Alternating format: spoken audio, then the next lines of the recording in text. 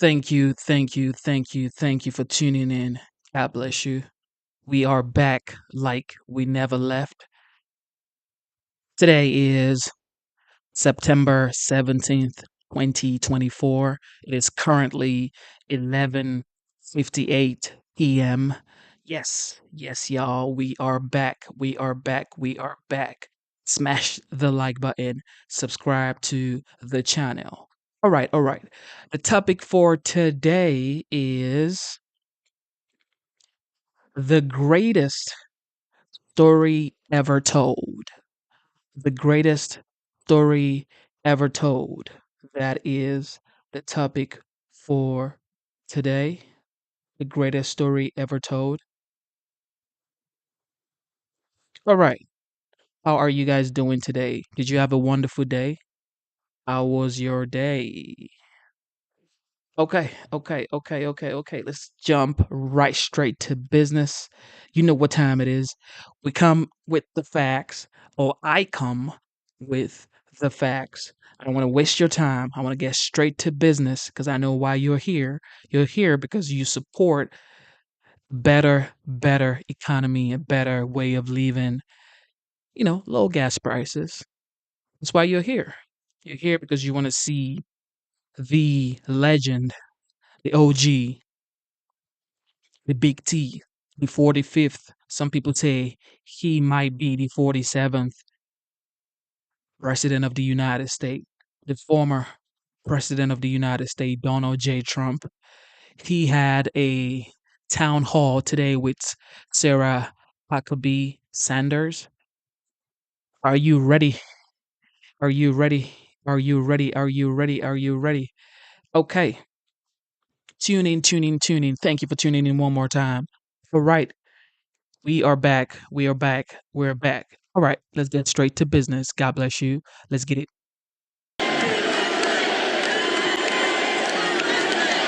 Oh, thank you very much. That's a lot of people for a town hall. Nobody's ever seen a town hall like this. You know, a town hall is supposed to have about 300 people. You have about 8,000 people here.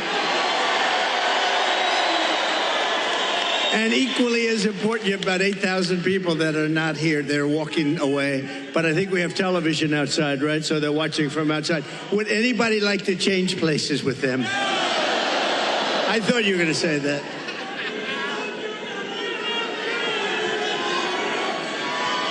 Thank you, everybody. Hello, Sarah. Mr. President, nobody's ever seen anything like it. Well, it's been a great experience. It's a dangerous business, however, being president. It's a little bit dangerous. It's, they think race car driving is dangerous. No. They think bull riding, that's pretty scary, right? No. This is a dangerous business, so we have to keep it safe. Mr. President, I don't think there's a person, certainly in this room tonight, and probably anywhere in the country, that doesn't remember exactly where they were on July 13th, that Saturday, when a horrific thing happened, an attack not just on you, but what I see as an attack on our entire country. They have...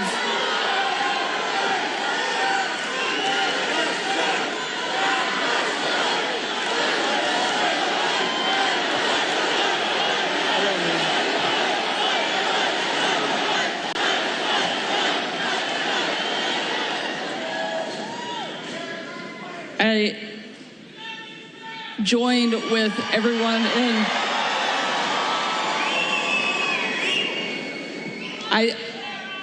We know that you were tough. We saw it every day on the campaign. We saw it when you were president. But I don't think anybody was prepared for what we saw that day. And now it's happened not once, but twice. You've literally taken a bullet for our country, and yet you keep fighting. You never give up. The reason that you're going to win in November is because America needs a fighter. And We've never needed a fighter more, and we've never had somebody more qualified to step in and lead our country than you. He's I'd a love legend, for you to bro. tell us He's why a you legend. want to be president, and why do you That's why. continue fighting even after they keep attacking you every single day? So we ran. Thank you, everybody. A lot of love in this room. I love you. You love me, and you love Sarah. A lot of. So we ran in 2016, and it was amazing. It was amazing, and we won. We then ran in 2020, and we did much better than 2016. People don't like to hear it, oh, he's a conspiracy theorist, We got millions and millions more votes. We did much better. It wasn't even a contest. I was telling one of the papers, they said, what was the difference? I said, well, the difference is we did much, much better the second time. But we had a lot of things happen. We know what those things are. So what difference? Because now in like 48 days or whatever it might be, we're going to do something that will be, I don't think it's going to shock the world, actually. I think the world is going to be maybe prepared already. In Europe, they want it to happen. Even though they would not prefer dealing with me in terms of the economics, they still want it to happen because the whole world is blowing up, and they know it's not going to blow up if I'm president here. But, so we did great. And honestly, if I didn't do great, if we know what happened, and if that didn't happen, if I didn't do well in 2020, I wouldn't even think about doing this. But we did phenomenally well, and bad things happened, and we're not going to let it happen again. And now I'll tell you, so 2016, a lot of spirit. 2020, we had unbelievable spirit. And then we got let down because what happened should never be allowed to happen in this country again. But I have never seen the spirit like I've seen right now for this race. Never. Ever. Legend.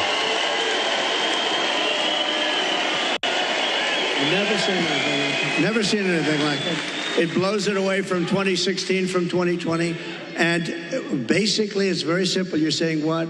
We're going to seal the border immediately. We're going to drill, baby, drill. We're going to drill at a level. We're going to bring your energy prices down. We're going to try and get rid of a lot of that big lump of inflation that this administration has given us.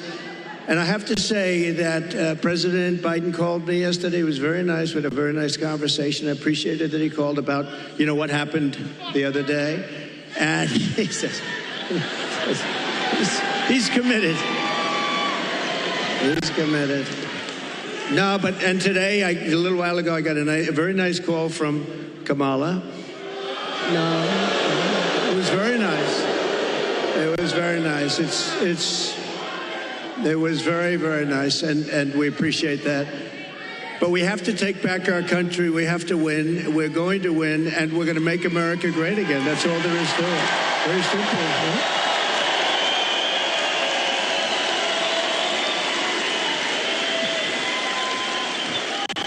I think it's safe to say that this crowd will all be voting for you.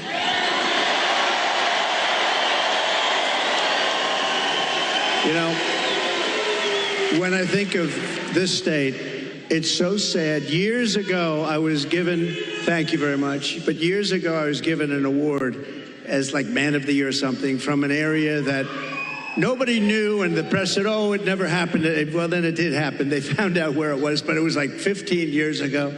A beautiful area, but nobody remembered it. Nobody remembered it all. All of a sudden, like through a miracle, they found out it did exist, and it was there. And I had the speech, and the speech was, don't let them take your automobile industry away. They're taking your automobile industry away. And I don't know why you do it. Now, I wasn't a politician. I was an entrepreneur. I was a real estate developer, doing great, having a lot of fun, doing a much simpler life than this.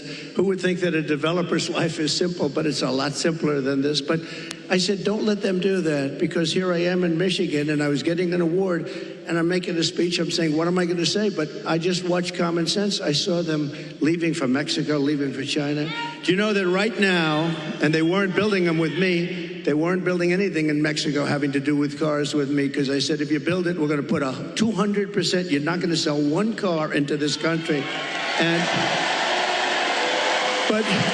right now, they're building some of the largest auto plants anywhere in the world ever built. I have a friend that does that for a living, very good at it. He's the best, I think. And he's actually a contributor, a supporter, but he builds the plants. And I say, you know, I'd like to go see a plant, a really great auto plant. You know, it's amazing technology, amazing what they do, really incredible, the amount of automobiles they can produce and the size of these things. I'd like to see a real modern plant. And he's the one that does them. And I said, so where would we go? I was hoping he'd say Detroit or someplace up here. But anywhere in this country, I'll take anywhere in this country, right? So will you, my greatest guy right over here. Stand up, will you, please? He's such a great guy. Oh, hi, everybody. We're going to bring him back. We're going to bring him back. We're not just going to keep, you know, you're losing your jobs, the whole thing, but just... So they're building. So I said, where would I go? And let's go take a look at a beauty. He said, well, we'll have to go to Mexico. I said, wait a minute, I'm not interested. No, I want to know here. He said, here we don't build top of the line. We build smaller plants. We build, there's just not that kind of a thing. And I said, isn't it sad? He feels that too. You know, he's a United States guy. But he said, if you want to see the big ones, you're going to have to go to Mexico. They're owned and built by China in Mexico, and there are a number of them going up right now, and they think they're going to make their cars there, and they're going to sell them across our line, and we're going to take them, and we're not going to charge them tax. We're going to charge them, I'm telling you right now, I'm putting a 200% tariff on, which means they're unsellable. Unsellable in the United States. And then you wonder why it gets shot at, right? You know, only consequential presidents get shot at. When I say something like that, you have countries saying, this guy, but what can you do? You have to do what you have to do, right? We have to be brave, otherwise we're not going to have a country left. So what's happening is they're building these massive auto plants, and they think they're going to make tens of thousands of automobiles and sell them in here. No tax, no nothing. It's not going to happen. When you put on tariffs are the greatest thing ever invented. You know, I took in $467 billion from China. Nobody else took in anything. And China's economy is not even doing that well. And Biden, you know, they have not been able, and Kamala, they have not been able to take those tariffs off because there's so much money. And frankly, if they did take them off, this country would be flooded with Chinese cars. You don't have the Chinese cars. We put a pretty good tariff on. It was going to be lifted at some point. Then we had COVID. We did a tremendous job in COVID. We gave you a stock market that was higher than just prior to COVID coming in. And we did a great job. We never got credit. We got credit for the best economy maybe ever. We got credit for having defeated ISIS and having rebuilt our military. We shouldn't have given, Sarah, $85 billion worth of equipment to the Taliban, to Afghanistan. I think the most embarrassing moment in the history of our country. That whole thing was the most, when we were leaving with me. I was the one that got it down to the right number. We were going to keep the big air base, which is exactly 1 hour away from where China makes its nuclear weapons. Think of that, 1 hour away. And we gave it up. We just gave it up. One of the biggest, one of the most, we spent billions and billions of dollars many years ago. The runways can hold more weight than any runway ever built. Think of that. They're, I think, 19,000 feet long, which is, 3 times what a normal runway would be. It's called Bagram. And we were going to keep that because of China, not because of Afghanistan, 1 hour away from where they make their nuclear weapons. So that was a good one. We left, and the way we got out was so embarrassing. And because of that, first of all, 13 dead soldiers. I've gotten to know their families. They're incredible families, but they'll never be the same. Many badly injured, Sarah, nobody ever talks about the soldiers that are badly injured. They talk about 13 dead, and we always have to say that, number one, and great families. But nobody ever mentions the fact that some of the soldiers were hurt so badly, the arms, the legs, the face, like obliteration. We left American citizens behind, and they're not too happy, I can imagine. But if they're living, and we also gave them $85 billion worth of the best military equipment, all beautiful, brand new, between the goggles and the planes and the armor-plated cars. We gave them armor-plated trucks and cars and vehicles and so much. And they're one of the largest sellers now today of military equipment in the world. They're selling this stuff. 777,000 rifles and guns. Think of that. How do you have that anyway? Who would put that? We have 71,000 trucks and cars. And again, many of them armor-plated. So what happened is when Russia looked at that, they said, we're going to invade. We're going to go into Ukraine. If that didn't happen, I don't think, and I guarantee you, if the election were a straight election, we won that election, we should have won that election, everybody knew we won the election, they would have never attacked. Putin never would have attacked.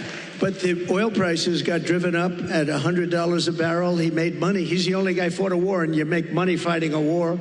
But it got driven up because of their bad energy policies. But when he saw that, and you wouldn't have had, think of this, you wouldn't have had, how different would the world be? You wouldn't have had Ukraine being attacked by Russia. You wouldn't have had October 7th in Israel, where that horrible situation took place because Iran was essentially broke. They had very little money, and we would have made a great deal with them. All we want is we don't want them to have a nuclear weapon. Very simple. That's all we want. We don't want you to have a nuclear weapon. We would have made a good deal with Iran. They would have been happy. And I think they're going to end up being very unhappy, but it's very dangerous. They're very close to a nuclear weapon. And the other thing, you wouldn't have had inflation. You wouldn't have had inflation because inflation was driven up by their bad energy policy. And you remember your gasoline started going up to $5 and $6 a gallon. And then what happened is they said, oh, we're going to get killed. We have an election. We're going to get killed. And they went back to my policy.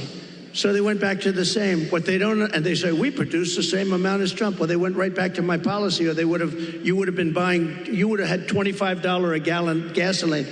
So they went back. What they don't say is, though, I would have been producing 4 times as much.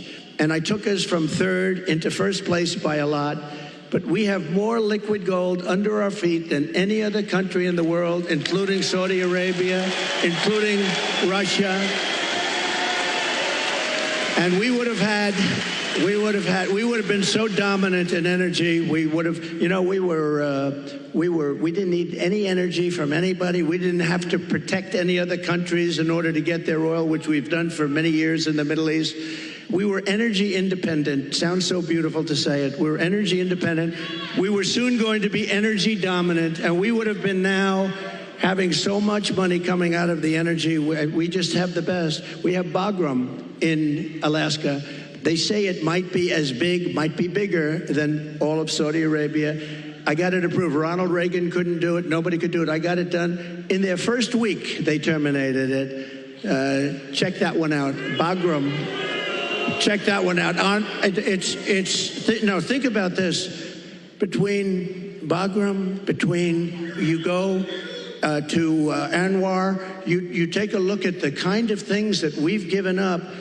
We should have that air base. We should have that oil. We would have had a whole different country.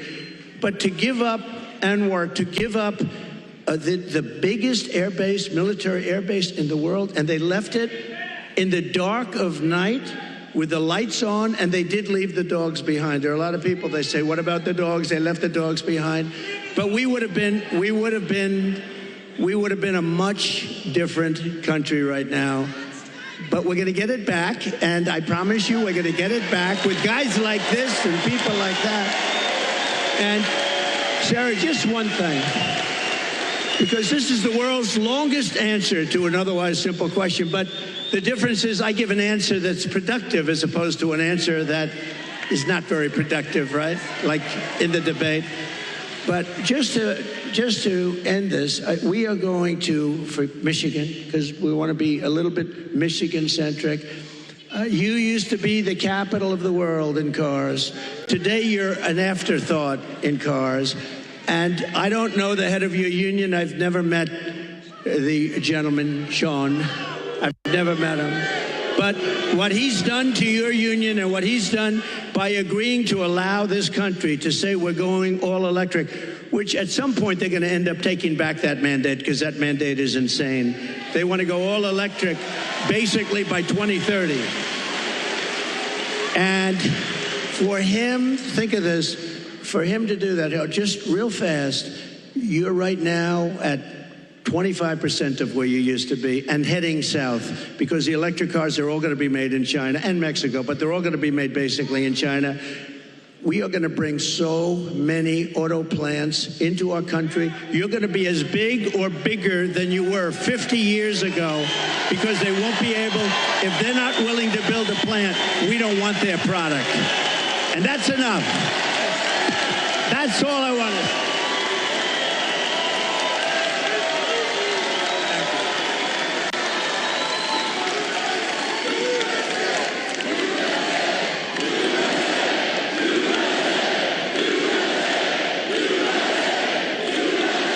And it'll happen fast.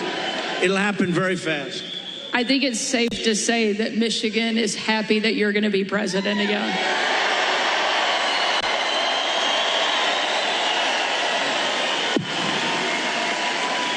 And Mr. President, we don't mind that you give long answers because you actually have something to say, because you actually got something done when you were president. You know, it's a very interesting, because she said, I don't think I've ever said this before. So we do these rallies. They're massive rallies. Everybody loves, everybody stays till the end, by the way.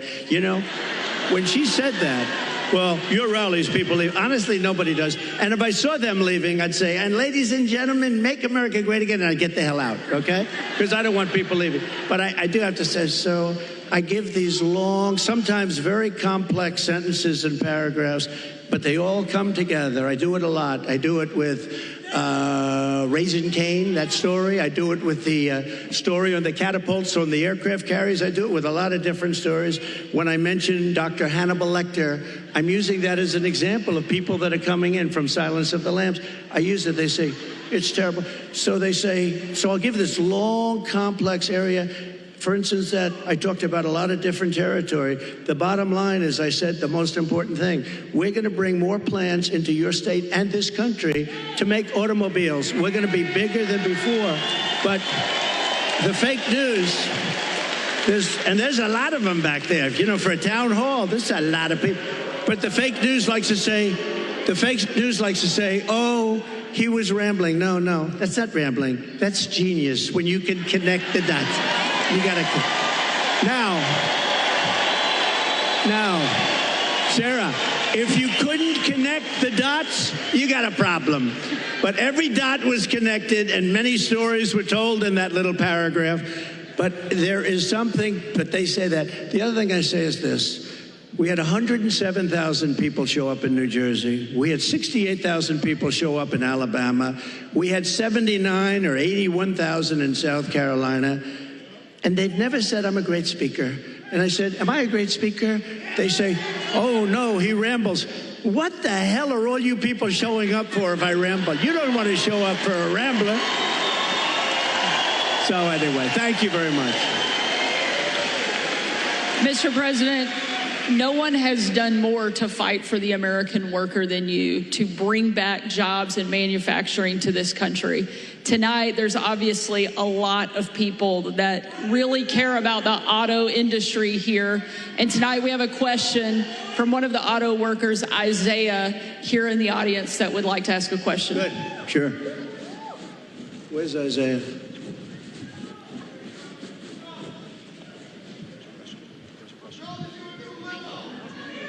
Thank you. Thank you very much. Thank you. We'll build a brand new beast. We're going to build a beast right here. Thank you. Thank you very much. Thank you. Thank you. Yes, sir. Thank you, Mr. President, for having us here tonight. I just want to let you know that I've attended one of your rallies. I did not leave early, and I did not fall asleep. Just want to let you know that, sir. I did not do it. I did not do it. I didn't see anybody else doing it either, sir. My name is Isaiah. I'm a third-generation UAW worker, working hard to build trucks here in America. Yes, yes. Get ready. You're going to be doing plenty of it. Thank you, sir. Thank you, sir. I work for Ford, and you actually came and visited the plant that I work at. That's right. You did. And my question to you, sir, is what do you see as the major threats to the future of Michigan manufacturing auto working jobs, and what will you do to eliminate those threats, sir? Okay, so I'll get into another little bit of a long answer, because when you say major threat, to me we have one really major threat that's called nuclear weapons.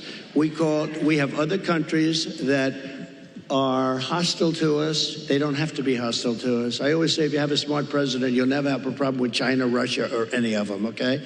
I got along great with Putin. I got along great with President Xi. I got along great with Kim Jong-un of North Korea. Everybody said, oh, you can't get along with him. He liked me. I got along great with him, and he has a lot of nuclear force. But you essentially have 5 countries, and you're going to have more. Whether you like it or not, you're going to have more. It's the single biggest threat to the world, not only Michigan, to the world. And you're not going to care so much about making cars if that stuff starts happening. And we have people that are not good at negotiation. The war should have never happened. President Biden, I want to be nice. He was so nice to me yesterday, but you know, in one way, I sort of wish the call wasn't made, because I do feel he's so nice. I'm so sorry about what happened and all that, but I have to lay it out. We have very important, and the same with Kamala today. She could not have been nicer. But the fact is, we have to have people that are respected by the opponent, by the other side, by other countries that have this. Even Pakistan has nuclear weapons. We have countries, India has a lot of nuclear force. We have countries that have tremendous nuclear power. And when I hear these people talking about global warming, that's the global warming you have to worry about. Not that the ocean's going to rise in 400 years, 1/8 of an inch, and you'll have more seafront property, right, if that happens. I said, is that good or bad? I said, isn't that a good thing? If I have a little property on the ocean, I have a little bit more property. I have a little bit more ocean. But the fact is that it's a tremendous problem, and we are closer to World War III today than we've ever been. And the difference is, and I say this a lot, this isn't army tanks going back and forth and shooting at each other. This is obliteration. The power of these weapons, and I'm the one that revived it, and I hated to do it, but, you know, we had stuff that was 48 years old. They didn't even know if it worked. We have incredible stuff. So does Russia. China has much less, but they're going to catch up over 4 or 5 years.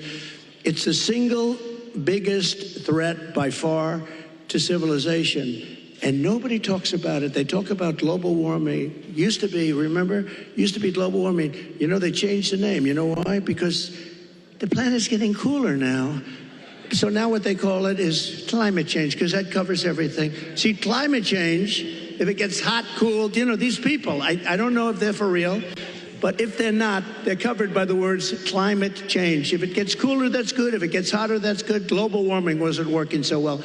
But the single biggest threat, okay, now let's assume we have a really smart president, and that's not going to be a threat because we have a lot of power. Doing business with China is a good thing, but you have to have a fair deal. Doing business with Russia, they have so much in terms of minerals and things. The size of their land mass is like 4 times bigger than the United States. The minerals and things they have, we could do great business, and you keep everybody happy. You can solve that problem. But let's talk about the local problem. The local problem is that you have countries stealing your business. Mexico is a very big one. Mexico, this year, we have a deficit with Mexico of $250 billion. Think of this. With Mexico, little Mexico, you think of it as a little innocent place. We're losing our ass to Mexico. China, you don't even have to talk about. We have over $1 trillion this year. I was charging them numbers that were unbelievable, and now he's just totally given up the ghost. And we're going to lose $1 trillion in deficits to China. $1 trillion. That's not sustainable. We're going to turn it all around, and we're going to do it through taxation and tariffs. It will be done in 24 hours, and it'll change the whole planet. Just so you know, Sarah, China became powerful because they charge. They don't call them tariffs. They call it a tax. They don't call it tariffs. The word tariff is a beautiful word to me, but to a lot of people that don't understand, it's not a beautiful word, because you have a lot of people that are paid off by these countries. They're taking care of these countries, and they don't care about destroying the United States. They want millions of dollars in fees and consultation, but we will, literally in a period of 24 hours, we can change the whole trading of the whole world. They've taken advantage of our country for years. I stopped it. I stopped so much of it. And then we had a focus on COVID, which a lot of people said was put in there for a reason. You know, it came out of the Wuhan lab, which I said right from the beginning, all of you know. It didn't come out of a cave. They said a cave. It didn't come from France. They blamed France. They blamed, I call it the China virus because I like to be accurate, you know.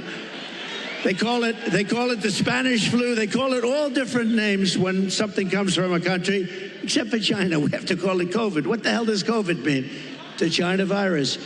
And a lot of people think they did that because they were not happy with me as president. I actually had a great relationship with President Xi, and in his own way, he probably liked me the most, but maybe or maybe not. I saw that Putin the other day endorsed Kamala, and you have to understand, these are major chess players. So when he endorses Kamala, he may say, well, I did that because I love you, and it's better to be doing it. So who knows? But he endorsed Kamala, which is a little unusual. I was watching, I said, that's interesting. I think that's a good thing, isn't it? It really is. But look, we have to turn it around, and we can. We're going to have a reciprocal trade tax. We're going to have so if China charges 152%, which they do in a car, if we sell a car made here into China, which you don't do because the tax is too high, they say to all your companies and to others, and to Elon Musk, who gave us, he is a great guy. He gave me the strongest endorsement, and he's a really wonderful guy. But they say to him, we don't want your car unless you build your plant in China. And there's nothing wrong with saying that. That's smart people say that. We haven't said it for many years. I said it. We have a lot of plants going up with Apple and other things. I said, you got to build plants. You don't build plants here, we're going to put the tariffs on your products coming in from China. So we can do it quickly, but we're going to have what's called the Reciprocal Trade Act. Now, I dealt with a senator, a very good senator, actually, but he knows nothing about trade. I said, here's what I want to do, Senator. I want to take the reciprocal trade. If they charge us 100%, we charge them 100%. He said, you mean they charge us, we charge them? You got me. How simple could it be? It was sort of cool because he doesn't care. He's a senator, doesn't care about trade, but, you know. So we're going to call it the Trump Reciprocal Trade Act, or I'll leave the name Trump off as long as we do it.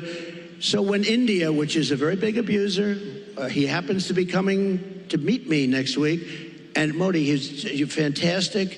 I mean, fantastic man. A lot of these leaders are fantastic. You have to understand one thing. They're 100%. These people are the sharpest people. They're not a little bit backward. They are at the top. You know the expression, they're at the top of their game, and they use it against us. But India is very tough. Brazil is very tough. There are certain countries, I can tell you every one. I can give you from top to bottom. China is the toughest of all, but we were taking care of China with the tariffs.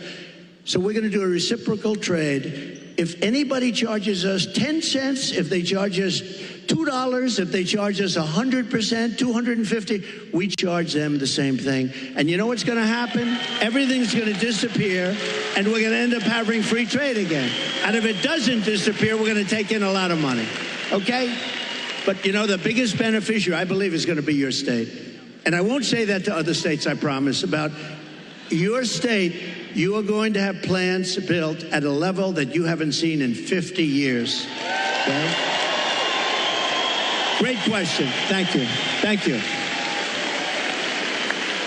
Mr. President, one of the other things I think that you did that helped protect the American worker as much as anything else, and also make our country and our community safer, was you actually did something about the border.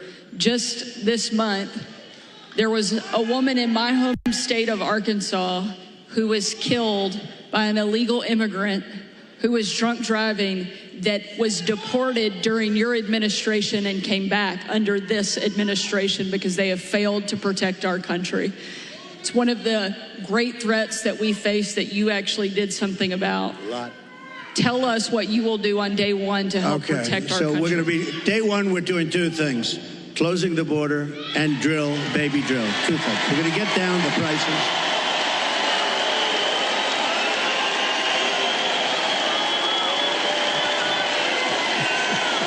Thank you.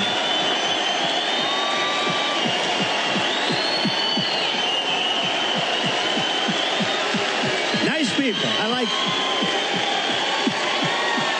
this crowd. I like this crowd. No, you know what? You're smart people. So, Sarah, thank you.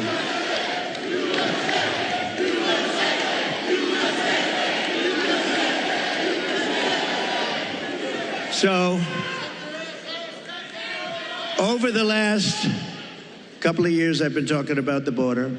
I got elected in 2016 because of the border. But that border was peanuts compared to what this border is. That border was like a safe border compared. And I did it. I did a great job. And it also includes drugs, came to much lower. Look, unless you have the death penalty for drug dealers, you'll never get rid of the drug problem. Put that through your head, okay? Put that through your head. And I don't know if our country's ready for it. When I was with President Xi, and again, until COVID, I had a great relationship. Once that happened, I really didn't want a relationship because $60 trillion, millions of dead people all over the world. I was not exactly thrilled with him. But before that, I had a great relationship. And I said, do you have a drug problem? No, we have no drug problem. Oh, how come? Death penalty, immediate. I said, what does that mean, immediate? Immediate, we have what's called a quick trial. You know what a quick trial is? Like in one day, the trial is over. Over here, it'll be 25 years. They'll get some nice liberal lawyer, and he'll have it tied up for 25 years. The guy dies of old age. So, but they have a death penalty. In Singapore, they have a death penalty. In a lot of countries, they have a death penalty. You sell drugs because the average drug dealer kills during his or her life 500 people. The average one. The big ones, much more.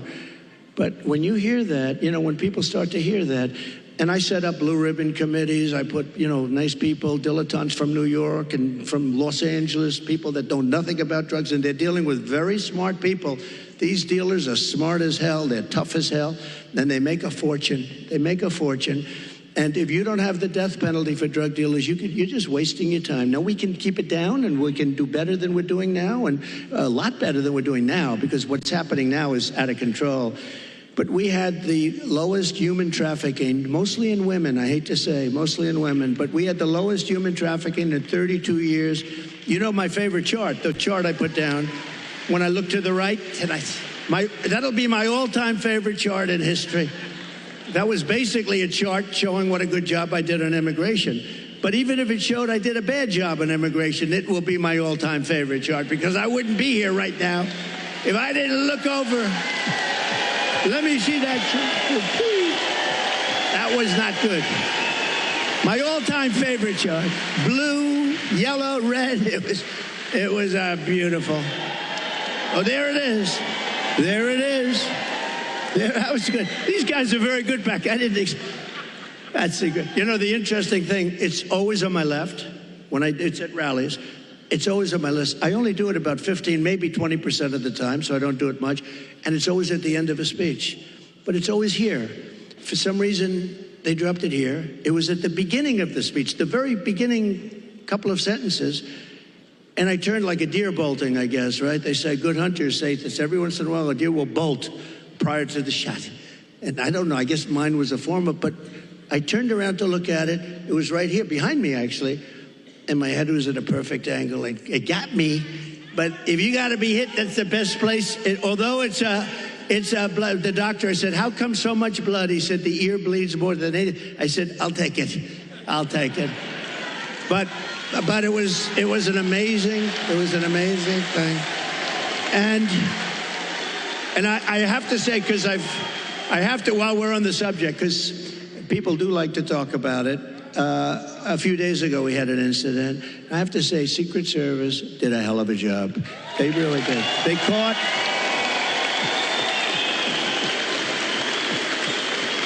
one of the gentlemen one of the agents was walking a couple of holes in front, and he saw a rifle, AK-47. That's serious stuff, right? You know more about that. My sons know more about this stuff. But AK-47, that's a bad one. The other one was an AR-15. This was an AK-47. And he saw the barrel of the gun coming out from a bush. Can you believe it? This guy was all set. He was all set to do his number. And there was no talk. He didn't say, hello, what are you doing here, please?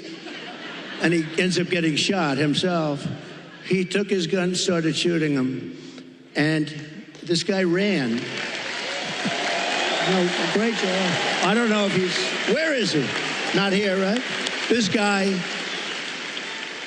these guys do a great job. Now, they do need more people, and they've been complaining about that for a long time, but he did a great job. But you want to know another sort of a miracle? So the guy is now running for his life, and he's got a car a block away or whatever, and a woman. Thank you for tuning in. Thank you for being a part of the live show. You know what time it is. God bless you. Smash the like button, subscribe to the channel, and let's listen to the legend, the OG, the former President Donald J. Trump. Let's get it. This is a woman, not a man. A woman, see? Women are smarter than men. I hate to say. How does that sound? Our great First Lady is very happy now. Let me just tell you, think of this. Who would do this? I actually asked, I was with the sheriff this morning. I was with a couple of people from Secret Service. Who would do this? So you now have a man running, not with the gun. He dropped the gun. We found the gun, but he was gone. And a woman driving in a car saw a man on the street, pretty busy street, running. And she followed him. And he got into the car. And she stopped because she thought he was trouble. He looked different. He like trouble. She followed him. It wasn't very far, and parked the car behind his car and started taking pictures of his license plate. Now think of it. And Sarah, think of it. No, seriously, who would do that? It's The women. not from good or bad, not from, strength or heroism. No, just, you see somebody running. I see people running all the time, and you don't follow. She saw something in this guy that was bad. She may have heard maybe gunshots, because there were four gunshots. Actually, the shots, he never got off a shot. The shots were from Secret Service. But think of it, who would do this? If you took 1,000 of these incidents, would even one person have done it? This woman was, I haven't met her, but I'd like to meet her. I'm going to meet her, I hope. But think of this. She goes in, she takes pictures of the plate, and then she sends the pictures into the sheriff's office. And the sheriffs are saying, wow, this is pretty amazing. And they were able to get this guy within 10 minutes. They had a high-speed chase on the highway. They got him. Otherwise, we'd probably have an AK-47, they had the camera, he had the whole thing. He was a sophisticated guy. He even had the serial number taken off the rifle, the gun. But think of this, so we'd have all the stuff, but I'd be walking around saying, I wonder where this guy is. Is he in this audience? We would have a maniac out there.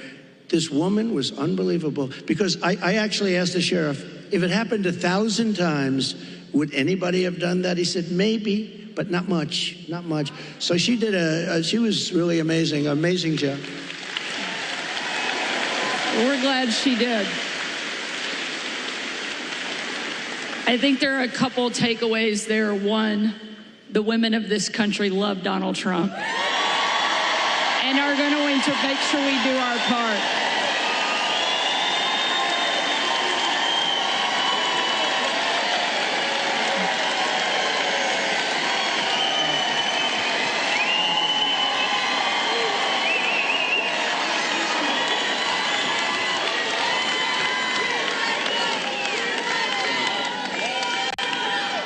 And I think one of the other things that we all know in this room certainly is that God is not finished with you, and he has big plans.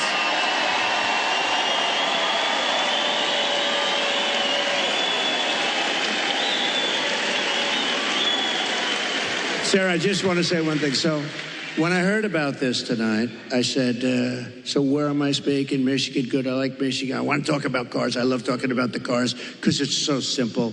It's so ridiculous that this is happening. You don't want the electric car. You do want electric cars, 7%, 8%. Elon makes a great product. But you know what? And I've driven his car is incredible. Other cars are incredible, but you have a little thing. But you want to have gasoline-propelled cars. You want to have hybrids. You want to have all sorts. They say a new one is going to be hydrogen. Who the hell knows? They said it has a slight problem. It blows up. And if you're in the car, that could be a little problem. But you want to be able to have whatever it is, whatever the market is and all that stuff. But they said, sir, you're having a town hall tonight. And I said, a town hall? What the hell? They want a rally. They don't want a town hall. Town hall? And I said, so who is the host? Because host or hostess. And they said, Sarah Huckabee Sanders. And I said, oh, that's good. I like that. But I figured, Sarah, you know, I love these rallies. You go and you say, we will make America great. Everyone's going crazy. We had one the other night. But you know what? Can I be honest? This was more fun than a rally today. This was fun. This was good, right? This was very good. We're going to take another question from the audience. Maybe the only job in the country harder than being president of the United States is being a mom, especially under this administration, because they're making everything harder. And tonight we have a mom here in the audience, Barbara, that's behind us, that has a question for you. Hi, Barbara. Hello back there.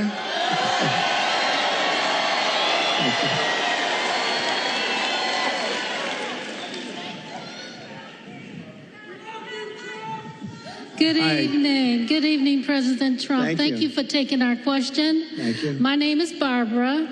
I'm a mom of 3, a grandmother of 7, and 3 great-grands, a registered nurse, retired nurse. So I know the cost that goes into raising children and running a household. Yeah. People just can't survive now. How are you going to bring down the cost of food and groceries? Good. Very good. Thank you. So we have to start always with energy. Always. I don't want to be boring about it, but there's no bigger subject. It covers everything. If you make donuts, if you make cars, whatever you make, energy is a big deal. And we're going to get that. It's my ambition to get your energy bill within 12 months down 50%. If I can do that, you've done a hell of a job. 5-0, not 15, 50.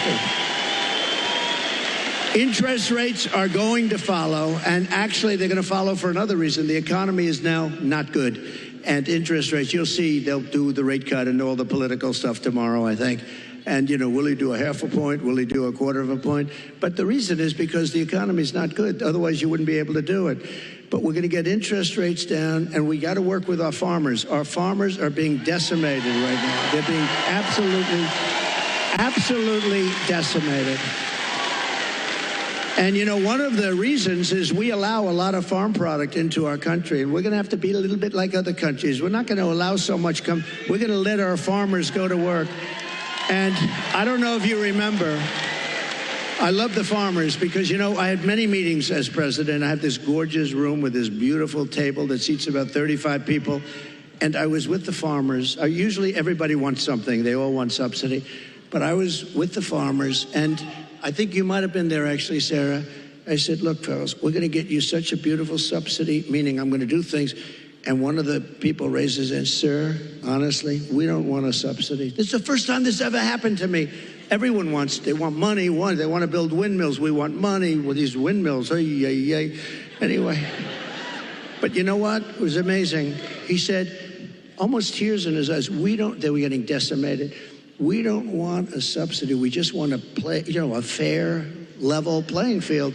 And I said, nobody's ever said that. And I have many industries and many groups of people from different things. You know, they do all different things. It's probably the most dramatic I've ever seen. He didn't want anything. All he wanted was to be able to compete fairly. And the problem we have is other countries, they treat us very badly in that way also. They really are. And, you know, sometimes the worst countries are our so-called allies. I say so-called because in many ways they're not allies at all. They take advantage of us. They really take advantage. But we're going to do with the farmers. We're going to do what we have to do with the farmers. We're going to put our farmers. And do you remember the expression? When I was negotiating with China, China said, well, we're not going to deal with this because they never had anybody negotiate. They did whatever they want. They just took us like, for a bunch of suckers. But I told the farmers it's going to be very good negotiators. You're going to suffer for 6 months, and then they're going to fold. And that's exactly what happened. They folded, and they agreed to buy $50 billion. You might have heard the story. I said, how much? I went to the Secretary of Agriculture. How much did they buy? He said 15. I thought he said 50. So when they're ready to make a deal at 15 billion, I said, no, I want 50. That's what they've been buying. He said, no, it's 15. I said, you said 50. And he said, no, we said 15. I said, that's okay. Ask for 50 anyway. And we got it. We got it. And they buy a lot of our product. But so it's just a great interest rates, energy, and common sense. A lot of it's common sense. Everything. I like to say we're the party of common sense. We want to have a strong border. How about we want a strong, all of a sudden, they've changed. They didn't want any border. They said walls don't work. Two things work. What are the two things? Wheels and walls. If there's a gorgeous computer down here. In about 2 weeks, it's going to be obsolete. A friend of mine is in that business. He hates it. He said, we come up with a new model, and it's the greatest. About 3.5 weeks later, the damn thing's totally obsolete. The only thing that never gets obsolete is a wall and a wheel. And the wall is what we're talking about now. And, we built hundreds of miles of wall. We then added more than I ever said I was going to do. And then we had that bad election result, that disgusting result. And they never put it up. You know what they did with it? They sold it for 5 cents. And it was expensive wall. It was exactly what the Border Patrol wanted, with the anti-climb plate on top, which I always hated because I didn't like the look of it. But, they demonstrated it. We had mountain climbers and a couple of drug climbers, too. These guys are amazing. They put 100 pounds of drugs on the back, and they go up the wall like it's nothing. But they couldn't get over the plate. So all of a sudden I said, okay, I'll put the plate on. I didn't like it. I liked it better without the plate, but it didn't work quite as well. So this is what we did. We had it. We had the best. We had a thing called Remain in Mexico. You don't have to be a genius to know Remain in Mexico is a very good thing. And you think that was easy to get. I think Tijuana, Mexico was probably the fastest growing city in the history of the world. Okay, they had hundreds of thousands. They couldn't come in. When they got in, they let everybody pour into our country. The border, just to finish with the border, when I talk about energy, to me it's exciting, but to a lot of people it's not. But it gets exciting because we'll bring down your costs, all that. But what people want to hear, and I believe when I got elected, I believe it was the border that was the biggest thing, and I fixed it, and I did a great job. And I wanted to mention it in 2020, and my people would say, sir, nobody cares about the border. They don't care because I had it fixed. Now I got to fix it again. I believe the border is of the greatest interest. When you look at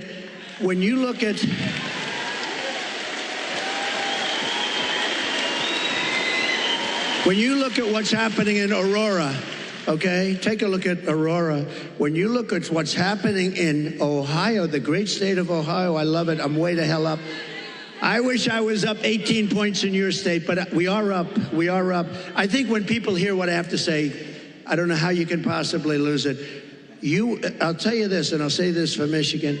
If I don't win, you will have no auto industry within 2 to 3 years. It'll all be gone. And I know you got a little bit of an increase. It doesn't mean that's the small stuff because it's just a temporary thing. Because you will not have any manufacturing plants. China is going to take over all of your business because of the electric car and because they have the material we don't. What we have is a thing called gasoline. We have gasoline. We have so much gasoline we don't know what to do. They don't have gasoline. So why are we making a product that they dominate? They're going to dominate. You will not have a car industry left, not even a little bit of a car industry.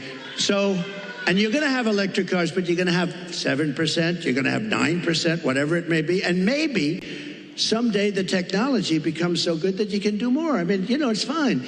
But right now, the battery technology isn't there for long term. I always say, I love the electric car, but they don't go far enough. And they don't do well. In Iowa, it was 20 degrees below zero when we had our great success in Iowa. We had and there were cars all over the place. I said, what's wrong with those cars? They don't work well in cold.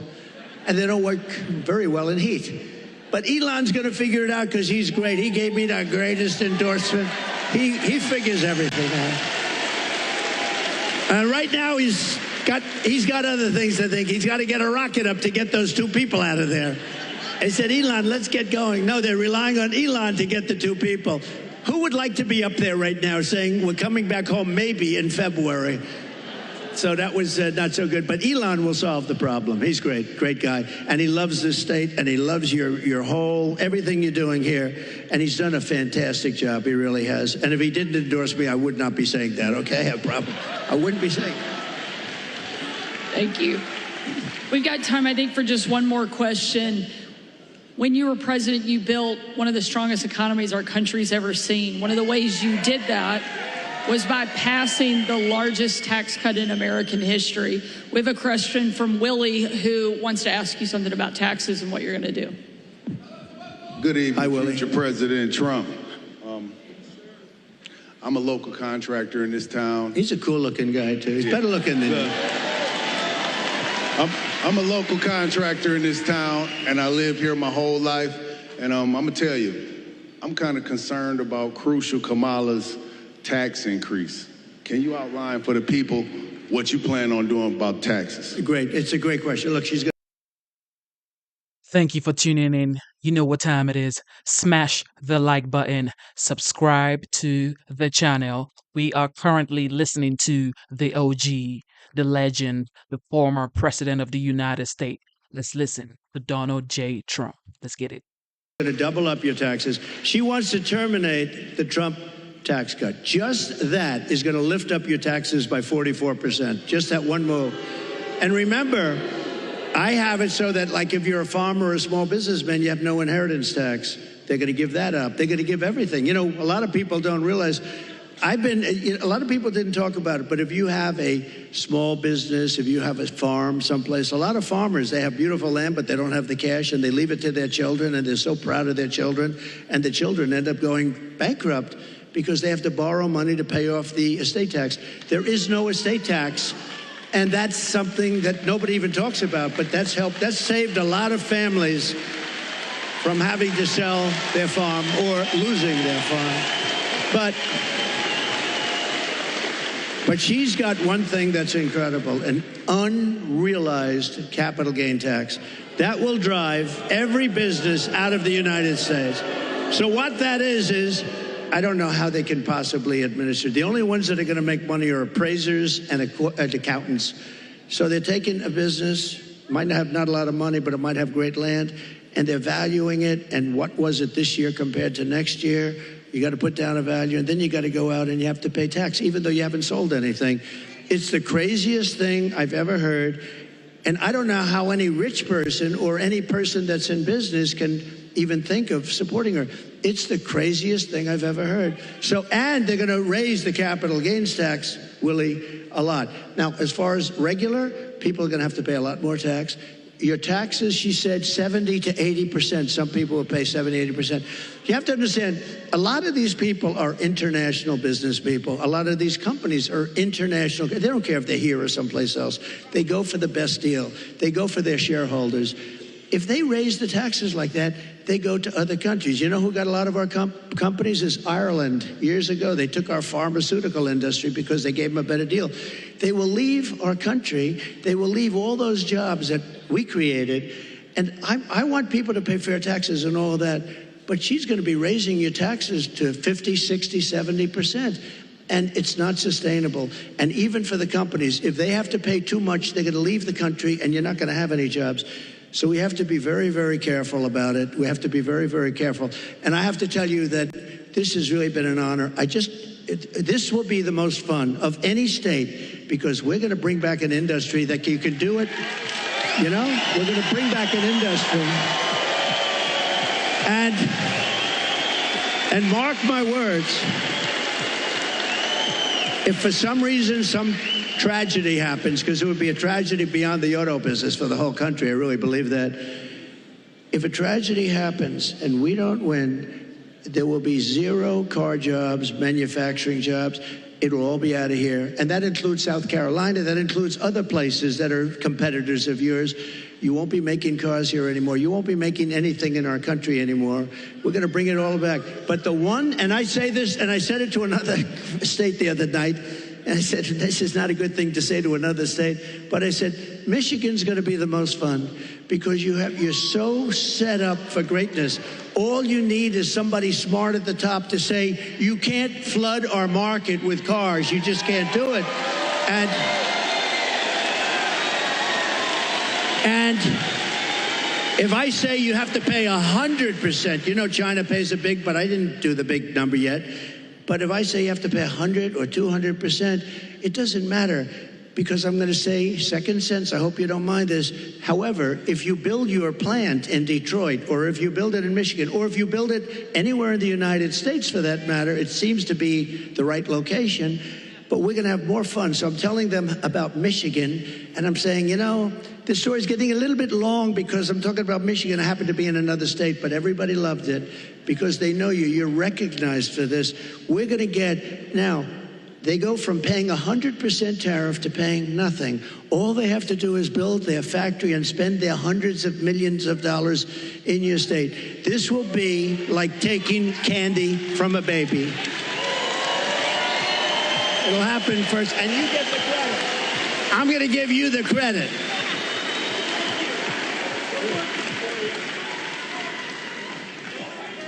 Well, I don't think there's any question that America was better off under Donald Trump. And we know that it's going to be even better the second time around.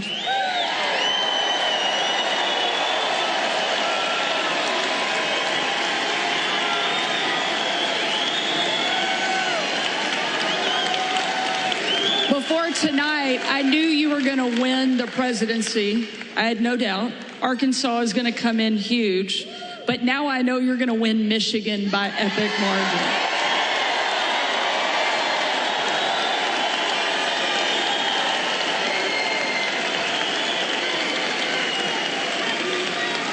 Ladies and gentlemen, we need you to show up. We need you to vote because the future of my kids, your kids, our grandkids depends on whether or not Donald Trump goes back into the White House, and I know you're not going to let us down.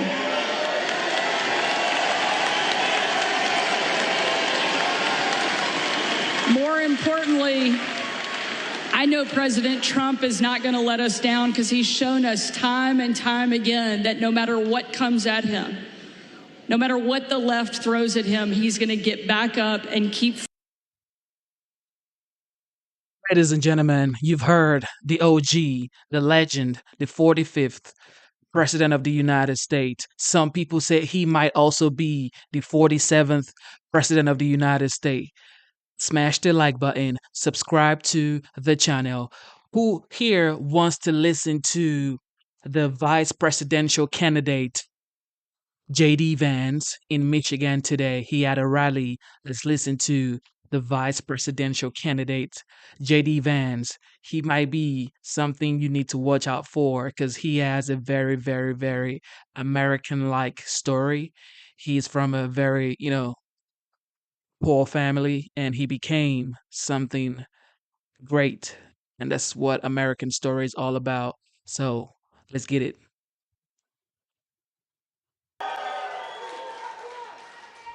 Now, I think that you guys really like to have me here because there's nothing better than making a Buckeye come up north and beg you for your vote, and I do it every single week. And you all are nice and friendly to me, but I know in the back of your minds you're saying, well, we're still going to beat them at football in November. We'll see about that. We'll see about that. 3 years in a row, unfortunately, but we'll see if he can make it a fourth. But regardless, we're going to win the race that really matters and send Donald J. Trump back to the White House on November 5th. Now, I want to give a special shout out, first of all, to all of you. Thank you for being here, and thank you for joining us today. I do want to recognize the great Pete Hoekstra, the chairman of the GOP here in Michigan. Pete, thank you for everything, man. Pete's getting to be like a drinking buddy at this point. We hang out once a week. It's just kind of, we do it every single week. I want to call out the founder of the Grassroots Army, Garrett Soldano. Garrett, thank you so much for everything you're doing, man. Could not do this without every single person in this room, especially Garrett's hard work, because again, we have got the media that does not want to tell the truth about this race and doesn't want to tell the truth about Kamala Harris, but we have got people power on the side of Donald J. Trump, and that's going to carry the day on November the 5th. Now, I don't know if you've seen, but Kamala Harris still continues to run and hide from the media. And I think she's given now two interviews. She's been the presumptive Democrat nominee, and she gives 2 interviews. And it's funny, when she gives these interviews, you actually pay attention to what she's saying. She doesn't answer the question. They'll say, Kamala, what's your plan to lower inflation? And she'll say, well, when I worked at McDonald's, I really liked making hash browns. They'll say, Kamala Harris, how are you going to lower energy and housing prices for American consumers? And she said, did you know that I grew up in a middle-class family? Well, that's cool, but can you answer the question about how you're going to make the lives of the American people better? And the answer is, of course, she can't, because her policies have caused every single problem we've seen in this country over the last 3.5 years. Exploding inflation, that's on Kamala Harris. Groceries you can't afford, that's on Kamala Harris. Housing that is unaffordable for young American families, that is on Kamala Harris. And a wide open border, that's on Kamala Harris too. So let's say to Kamala Harris, you're fired. We're not sending you to the White House. Get out of Washington, D.C., and go back to San Francisco, because she is a San Francisco liberal at heart, and that's clearly where she ought to be. But, the thing is, the American people, even though Kamala Harris talks to them like they're children, Donald Trump and I talk to the American people in a different way. We talk to them like they are our fellow citizens who deserve to be persuaded by the person who wants to be their next president and vice president. So let's talk a little bit about public policy. But before I do that, I want to just address the elephant in the room here, which is, of course, just a couple of days ago, my running mate, my dear friend and our next president, was nearly assassinated again. 2 assassination attempts in as many months, and I think that it's time to say to the Democrats, to the media, to everybody that has been attacking this man and trying to censor this man for going on 10 years, cut it out or you're going to get somebody killed.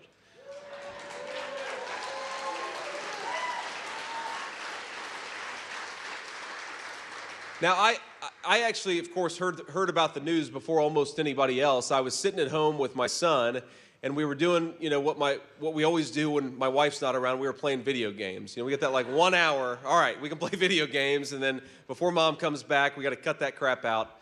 Sorry, honey. I just told on myself. But we're sitting there, and I get a phone call. It says Donald J. Trump, so I answer it. And he says, JD, you won't believe it. They just tried to do it again. I said, what did they try to do? He said, well, they just tried to shoot me again. And I said, what? No way. I almost couldn't believe it when he first told me, and I said, oh my God, sir, I'm so glad you're okay, but you're physically okay. Clearly, you wouldn't be calling me. Are you okay in all the ways that matter? And he said, yeah, I'm doing fine. And that's just who he is. He just gets almost shot a second time, and he's totally fine. He was a little annoyed about one thing, though. He was mad because he was on the 6th hole, and he was about to make a birdie putt. And he said, I'm kind of pissed off they wouldn't let me finish my birdie. I was having the round of my life, and I said, well, okay, sir, I think it makes sense, though, that they got you off the golf course. But, it goes to show there is a difference in leadership style. There is a guy who takes a bullet to the head and stands up and says, fight, fight, fight. There is a guy who takes a second almost assassination attempt and responds to it with grace and good humor. And then there's a woman who is terrified of the American media. Who do we think ought to be the President of the United States? Donald J. Trump.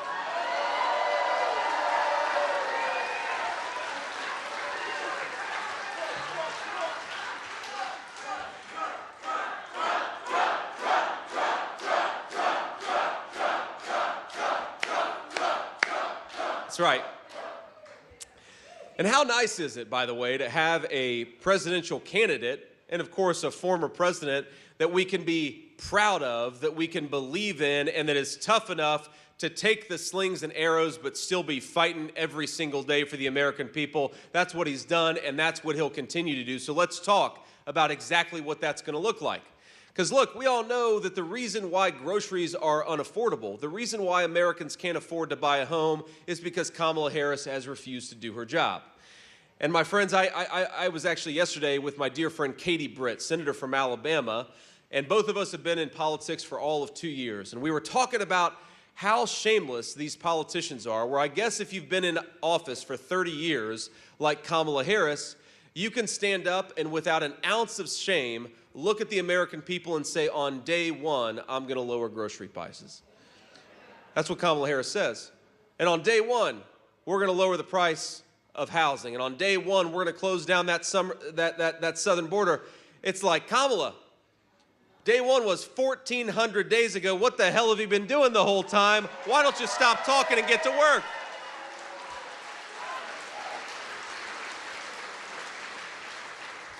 Let's just compare and contrast the specific policy, because the American people deserve to have people who are going to talk about the public policies that are going to make their life better. Kamala Harris cast the deciding vote on the Inflation Explosion Act. It's the biggest driver of inflation in the United States today. Kamala Harris cast the tie-breaking vote for it. And of course, when Donald J. Trump was president, inflation was 1.5% and wages were going up. When Kamala Harris became the vice president and the border czar, she said we're going to suspend all deportations. We're going to decriminalize all illegal immigration, and we are going to stop Donald Trump's wildly successful Remain in Mexico policy. That flooded the United States with a ton of illegal immigrants, and you know what those illegal immigrants did? They compete with Americans for scarce homes. And the Donald J. Trump plan is that American housing ought to go to American citizens, not people who shouldn't even be in this country to begin with.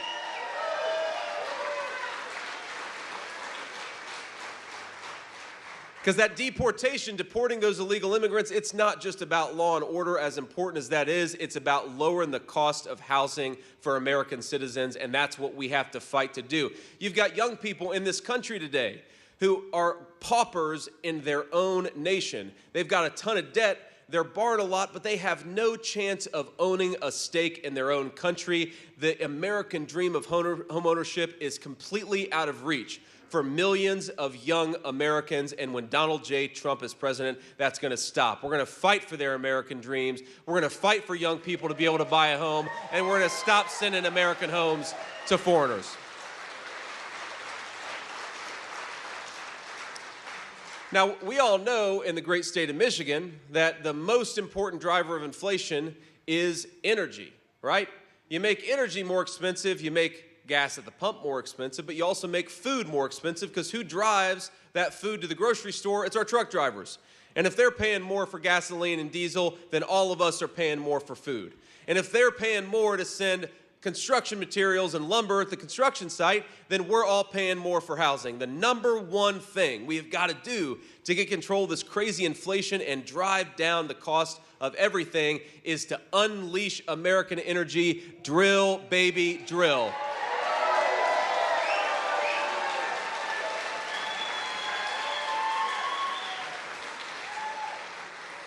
And of course, thanks to Kamala Harris, we are going to war against American energy instead of the tin pot dictators that we're now buying oil and natural gas from. Think about this. Think about what we have in the United States of America. We got natural resources that Russia and China and every other nation in the world would die for. They would love to have the abundant American energy that we've got right here in our own territory. So why don't we say on November to Kamala Harris, let's stop buying oil and gas from tin pot dictators all over the world. Let's buy it from our own people right here in Michigan, in Pennsylvania, in the United States of America.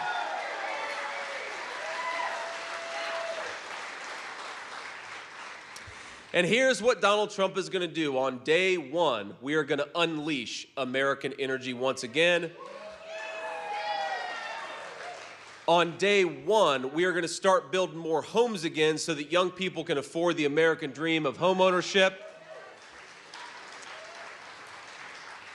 On day one, we are going to implement a very, very simple tax policy. You know, Kamala Harris, she wants to raise taxes on American workers and then reward companies that ship American jobs overseas. And I think that gets it exactly upside down. Donald Trump and we're going to cut taxes for American workers, and we are going to raise tariffs on companies that are shipping jobs overseas.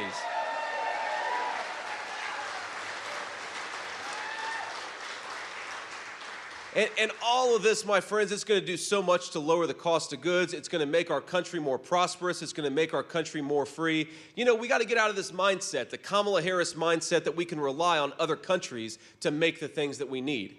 You go to a grocery store, you go to a pharmacy, and it is shocking how much everything that we buy in this country is very often made by people, some people who don't even like us, by the way.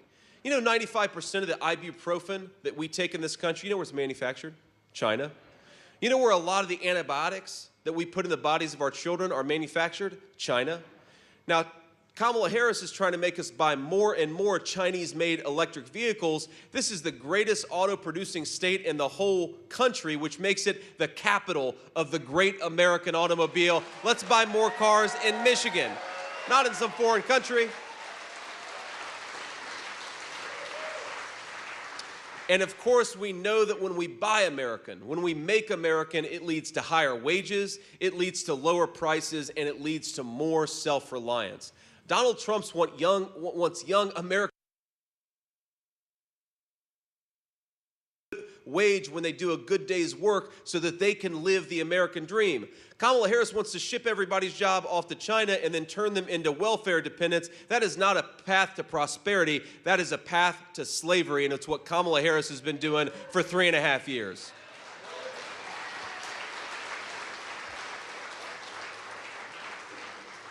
So we're going to take some questions from the media in a second, but I just want to send a message to everybody in this room, to everybody who's watching on television, to those of you who will see the clips afterwards. We are going to make this country more prosperous again. We're going to make the American dream more affordable again. We are going to make America great again, and it's going to start right here in the state of Michigan. God bless you guys. Thank you for having us, and thank you for doing what you're doing.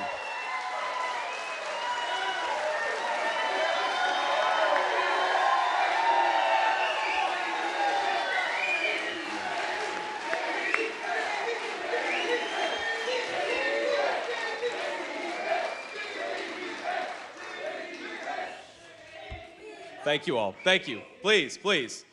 So we'll take a few questions from reporters, and I always do this because I actually think that American political candidates ought to talk to the media, unlike Kamala Harris. But what I like to do is to start with the local Michigan reporters. We'll have some folks back there pointing them out, and then if we've got time afterwards, we'll take some questions from the national pool as well. So I think I've got one question right there in the back. Beth LeBlanc with the Detroit News. Quick question. I know you've mentioned that we're too reliant on Chinese-made electric vehicles. What do you think about bringing some of that manufacturing back to Michigan? Some of the incentives recently for Goshen or for the Ford Marshall project, they're saying they're trying to accomplish that. I guess, how do you address that or respond to it? Well, I think the most important thing that we want to do is we want to manufacture in the United States of America, but we want American workers and American companies to do it, right? That's part of the problem with the Goshen facility. But look, the Inflation Explosion Act, which is really a green energy scam act, what Kamala Harris did in that legislation is they put hundreds of billions of dollars of subsidies for electric vehicles, but they didn't do anything to really guarantee those electric vehicles would be made in the United States of America.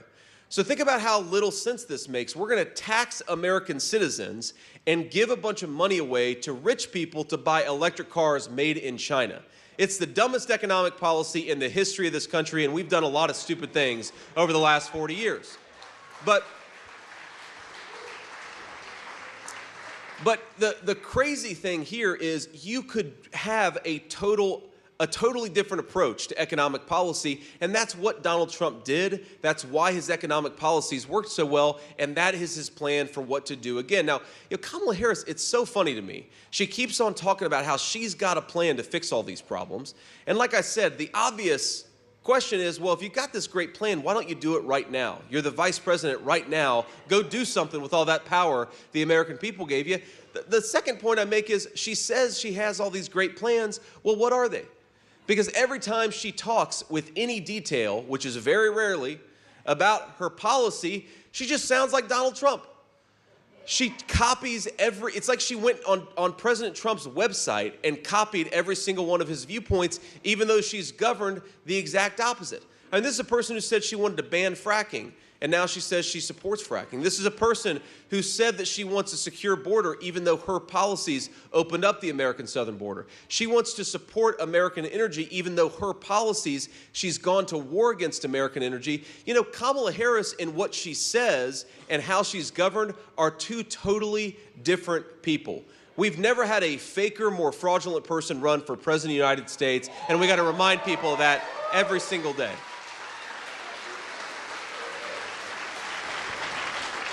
So to put it simply, we want to cut taxes on American workers. We want to reward companies that are making things in the United States of America. And if you want to make something in China using Chinese slave labor, you're going to have to pay a big fat tariff before your products come back into the United States of America. Next question. Hi, JD. This is Autumn Pitcher with News Channel 3 out of Kalamazoo, Michigan. With the former assassination attempt on former President Trump, are you and Trump considering having campaign events inside moving forward? And then also, was this event inside today because of that? So I believe this event, that you'd have to ask the organizers, we'll follow up with you afterwards. I believe this event was already planned to be inside, so I don't think there's any change in security. By the way, with close to 500 patriots in the state of Michigan in this building right now and outside, I'd like to see an assassin try to come in this room. They come to the wrong place if you try to walk into this place right now.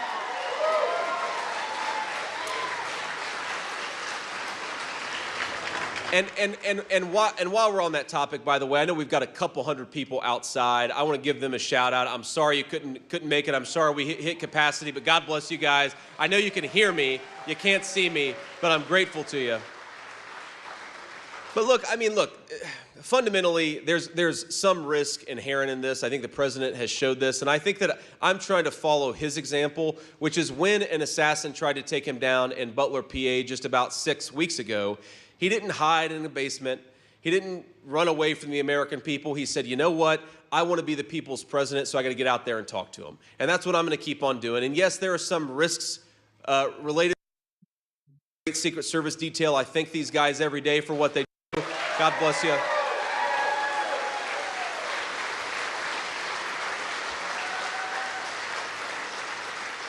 But we're going to keep on getting out there talking to the American people because that's what they deserve. If you are too afraid to talk to a friendly media reporter, then you shouldn't be the people's president of the United States. It's the story of Kamala Harris's campaign. She wants to lead the United States of America. She wants to be in a private room with Xi Jinping and Vladimir Putin, but she's terrified of the friendly American press corps. It's a total disgrace, and I'm never going to follow her example. I'm going to follow Donald J. Trump's example. Get out there and talk to people.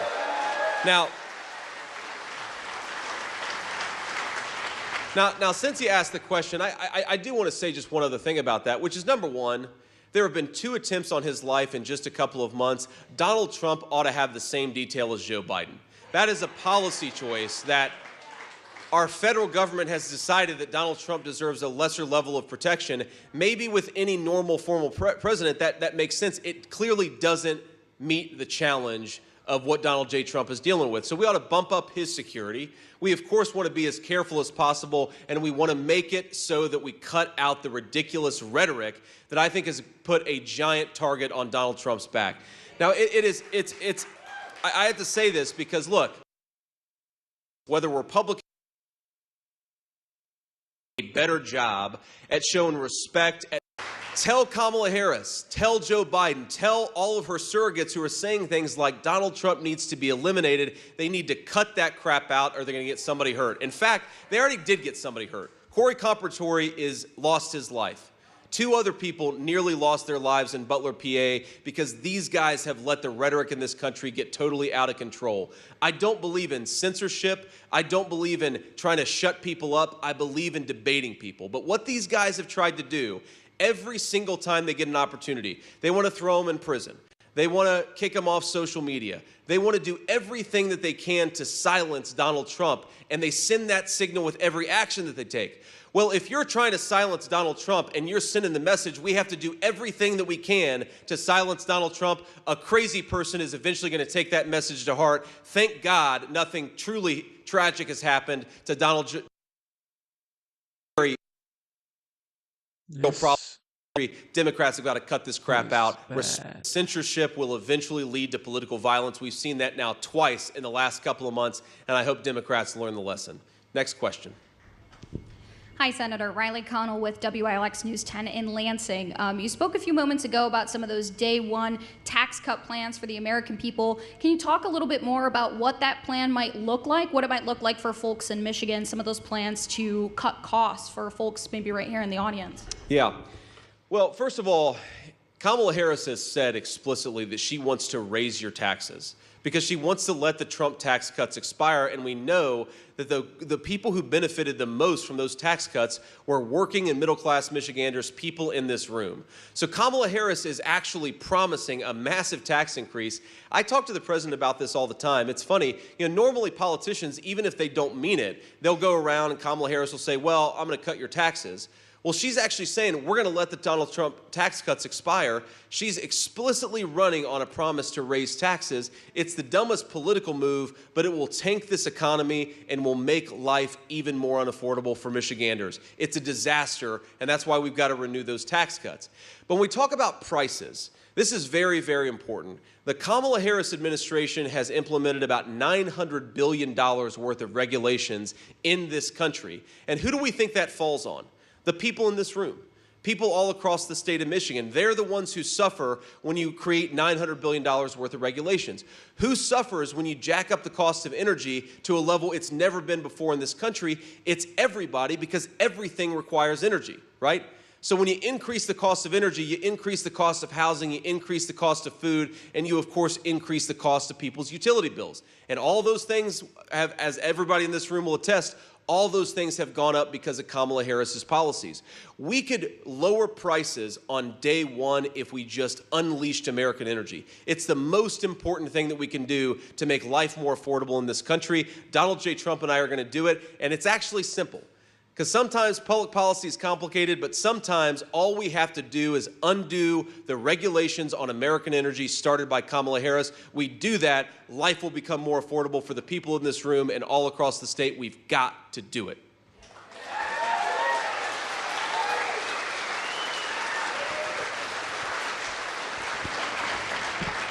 Thank you all. Next question. Sir. Good afternoon, Senator Vance. Arpan Lobo with the Detroit Free Press.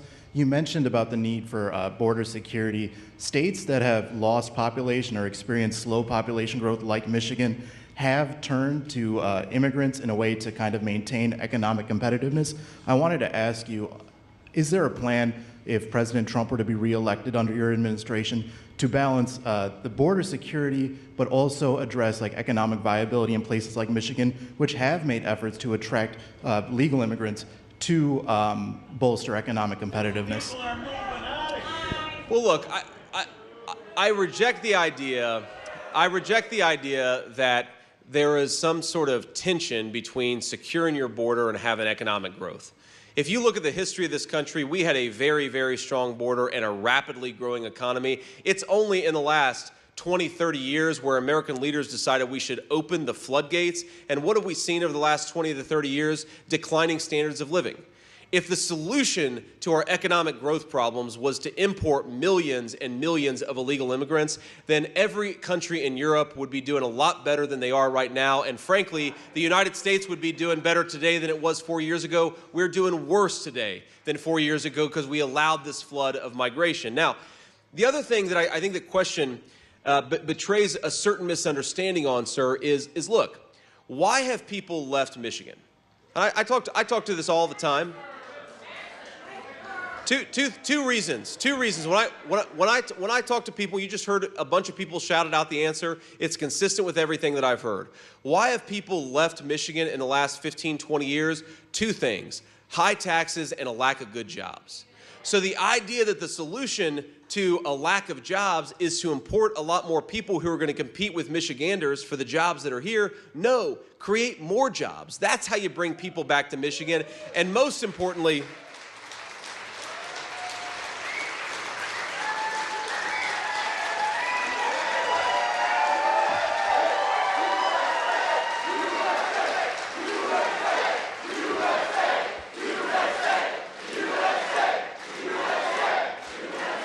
thank you. I thought that was a pretty good answer. I didn't think it was a very good answer. That was a hell of a response to that one. But one other just point on that question, sir, is look, we in this country have run an experiment of importing millions and millions of people instead of building economic development right here at home. And I think it's a huge mistake, and we've got to go in the other direction. There are a lot, I'm sure, of parents and grandparents in here who love this community, who would like their children to be able to get a good job and start a family in this community, not to have to move either to Detroit or more likely completely outside the state just to have a good opportunity and a good life. The only way to do that is to promote economic development in our rural areas, let our farmers do what they need to do, and build more manufacturing in the United States of America.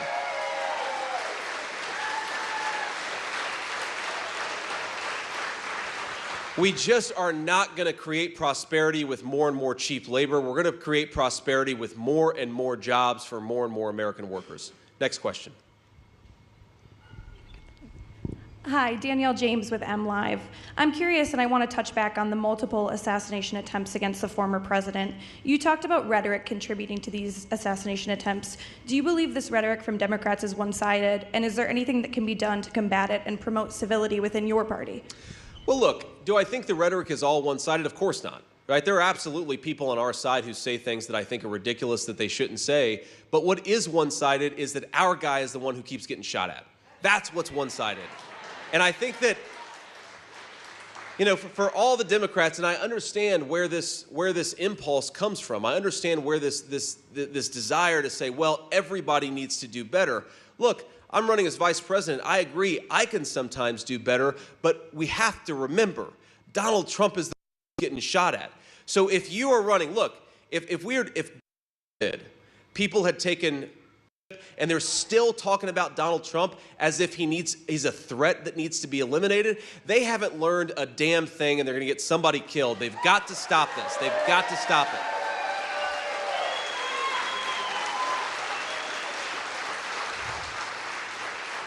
Sir. My name is Josh Berry, WXMI Fox 17. Each one of the candidates at the top of the two tickets have made their way to West Michigan. We're going to see you all likely again before the election. Having talked to people at both of these rallies, I'm wondering, do you gauge support based on these competing rallies in this area? And do you see a disconnect as the candidate between supporters who would go to a Tim Walz rally at a museum in downtown Grand Rapids versus supporters here at a rally for you in a barn in rural Sparta?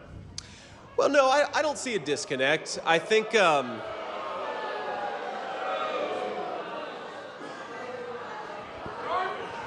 there's nothing wrong with having a rally in a barn, right?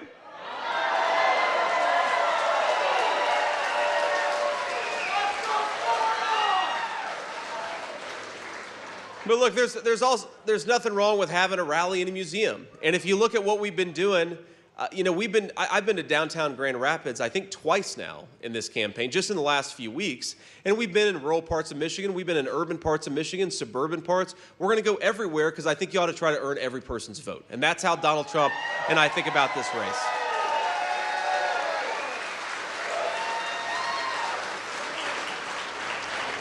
Now, look, I'm a realist about politics. Any campaign, there's two things you're trying to do. You're trying to persuade swing voters, right? People who haven't yet decided.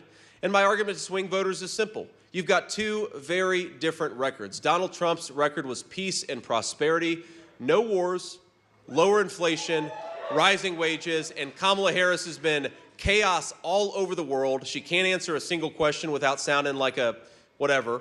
And she's had policies that have made it impossible for people to afford housing and food in the country that all of us love. So the records are totally different. That's my argument to swing voters. My argument to voters who are already going to vote for us, but of course this is the second part of any political campaign, is we got to get out there and actually vote.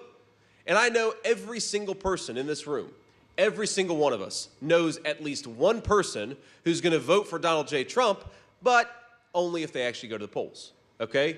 Every single one of us has a responsibility to call that person, to offer to drive that person, and make sure that every single one of us gets out there and makes our voice heard on November 5th. That's what we have to do. Or before November 5th, right? Because we know that Democrats have beaten us in early voting for a long time. I don't like the idea that we have election season. I think we ought to have election day in this country, but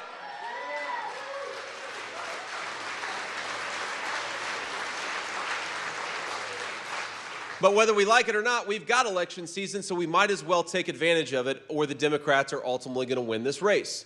Now, think about this. I've seen this play out in every race that I've ever been involved in, where I've got friends of mine who are running. It's like you take 100 people, and 95 of them, 100 people are going to vote for Donald Trump, or 100 people who are going to vote for, whatever candidate that I think they should vote for. 95 of them eventually do it. And then 5 of them wait until Election Day, and then what happens? Well, mom gets sick, so you got to go and take her to the hospital. Or the kid, you got to go pick him up from school. Or maybe something comes up at work unexpected and you're there too late and you don't get an opportunity to make your voice heard. We've got to take advantage of every single thing that we have. And I know Pete Hoekstra will talk about this, has talked about this. We have got to get out there and make our voices heard. Now, I'll tell you, a Senate colleague, one of my favorite lines from any other political figure is he'll go in front of audiences and say, look, I want every single one of you to get out there and vote 10 times. And people get kind of uncomfortable. They sit and sort of shuffle their chairs a little bit. They laugh a little bit. Well, we're Republicans. We don't vote 10 times. We only vote once. Well, here's the way to legally vote 10 times. Take yourself to the polls, but take 9 other people to the polls too. And that's what all of us, I encourage you, all of us to do.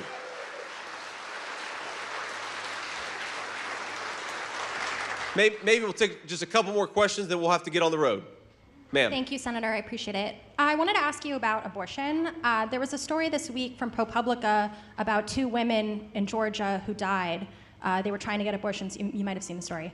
And I wanted to ask you, firstly, the Harris campaign put out a statement about it this morning. I wanted to get your thoughts about the women. And then I also wanted to ask you, policy-wise, if you see a role that the Trump administration can play in instances where states have abortion bans that limit or allow women who have medical reasons to get abortions, in this out. I mean, you've got this beautiful young girl, beautiful young child, and this boy's mom has been taken from him.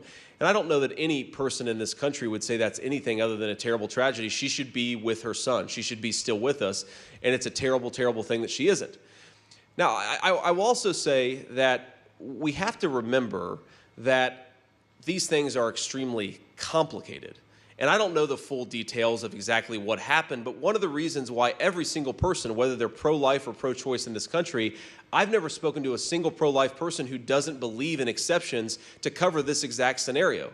Where you have a pregnancy that is endangering a woman's life, it is a terrible, terrible tragedy, but you've got to let that woman make the decision that makes the most sense for her.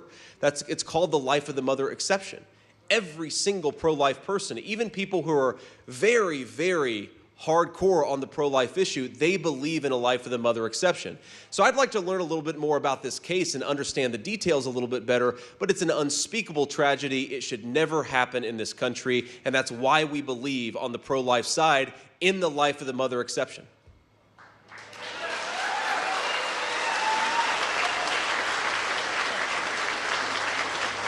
Hi, Senator. It's Kit again. Thanks for taking my question. I want to go back to what you said about believing that Trump needs the same security detail as Biden. Do you know if there's efforts underway to make that happen? And have you specifically requested more Secret Service protection? So, Kit, I have not requested more Secret Service protection. I think that we have what we need. And again, I think these guys are doing a great job, and I'm thankful for them, and I'm proud of them. And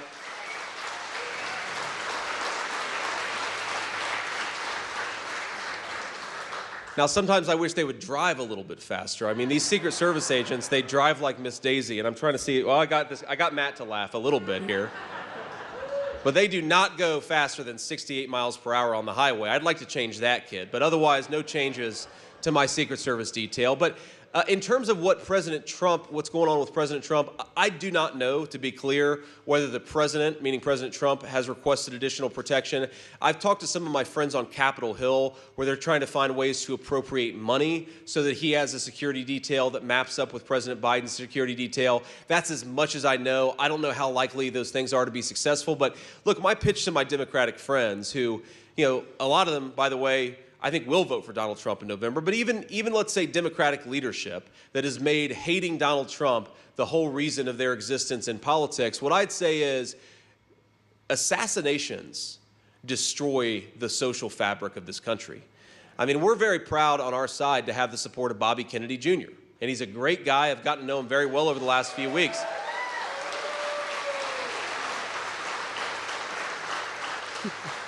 But I think in many ways, this country never healed from the assassination of Robert F. Kennedy Jr.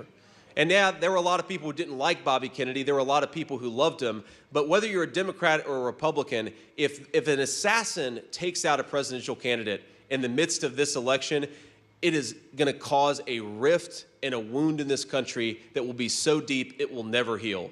So we cannot let this happen. We cannot let another person take a credible shot at Donald Trump's life.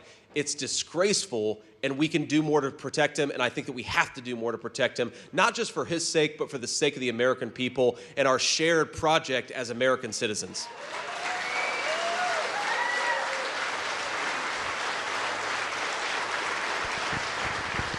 So let me leave you with just this final thought here. And again, thank you all for being here. But there was a story that dominated headlines last week. It was actually a story in southwestern Ohio, about 45 minutes from where I grew up, a town called Springfield, Ohio.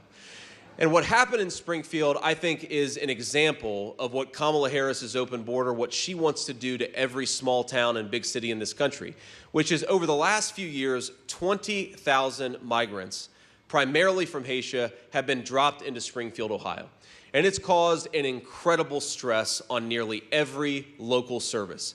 You've got public schools where there are 1,000 kids in a small town, 1,000 kids who don't speak English.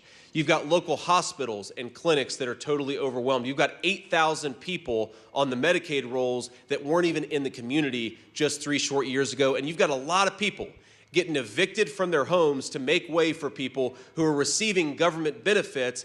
The idea of kicking American citizens out of their homes for non-citizens who are receiving a welfare check is disgraceful, and it shouldn't happen. It is an absolute disgrace. But President Trump and I have been talking about this issue. We're going to keep on talking about this issue because all over the country, I just saw a story about a small town in Pennsylvania where something else similar is happening. You've got a massive influx of migrants. You've got people who now can't afford housing. And in the name of Kamala Harris's open border, you are destroying the American dream of home ownership and home security. It is a disgrace. But I want to tell you what's even more disgraceful. What's even more disgraceful than the policy is the effort to silence the residents of Springfield. I've seen this from the American media, a lot of people who pretend to be fair journalists. You know what they've been saying? For the last few days, Springfield has been experiencing an unbelievable number, something like 35, 40 bomb threats in Springfield in just the last few days. And you know what the governor of Ohio came out yesterday and said? Every single one of those bomb threats was a hoax. And all of those bomb threats came from foreign countries. So the American media, for 3 days, has been lying and saying that Donald Trump and I are inciting bomb threats, when in reality, the American media has been laundering foreign disinformation. It is disgusting. And every single one of them owes the residents of Springfield an apology.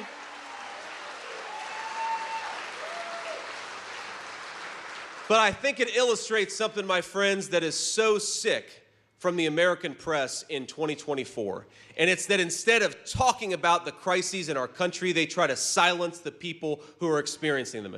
Because their message in talking about these bomb threats and in lying to the American people and saying they came from me and Donald Trump, what they're doing is trying to shut all of us up. They're trying to say, how dare you, citizens of Springfield, complain about this migrant inflow because now these bomb threats are happening. How dare you complain about the fact that you can't afford housing? How dare you complain about Kamala's open border? The media conspired to shut American citizens up. They owe every single American an apology, and they ought to...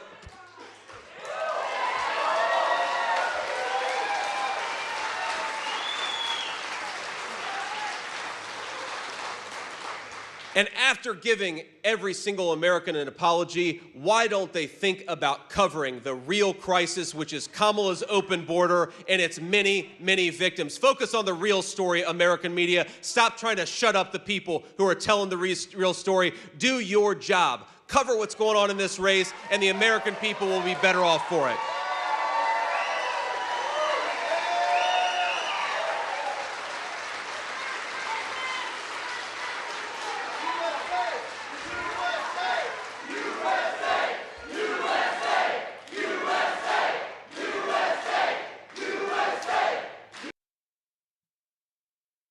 We've heard from the one and only JD Vance.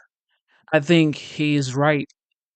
The media should cover the entire story. Smash the like button, subscribe to the channel. Let's listen to Kamala. Okay, let's listen to Kamala. Let's see what she has to say. She had like a little conversation, like a little town hall. It was not like a town hall, but it's like an interview she had today. Let's listen to the presidential candidate of the Democratic Party, Kamala Harris. Smash the like button, subscribe to the channel. Let's get it. President Biden spoke to former President Trump after the attempt on his life this weekend. Have you spoken to him? I have. And earlier today, I assume? Yes. How'd that go? You want to give us some intel? Sure. I checked on him to see if he was okay. Yeah. And I told him what I have said publicly. There's no place for political violence in our country. I am in this election and in this race for many reasons, including to fight for our democracy. And in a democracy, there is no place for political violence. We can and should have healthy debates and discussion and disagreements, but not resort to violence to resolve those issues. On January 6th, your vehicle was allowed to kind of pass a viable pipe bomb. We've seen. No, I was in the building. You were in the building. And we've seen what's happening with former President Trump. Do you have full confidence in the Secret Service to protect all of you? I do. You feel safe, you and your family? I do. But, I mean, you can go back to Ohio. Not everybody has Secret Service. And there are far too many people in our country right now who are not feeling safe. I mean, I look at Project 2025, and I look at, like the Don't Say Gay laws coming out of Florida. Members of the LGBTQ community don't feel safe right now. Immigrants or people with an immigrant background don't feel safe right now. Women don't feel safe right now. And so, yes, I feel safe. I have Secret Service protection. But that doesn't change my perspective on the importance of fighting for the safety of everybody in our country, and doing everything we can to again lift people up and not beat people down so they feel alone, I feel really safe, and are made to feel small and made to feel like they're somehow not a part of it or us. Madam Vice President, thank you so much for your time. Thank you. Thank you. I've appreciated this. Thank you. Thank you. We've been listening to Vice President Kamala Harris in Philadelphia speaking to journalists at an event held by the National Association of Black Journalists. This coincides or is a response to an event that the NABJ held with Donald Trump a few months ago. A vastly different event here, a much more measured conversation with the Vice President, and they touched on an array of subjects, including her confidence in the Secret Service following the attempted assassination of Donald Trump, the second attempted assassination. She actually said that she spoke with Donald Trump and told him, according to her, that there is no place for political violence in our democracy, also asking to see if he was okay.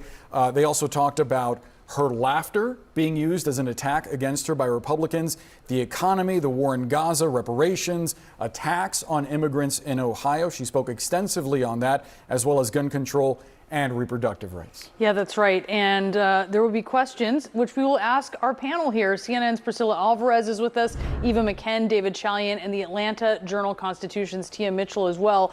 To you guys here in studio first, I wonder if you thought it was substantive enough, and I will point specifically to a couple of examples.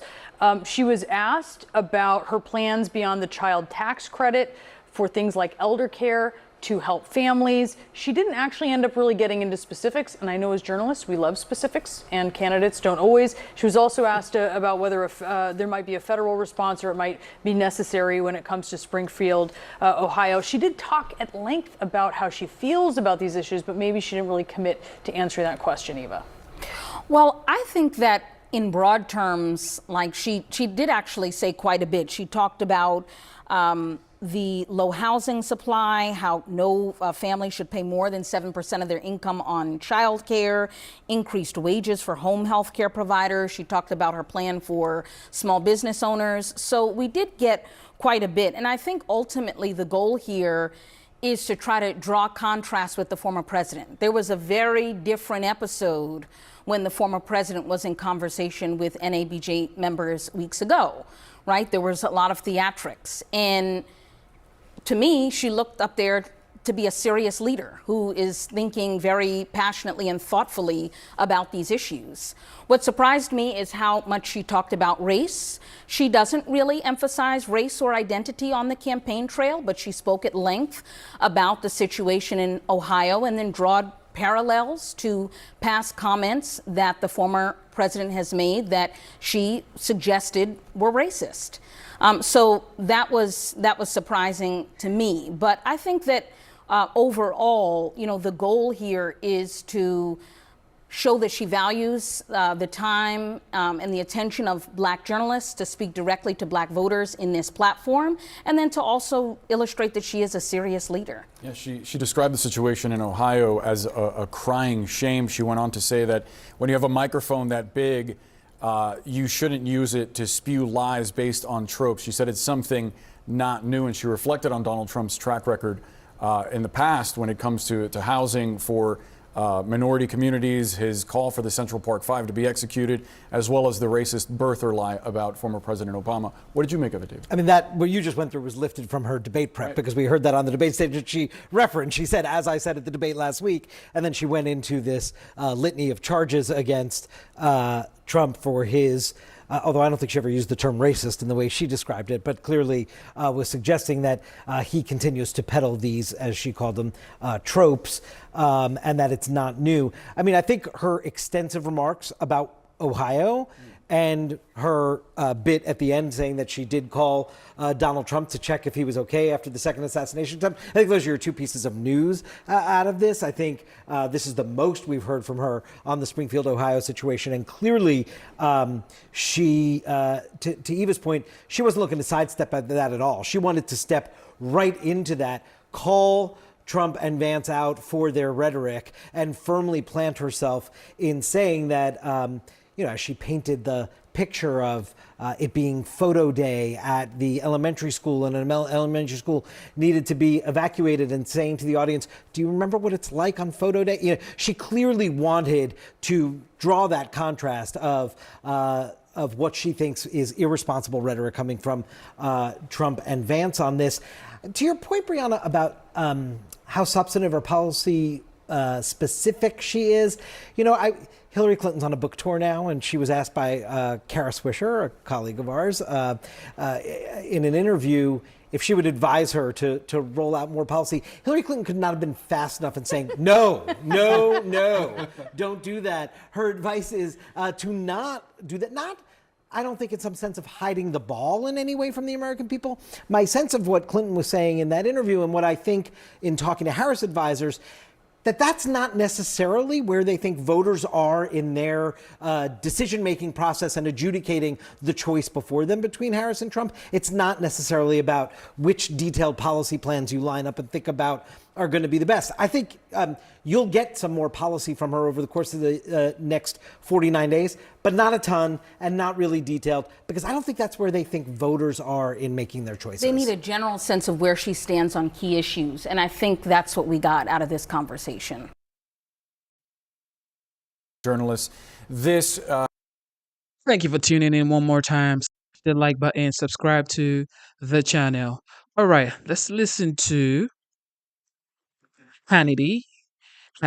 conversation. It was like a phone call with the legendary OG, former president, 45th president of the United States. Some people say he might also be the 47th. Let's listen to Hannity and Donald J. Trump. All right, joining us now on the phone to react to the most recent assassination attempt on his life, in 2 months, former President Donald Trump. Mr. President, thank you for being with us tonight. This is the second assassination attempt in 2 months. I would imagine the average person could be pretty shaken up by that. Tell us what happened. How are you doing? And I have a few other follow-up questions as it relates to this. Well, I'm doing fine. It was Sunday, and just very briefly, because I think most people have heard it, I want to start talking about the borders and the economy and inflation and all of the things we want to talk about. But it was on a golf course, Trump International in West Palm, and we heard shots ring out around the fifth hole or so. We heard shots ring out, and they were pretty obviously shots, but the Secret Service said they were definitely shots. And it turned out to be the Secret Service agent who had caught somebody a couple of holes in advance and caught him by the fence, which protects the property. He was on the other side of the fence. He saw a gun barrel hanging outside of the fence, which is pretty amazing. That's a great job. Did really a great job. Frankly, I think the Secret Service did a great job. And they got me out of there quickly. And they then went after him, and they were lucky enough to have somebody that took the license plate, which was genius. And they nabbed him on the highway. But it was another day. It was very interesting. We want to get to business. We want to get to the business of running the country. Our country has never done this badly, Sean. We're like a laughing stock all over the world, and we have to get back to running the border properly. What's happening in Ohio, Colorado, and every other state is just crazy. It's like a takeover of our country by people that are coming in, and they're coming in with guns, or they're getting guns after they get in. They have the most powerful weapons you can have. Let me ask you this, sir, if you don't mind. And Steve Witkoff, your golf partner, he happens to be a mutual friend of ours, and I'd gone to lunch with him that morning. He described in great specificity the incredible reaction time, heroism of these Secret Service agents that were surrounding you that day and how quickly they got on top of you, got you out of the situation. A flawless operation in terms of those agents, and they deserve so much credit for what they do that they would risk their lives. No greater love had some man to lay down their life for another, and they're willing to do that for you. And that part of the story, I mean, the fact that this country has such incredible people is a great story. But here's what troubles me. In Butler, PA, we had a sniper who was able to get on a roof within 130 yards and come within a millimeter of taking your life. In this situation, it is a well-known area that is treed, as you pointed out, with a fence on it. And this guy, according to reports, might have been there for 12 hours, or his phone pinged in the area for 12 hours ahead of time, 1:30 in the morning. And so obviously there was some type of coordinated planned attack or anticipation you'd be playing golf or something happened. But the problem is he got within 300 yards of you with an AK-47 with a scope. Now, what I don't understand, and Eric, your son, doesn't understand, and Laura doesn't understand, and many of your family members don't understand, is when you have a treat area that is known for paparazzi taking videos and pictures of you when you're playing golf, because that's the only area on the golf course they would ever have the ability to do that. Why wasn't that area swept? Why weren't there agents on the outside making sure nobody would go in the bushes? Why weren't the bushes checked? To me, that is a colossal failure. And that concerns not just me, but every one of your supporters and every one of your family members, sir. Well, I understand that. And in this particular case, you had a very sharp agent, as good as you could find, and did a fantastic job. But somebody could have missed the barrel of that rifle. Somebody of lesser talents or somebody that was distracted could have missed or could have been shot. I mean, frankly, could have also been shot. But in this case, it was something that worked out very well. As to whether or not they should know this 2 days in advance, I can't say. I just said let's go play a quick round because it's all business for me. It's a little bit of a form of exercise, so I like it. It's something that is good, but it's also, Sean, very important that you be able to go and do what you want in safety. I just find the Secret Service, now Butler's a very different story. Somebody should have been on that building, and that's a different story. But they also showed great. They were very brave because when those bullets were flying, they were diving trying on to you. protect me. But they were literally. But don't you think a treed area leading into a fence, 300 plus yards away from you, that area, as a matter of standard operating procedure, would need to be swept, and we would need to have eyes on it to make sure that nobody, be it paparazzi or in this case a would-be assassin, has access to being close to you with an AK-47 with a scope. Your sons can tell you, because they're both excellent marksmen, Don Jr. and Eric, that is the equivalent of a 1-foot putt, if you want to use a golf analogy. And so we have 2 incidents in 2 months where people with rifles and scopes get within 130 and 300 plus yards of you, which would be an easy shot for even a marginal shooter. And that, to me, and we heard the head of the Secret Service, praising his organization and saying this is a great success. The fact that they didn't cover that area, to me, is a great failure. And I understand your reluctance to be critical, but I'm very critical of it. And I just feel like, there's got to be an evaluation here immediately. Has your campaign ever been denied resources that you requested from the Secret Service? Well, that's the big thing. We have long requested more people, more men and women, but more people. And because, we have rallies, 50, 60,000. In New Jersey, we had 107,000 people show up. There's never been anything like it. And we have long requested more people. That's true. That's the weakness. If there's a weakness, I really think that's the weakness.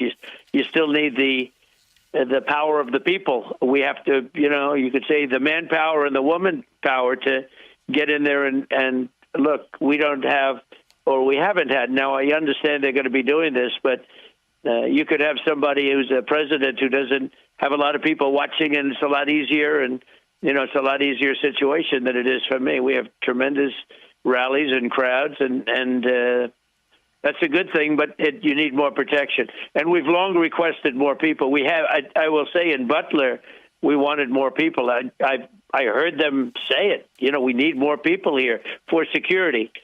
And we never seem to get that. And I think we are getting it now. Somebody told me that they will be providing more people now. Well, I would think now that maybe we can learn the lessons from it. And when I heard the head of the Secret Service saying that this almost was a perfect operation, I'm not buying that. And then praising Alejandro Mayorkas, who has been partly responsible, along with Kamala Harris and Joe Biden, allowing in unvetted 11 million plus illegal immigrants from 180 countries, including countries with terror ties, allowing people with terror ties, known terror ties in the country. We've seen the crimes they've committed, murder, rape, and violent crimes against our citizens. To me, it is it's unconscionable, because all of that is preventable, and it should be, now that voting is starting in Pennsylvania, people need to know and understand all of this. But I think we have a major security failure going around, and you seem to be the #1 target for assassination in this country. And as your son said last night, how many lives do you have left? Kat has 9 lives. How many lives does Donald Trump have left? And it's scary for people that care about you. Well, I never thought of it that way. It's an interesting way of thinking about it. I will say this, what you said on the border is right. We had the safest border in the history of our country when I left office. We had the safest border. In fact, the famous chart that I was turning right, fortunately, to look at showed the lowest, that was made up by the Border Patrol. And it was the best number in terms of drugs, in terms of people, meaning the fewest people. We had We had it down to an absolute science, and then it became a rocket ship right after that, and it was a shame. But we had a great border situation. It was only going to get better, but we had it down to a real size. We had to remain in Mexico. We had all sorts of things. People couldn't come into our country until they got past it. They have to go through really rigorous tests. And it was a great thing, and now it's truly one of the great problems, one of the big problems. No country has been invaded like we've been invaded. If you look at what's going on in Ohio and Colorado and so many states, and a lot of states that don't want to talk about it yet because they're embarrassed by it, but they're being invaded by people from jails and by gang members, and we have people coming in from mental institutions, and we have terrorists coming in at a level that we've never seen before. It's crazy. It makes no sense whatsoever why they aren't closing the border. They can do it with a phone call. You close the border. Mr. President, it has to close.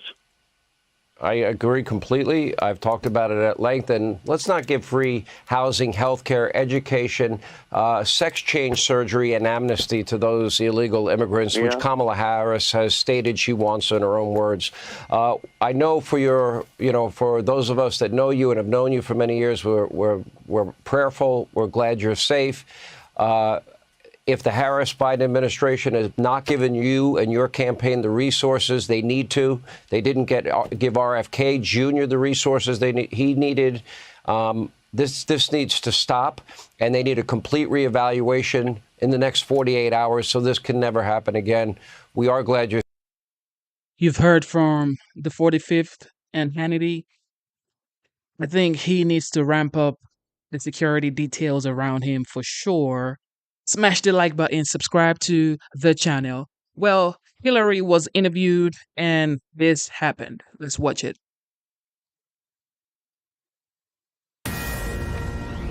Former President Trump is speaking out about the second attempt on his life in just 9 weeks. During an interview on X, he recalled the moment when bullets started flying. So I was playing golf with some of my friends. It was on a Sunday morning, and very peaceful, very beautiful weather. Everything was beautiful. It was a nice place to be. And all of a sudden we heard shots being fired in the air, and I guess probably 4 or 5. And it sounded like bullets, but what do I know about that? But Secret Service knew immediately it was bullets. And they grabbed me. He didn't exactly hit the target the way he wanted. There's something going on. I mean, perhaps it's God wanting me to be president to save this country. Trump is pointing the finger at Democrats over their incendiary rhetoric. You know, this was the second attempt in your life in under 2 months. What do you make of that? Well, there's a lot of rhetoric going on. Right. A lot of people think that the Democrats, when they talk about threat to democracy and all of this. And it seems that both of these people were radical lefts. However, the liberal media says Trump, the victim's rhetoric, is actually the problem. The actual violence we're seeing comes much more disproportionately from MAGA themselves. The former president certainly could do a lot to make himself safer, to make it less likely that people would become radicalized to this point. After the first assassination attempt, Donald Trump said he was going to adopt a different tone. If Donald Trump wants Kamala Harris and others to stop saying that he is a threat to democracy, then he should stop threatening democracy. In terms of rhetoric, do you think Donald Trump and the Trump campaign, do you think they have a problem with rhetoric as well? No, and I don't. I think especially in light of the fact that there has now been a second assassination attempt on the life of President Trump, I do not believe so. What we are seeing now is that you do have radical elements of the Democrat Party. Donald Trump and Hillary Clinton shockingly argued that the media isn't doing enough to paint Trump as the threat. I don't understand why it's so difficult for the press to have a consistent narrative about how dangerous Trump is. You know, the late, great journalist Harry Evans one time said that, journalists should, really try to achieve objectivity. And by that, he said, I mean, they should cover the object. Well, the object in this case is Donald Trump, his demagoguery, his danger to our country and the world, and stick with it. So, Brian, Hillary wants us to talk about how dangerous Trump is when she is the one being dangerous at a time when Politico, this quote stuck out to me, the 2024 presidential election is taking place at a time when the U.S. is facing the most complex, dynamic, dangerous threat environment I've experienced in the 40-plus years I've been working in law enforcement. That's a former senior Homeland Security, Intelligence, and Counterterrorism official. And she had the audacity to go on primetime television last night and call Trump a danger. Well, she's deranged since 2016. I mean, there's no question about it. She still thinks that the Russians gave him the election, although she paid for the dossier that launched that 2.5-year lark that you had to be a part of, and that the whole country was distracted from. And 2.5 years, Trump had to verify that he was actually the president of the United States. We, as a country, we now acknowledge he won in 2016. She is still not over it. But the one thing that I am astounded by is I'm looking at Peter Baker, who wrote a good book about George Bush. He could be fair at times. He is actually, him and Lester Holt have named the assassination and then blamed Trump. They cite the assassination and then blame Trump for it. They don't see anything on the other side that leads to this. Democracy is over. Our last election, this is Hitler. He wants to be a dictator. Those are the things that incite this type of anger, and that's the rhetoric. But how do you blame Trump for that? It's incredible to me. And on the next day. Speaking of some of that language that analogizes Trump to Hitler, I think our viewers need to re-see this. This was pre-assassination attempt. Watch McCaskill, watch Goldman.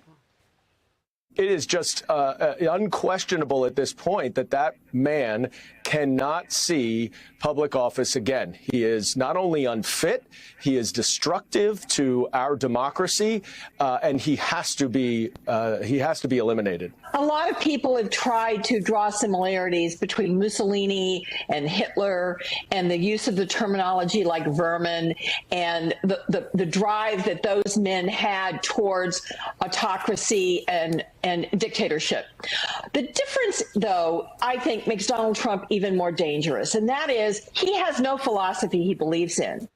So was McCaskill there that compared Trump, or said he's worse than Mussolini and Hitler? That's what I heard. And Kayleigh, the Trump campaign compiled all of the rhetoric that has been very dangerous, very targeting of Trump. We will scroll it as you react.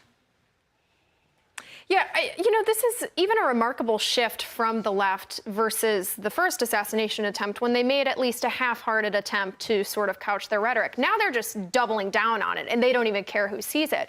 And I was thinking about why that is. Why are they now refusing to apologize for the environment that they've contributed to? And I think back to my own feelings after the first assassination attempt in Butler, Pennsylvania. I've said here before, I went from being a Trump critic in 2016 to a sort of reluctant Trump voter in 2020. And after the first assassination attempt, I remember any doubt in my mind that I was not going to vote for Trump in November being completely removed. I was actually excited to vote for him. And after I said that, I had so many people reach out to me and say that they felt the exact same way. And that moment was so critical, I believe, because for the first time really in politics since Donald Trump. Ladies and gentlemen, thank you for tuning in. Subscribe to the channel. Okay, so just so I heard correctly what this guy said, let's listen again, because what's his name? King Zion pointed it out. Let's listen to what that guy said again. It is just unquestionable at this point that that man cannot see public office again. He is not only unfit, he is destructive to our democracy, and he has to be eliminated. A lot of people have tried to draw similarities between Mussolini and Hitler and the use of the terminology like vermin and the drive that those men had towards autocracy and dictatorship. The difference, though, I think makes Donald Trump even more dangerous, and that is he has no philosophy he believes in. So was McCaskill there that compared Trump, or said he's worse than Mussolini and Hitler? That's what I heard. And Kayleigh, the Trump campaign compiled all of the rhetoric that has been very dangerous, very targeting of Trump. We will scroll it as you react. Yeah, this is even a remarkable shift from the left versus the first assassination attempt when they made at least a half-hearted attempt to sort of couch their rhetoric. Now they're just doubling down on it, and they don't even care who sees it. And I was thinking about why that is. Why are they now refusing to apologize for the environment that they've contributed to? And I think back to my own feelings after the first assassination attempt in Butler, Pennsylvania. I've said here before, I went from being a Trump critic in 2016 to a sort of reluctant Trump voter in 2020. And after the first assassination attempt, I remember any doubt in my mind that I was not going to vote for Trump in November being completely removed. I was actually excited to vote for him. And after I said that, I had so many people reach out to me and say that they felt the exact same way. And that moment was so critical, I believe, because for the first time really in politics since Donald Trump entered the scene, people were rethinking what they knew about the former president. They were rethinking what they had been told about the former president, including that he was a fascist, that he was a threat to democracy. And that changed the way that they perceived him. That is what the left is scared of. The assassination attempts destroy the left's narratives about Donald Trump. And that is why they're refusing to change course now, because that is what they're scared of more than Donald Trump being shot and killed. And I think people forget Donald Trump's a person. I saw Don Jr. saying, how many times do I have to have 5 conversations with my 5 children that their grandfather was almost killed? And here I had to have it 5 more times. Yeah, I want to go back to something that Kayleigh just said, because she's absolutely right. It's reputational harm that they are worried about. So Daniel Goldman, the New York congressman that you saw, who said that President Trump should be eliminated, he said that in late 2023. Not soon after that, he had to apologize. And he didn't say what we all might think. He didn't replace the word right away and say, oh, I meant this E word, not eliminated. He just said he misspoke, he used the wrong word. I want to know what replaces eliminated in that sentence. Like, I put some effort into it. In fact, we'll wait. It's been almost a year. I'm still waiting to hear it. But it is that reputational accountability that happens almost immediately for anybody who calls for the death of somebody else if we live in a civil society. And I'm guessing that Democrats must feel that. They must be feeling it now. But they've thrown that care about it out the window. And so my question is, what really are the stakes for Democrats? It's not about democracy. We saw what they did at the top of their ticket and put Kamala Harris over Joe Biden after one debate. They didn't even move the needle in the political polls that came out. So I'm waiting to hear and to learn what is it about this moment that makes them particularly bloodthirsty as they speak about this president. Emily. Guys, the president of the United States said to put Donald Trump in a bullseye. Period. End of statement. There you go. And then we have the former Secretary of State saying, calling to action the media to amplify that. End of story.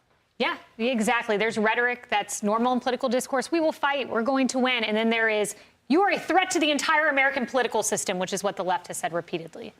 Hey, everyone. I'm Emily Campagno. Ladies and gentlemen, let's watch what Anderson Cooper says about the OG, the 45th. Some people say he might also be the 47. I mean, the way they're going right now, a lot of people are going to vote for the OG. Trump is just how it is. The former president is online tonight promoting a new cryptocurrency venture. Just moments ago, however, he was asked about yesterday's incident. This was the second attempt in your life in under 2 months. What do you make of that? Well, there's a lot of rhetoric going on. Right. A lot of people think that the Democrats, when they talk about threat to democracy and all of this, and it seems that both of these people were radical lefts. Well, that was the former president just moments ago. Here's his running mate also tonight, also pointing the finger at his political opposition. You know, the big difference between conservatives and liberals is that no one has tried to kill Kamala Harris in the last couple of months, and 2 people now have tried to kill Donald Trump in the last couple of months. I'd say that's pretty strong evidence that the left needs to tone down the rhetoric and needs to cut this crap out. Well, the day began, as you know, along similar lines in a similar tone. Talking off camera to Fox Digital, the former president directly blamed the president and vice president's rhetoric, quoting him now, "Their rhetoric is causing me to be shot at." He added, and I quote, "They use highly inflammatory language." He said, "I can use it too, far better than they can, but I don't." A bit later, he posted this on social media, quoting again, "The rhetoric lies as exemplified by the false statements made by Comrade Kamala Harris during the rigged and highly partisan ABC debate and all the ridiculous lawsuits specifically designed to inflict damage on Joe's, then Kamala's political opponent, me. has taken politics in our country to a whole new level of hatred, abuse, and distrust. Because of this communist left rhetoric, the bullets are flying and will only get worse. Joining us now is former Harris Communications Director Ashley Etienne, Republican strategist Brad Todd, and CNN senior data reporter Harry Enton. Brad, obviously, Vice President Vance went on to say that he'd do his best to tone down the rhetoric. Do you think it's really a genuine promise, given what we just heard him say and what the former president has certainly said in terms of contributing to very heated rhetoric? Well, you know, since Donald Trump came down the elevator in 2016, Democrats have constantly said that the Constitution would be shredded, the country would end. He was a threat to democracy. Hakeem Jeffries' favorite expression to him is he's a clear and present danger. And, you know, a lot of political rhetoric is heated, but I do think it's time for everybody to agree that the country will still be here in January, no matter who's inaugurated as the next president. And I think that that's missing when Democrats talk about Donald Trump. The country's going to survive. Criticize him on his policies, his tax cut, his border policies, his tariff plan, but perhaps don't say the country's going to end if he wins. But Brad, you know that the former president has repeatedly said the country will end, that there won't be a country if Kamala Harris is elected. I mean, that's been a recurring line of his. There's no question Donald Trump himself has to tone down his rhetoric, and I say that on this network all the time. But let's be very clear that many Democrats have never accepted that he was legitimately elected in 2016. They think that there's no possible way they can allow him to be elected this time. And, you know, I've been in politics a long time, Anderson, and if you turn back the clock to 2011, when Congresswoman Gabby Giffords was shot in Tucson, the New York Times immediately blamed conservative rhetoric for her being shot. It took them 6 years to retract that. So I think we have a double standard going on here. Ashley, President Biden, Vice President Harris were quick to condemn any kind of political violence. And as we mentioned, President Biden and former President Trump had a cordial phone call today. But certainly there has been, you know, a lot of heated rhetoric on both sides. I don't know that I would agree that there's a lot of heated rhetoric on both sides, but let's go back to the point that was just made about that escalator. Let's go back to that escalator where President Trump, former President Trump, said that Mexicans were rapists. You know, there's one thing about Trump, and that is he's incredibly consistent. If you go all the way back to the 80s, when he said the Central Park Five needed to die, they should be hung. You know, back to the escalator to today where he's talking about immigrants are poisoning the blood of America. I mean, his current vice presidential candidate called him America's Hitler for this reason. So here's my real concern is that there is an audience that these two gentlemen are playing to.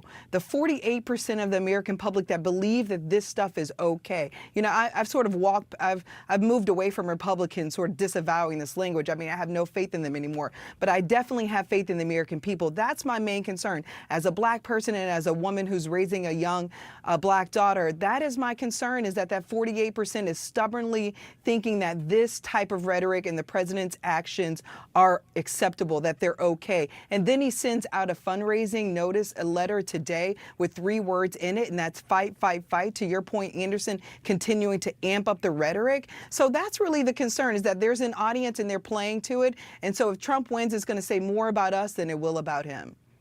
Harry, where does the race stand right now? You know, if this were a popular vote election, I would sit here with you tonight and say that Kamala Harris was the favorite. She has a clear lead in the national polls. It's small, but it's clear and it's pretty consistent, especially after this last debate.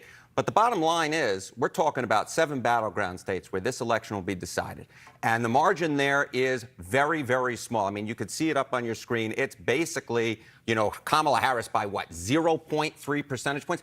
That's well within any margin of error. So the bottom line is I have no idea who's going to win the race at this particular point. It is the closest election of my lifetime, and I believe anyone's lifetime who's on this panel. Brad, I mean, do you believe, I mean, you've said Donald Trump needs to tone down his rhetoric, and you said Democrats as well. Do you actually think this is going to happen? I mean, or is this just the way politics is going to be from now on? Well, I certainly hope not, Anderson. You know, and Donald Trump doesn't get much credit when he does tone down his rhetoric. You know, he also said today that we want people to come to our country. We want them to come legally. He doesn't get much credit for that. And I'm not going to defend Donald Trump's rhetoric. He certainly is out of line plenty. But I think we have to realize that, yes, our country's polarized, and yes, we have great disagreements with each other. We ought to try to criticize each other on policy and talk about what might happen if those policies were enacted or not, and perhaps agree that maybe the other side has people that have good motives and bad ideas. Certainly, social media has played a role in the rise in this rhetoric, Ashley. I mean, it's made it a lot easier to kind of just throw, a Molotov cocktail into a conversation. Elon Musk posted yesterday saying no one is even trying to assassinate Biden/Kamala with a thinking face emoji. He then deleted that post and later claimed it was just a joke. Yeah, I mean, you're absolutely right. I mean, people are getting all of this stuff in their feeds, and there's disinformation and misinformation even perpetuated by foreign agents that's really compounding the situation here. But I definitely agree with my Republican friend on the panel that, we should be attacking each other on policies. We need to get back to the time where we could really fight about the substance of trying to elevate and put the American people in a position where they can thrive. But the problem is Donald Trump has no policies. He has no substance. As he said in the debate, he has concepts. So we can't argue about policy when the other side doesn't have any policies. And he's totally gutted out the Republican Party. I'm not sure what they stand for any longer. But that's really the problem here, is that they have no policies. They have no substance. They have no positions. So what they fall back on is, again, this rhetoric that divides America even more so, that frustrates the divides that we currently have in the nation, rather than trying to bring us together and move us forward. Harry, was there any polling, a meaningful shift after the last attempt on the former president? No, there wasn't. Remember, that was Trump versus Biden. But the bottom line is, you looked at the polls before the assassination attempt, and then you looked at him afterwards a week later, and what you saw was Donald Trump was leading that race by about 3 points beforehand, and then he was leading by about 3 points afterward. The bottom line is, these races have been either between Biden and Trump or Harris and Trump, very, very consistent. I'm not expecting much movement this time around, but of course, Anderson, you never know. There's new questions about whether the suspected gunman acted alone. Investigators at this hour now racing to determine if the man accused of apparently trying to assassinate Trump had help. A gunman who authorities say was in a sniper's nest for about 12 hours before readying his AK-47 style rifle to kill.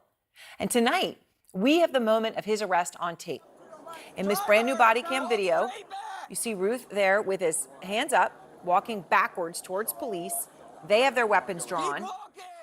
You hear the officers yelling, "Keep walking, walk straight back." There he is. Then they quickly handcuff him, as you're watching here, take him into custody. Now, Florida Sheriff, who you are going to hear from, I'm going to speak to in just a moment, says that Ruth never asked why he got pulled over. Said he was, quote, calm, as if he was going to dinner.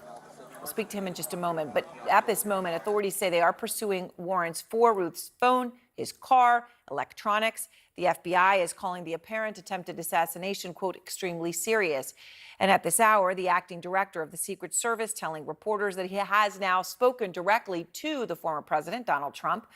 We have a lot to get to tonight. I want to begin with Paula Reed. She is near Mar-a-Lago. And Paula, where do things stand right now? Well, good evening, Erin. At this point, we expect that investigators could file additional charges against Ruth, depending on what they uncover during those interviews you mentioned, and as well as from those search warrants.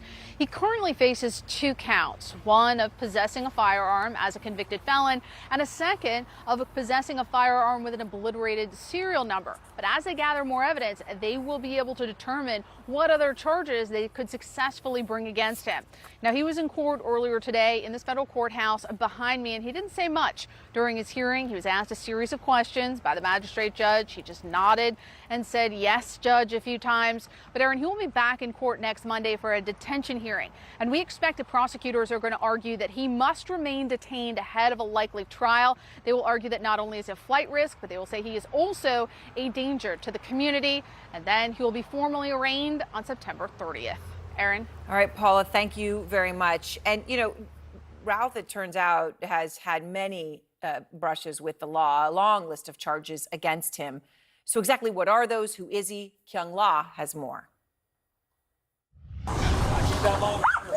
To many who have encountered Ryan Ruth, it's not shocking that he is suspected of attempting to kill a former president. What's your name, Austin? Ryan? Former Greensboro, North Carolina Police Sergeant Tracy Falk, who once charged Ruth, says he was well known to her department. We used to get what we call barometer reports, which were kind of like dangerous persons who had made threats either against elected officials, police officers, or community members. And we had gotten several alerts, barometer reports on Ryan Ruth, so I knew who he was. Ruth had a long list of charges against him in the early 2000s, including a serious incident that started as a traffic stop, but ended with Ruth barricaded in a business. He reached over into the center seat and opened a black duffel bag, and there was a gun laying in there. And he kind of held his hand over the bag for a second as I'm backing up and issuing commands, and then he just put the car in gear and drove 2 businesses down and pulled in his business and ran inside. Ruth would plead guilty to possession of a weapon of mass destruction. A source tells CNN it was for having an automatic weapon. A father of 3, Ruth moved from that troubled past in North Carolina to Hawaii, where he started something called Camp Box, working on tiny homes for homeless people, and demonstrated how he built them on his website. In 2018, a local station interviewed him during a flood. We had building materials under the house, so all the lumber under the house started floating out into the yard. Ruth claimed to have local political ambitions. He launched a website to run for mayor in his town, but never officially filed. Instead, he wrote on the website and across various social media platforms about another passion, the war in Ukraine, tweeting the same message more than a dozen times in one day. But the keyboard wasn't enough. Got here this morning. Ruth went to the region, arriving wearing a Hawaiian lei. Once in Kyiv, he spent weeks talking to reporters. My initial goal was to come and fight. I'm 56, so initially they were like, well, I have no military experience, so they're like, you're not an ideal candidate. Instead, Ruth set up camp in a main square. Putin is a terrorist, and he needs to be ended, so we need everybody from around the globe to stop what they're doing and come here now. I think more emotional for me is just talking to the guys that have come here. You know, when you talk to a 20-year-old guy that sold everything he owns to come here to fight, that is heroism. This singularly driven man is who journalist Michael Washura met. I don't find it difficult to believe that he would take it upon himself to attempt to assassinate Donald Trump. Washura met Ruth several times that year, describing him as eccentric and dedicated to big global causes. This is about a center to help people when they come from other countries around the world. This is someone who was very committed to causes that he believed in, demonstrated a willingness to sacrifice personal comfort and convenience in order to further those causes. How does all of this now weave into the profile of someone who might take a semi-automatic rifle onto a golf course? Ryan was not a normal guy. There's something about the combination of the times and the person that makes something like this not just possible, but not surprising. Because looking back, Washura says there were so many clues. I'm not sure that the world is as wonderful as I once thought it was. I had thought that everyone would respond, very generously and unselfishly, and it seems like that would be a no-brainer, but I increasingly get more disappointed in humanity. Many people CNN spoke with described Ruth as erratic, manic, even delusional, especially when it came to the effort in Ukraine. He had this idea that you could bring in soldiers from Afghanistan to come into Ukraine to fight. But his son obviously has a very different view, Aaron. When we reached out to him, his son texted back, quote, "It doesn't sound like the man I know to do anything crazy, much less violent." Aaron? All right, Kyung, thank you very much. Extremely serious. That's how the FBI describes yesterday's apparent attempted assassination of former President Donald Trump. The agency saying it's determined to provide answers to what led up to the events that took place as the former President of the United States was playing a round of golf.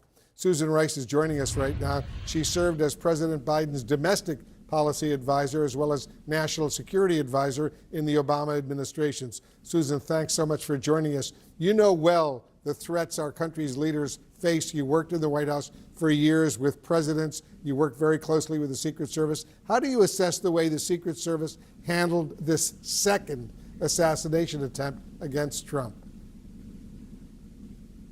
Well, Wolf, before I answer that, I think it's critical to say that what happened yesterday and what happened in July is horrible. There really is no place in this country for political violence. Vice President Harris and President Biden have been absolutely clear about that. Their administration is one that exactly 2 years ago held an unprecedented bipartisan summit at the White House called United against hate-fueled violence and this kind of political violence. So they have been cognizant of this concern for a long time. And it is absolutely unacceptable and unconscionable.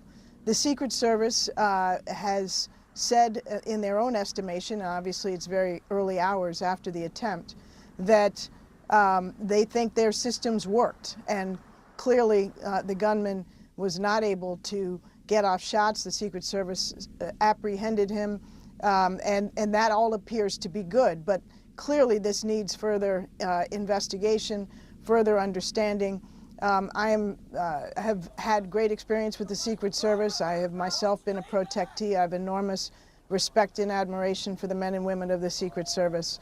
They are under enormous strain and duress, and I think President Biden was absolutely correct in not only reaching out to former President Trump today, as he did in July via phone call, but also in calling on Congress to provide the Secret Service with the resources it needs as the demands on it continue to increase. Yeah, I spent 7 years as a White House correspondent and work closely with the Secret Service, and I'm grateful for all that they do. So important indeed. Donald Trump, as you know, Susan, is blaming President Biden and Vice President Harris, claiming the suspect in this particular case acted based on their rhetoric, referring to Biden and Harris. How do you respond to that claim from Trump? I mean, it's extraordinarily disappointing and irresponsible, perhaps not surprising. This is not something that should be politicized. This is not something that should be a subject for fundraising or for raising the temperature and inciting violence. There is nothing that President Biden or Vice President Harris have done that would in any way, shape, or form lead to violence against Donald Trump. That's just unfair and despicable. But really, that's not the point. The point here is, that we are living in times when, the temperature has gone way up. There are real threats out there, and our leaders have a responsibility to bring down the temperature. That's precisely what Vice President Harris and President Biden are doing and have done consistently. They understand that responsible leadership calls for sobriety, calls for unity, bringing people together, not fear-mongering, not hateful rhetoric, not divisive rhetoric that pits one American against another. And I wish we would hear the same out of former President Trump. On this other story we're following, as you know, Springfield, Ohio is now dealing with bomb and shooting threats in the wake of these false claims from Trump and Senator J.D. Vance that Haitian immigrants are eating pets in Springfield, Ohio. What do you make of this, all of this? I mean, it's horrific. And that kind of, blatant lies, which they continue to feed, knowing that they're untrue, is really an example of what I was just saying, an effort to stoke fear and hatred and division, and to attack innocent people in this country, Haitians who are here predominantly, the vast majority of them legally, as your reporting said, legally. And this, to me, raises a much wider concern, which if you really listen to what J.D. Vance and Donald Trump are saying, they are talking about taking mass action against Americans who are in this country legally, American citizens. Now, we're talking about, first of all, these Haitians who are here legally. They're immigrants. Donald Trump said on Friday that he wants to send Haitians who are here legally back to Venezuela, of all places. But this is part of a larger picture. Recall that Stephen Miller, who was former President Trump's one of his closest advisors, his immigration guy, and still a very close advisor, said that under the Trump administration, they had begun a project on denaturalization. And he said in 2025, that project will be turbocharged. Understand what that means, Wolf. That means that American citizens who have been naturalized, and there are millions of them in this country, can be denaturalized and forced to leave the country. That is a frightening agenda. It's terrifying that there is a plan to take away citizenship from Americans who have lawfully earned that citizenship, who are law-abiding, tax-paying, husbands, wives, children's parents in this country, ripping families apart because they don't like where those people came from. That is not the country we are. We are a nation of immigrants, many of us, and that kind of divisive and demonization of whole swaths of our population put millions of American citizens at risk. And this is really the agenda that scares me the most. Sheriff, I know you were on the scene as your officers arrested the suspect. So, you know, as you were there watching all of this, I know you've commented that the suspect was calm, but what else can you share about his demeanor and how he behaved in that moment? Well, good evening, Aaron. First of all, you have to picture the scene was chaotic. Traffic stopped, northbound, southbound, 15, 20 armed deputies, body armor, guns, helicopter overhead, canine. He was nonplussed, would be the way I would describe it. His facial affect was relatively flat. He was engaged, you could tell he was alert, knew what was going on, but yet he never asked, well, what is this about? You know, what's going on? The normal thing you would expect, even from guilty people, oftentimes try to put it on a front, but not him. He just sat there as calm as if he was getting ready to go to a late night church service. I mean, it's really incredible to imagine, as you say, as calm as if he was getting ready to go to a late night church service. Just to contrast that, you know, with the moment, you talk about the chaos in that moment, what's going on with the traffic. Let me just play again the moment he was apprehended. This is, of course, off the body cam footage, Sheriff. 2 steps to your right. Take 2 steps to your right. Driver, walk straight back.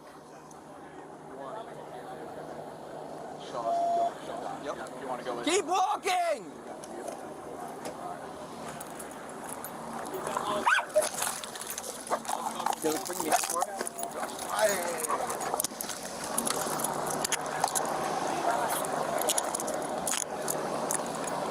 What's your name, Austin? Ryan? And Sheriff, obviously you're there watching that. Handcuffs go on, say your name. He says, Ryan. That's a little bit hard to hear, but the officer repeats it.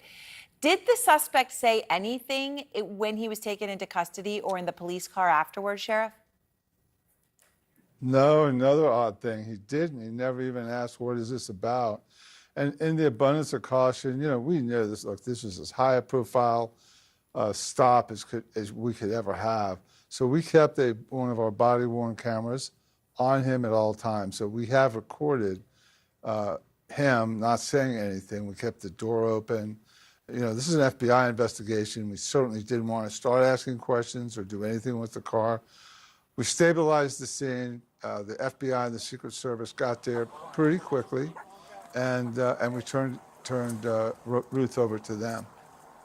Sheriff, I know there was a witness who was very central in this. He was the one who, when the Secret Service shot at that protruding rifle, caused Ruth to flee, and then he gets in his SUV and he drives, right? And then you guys apprehend.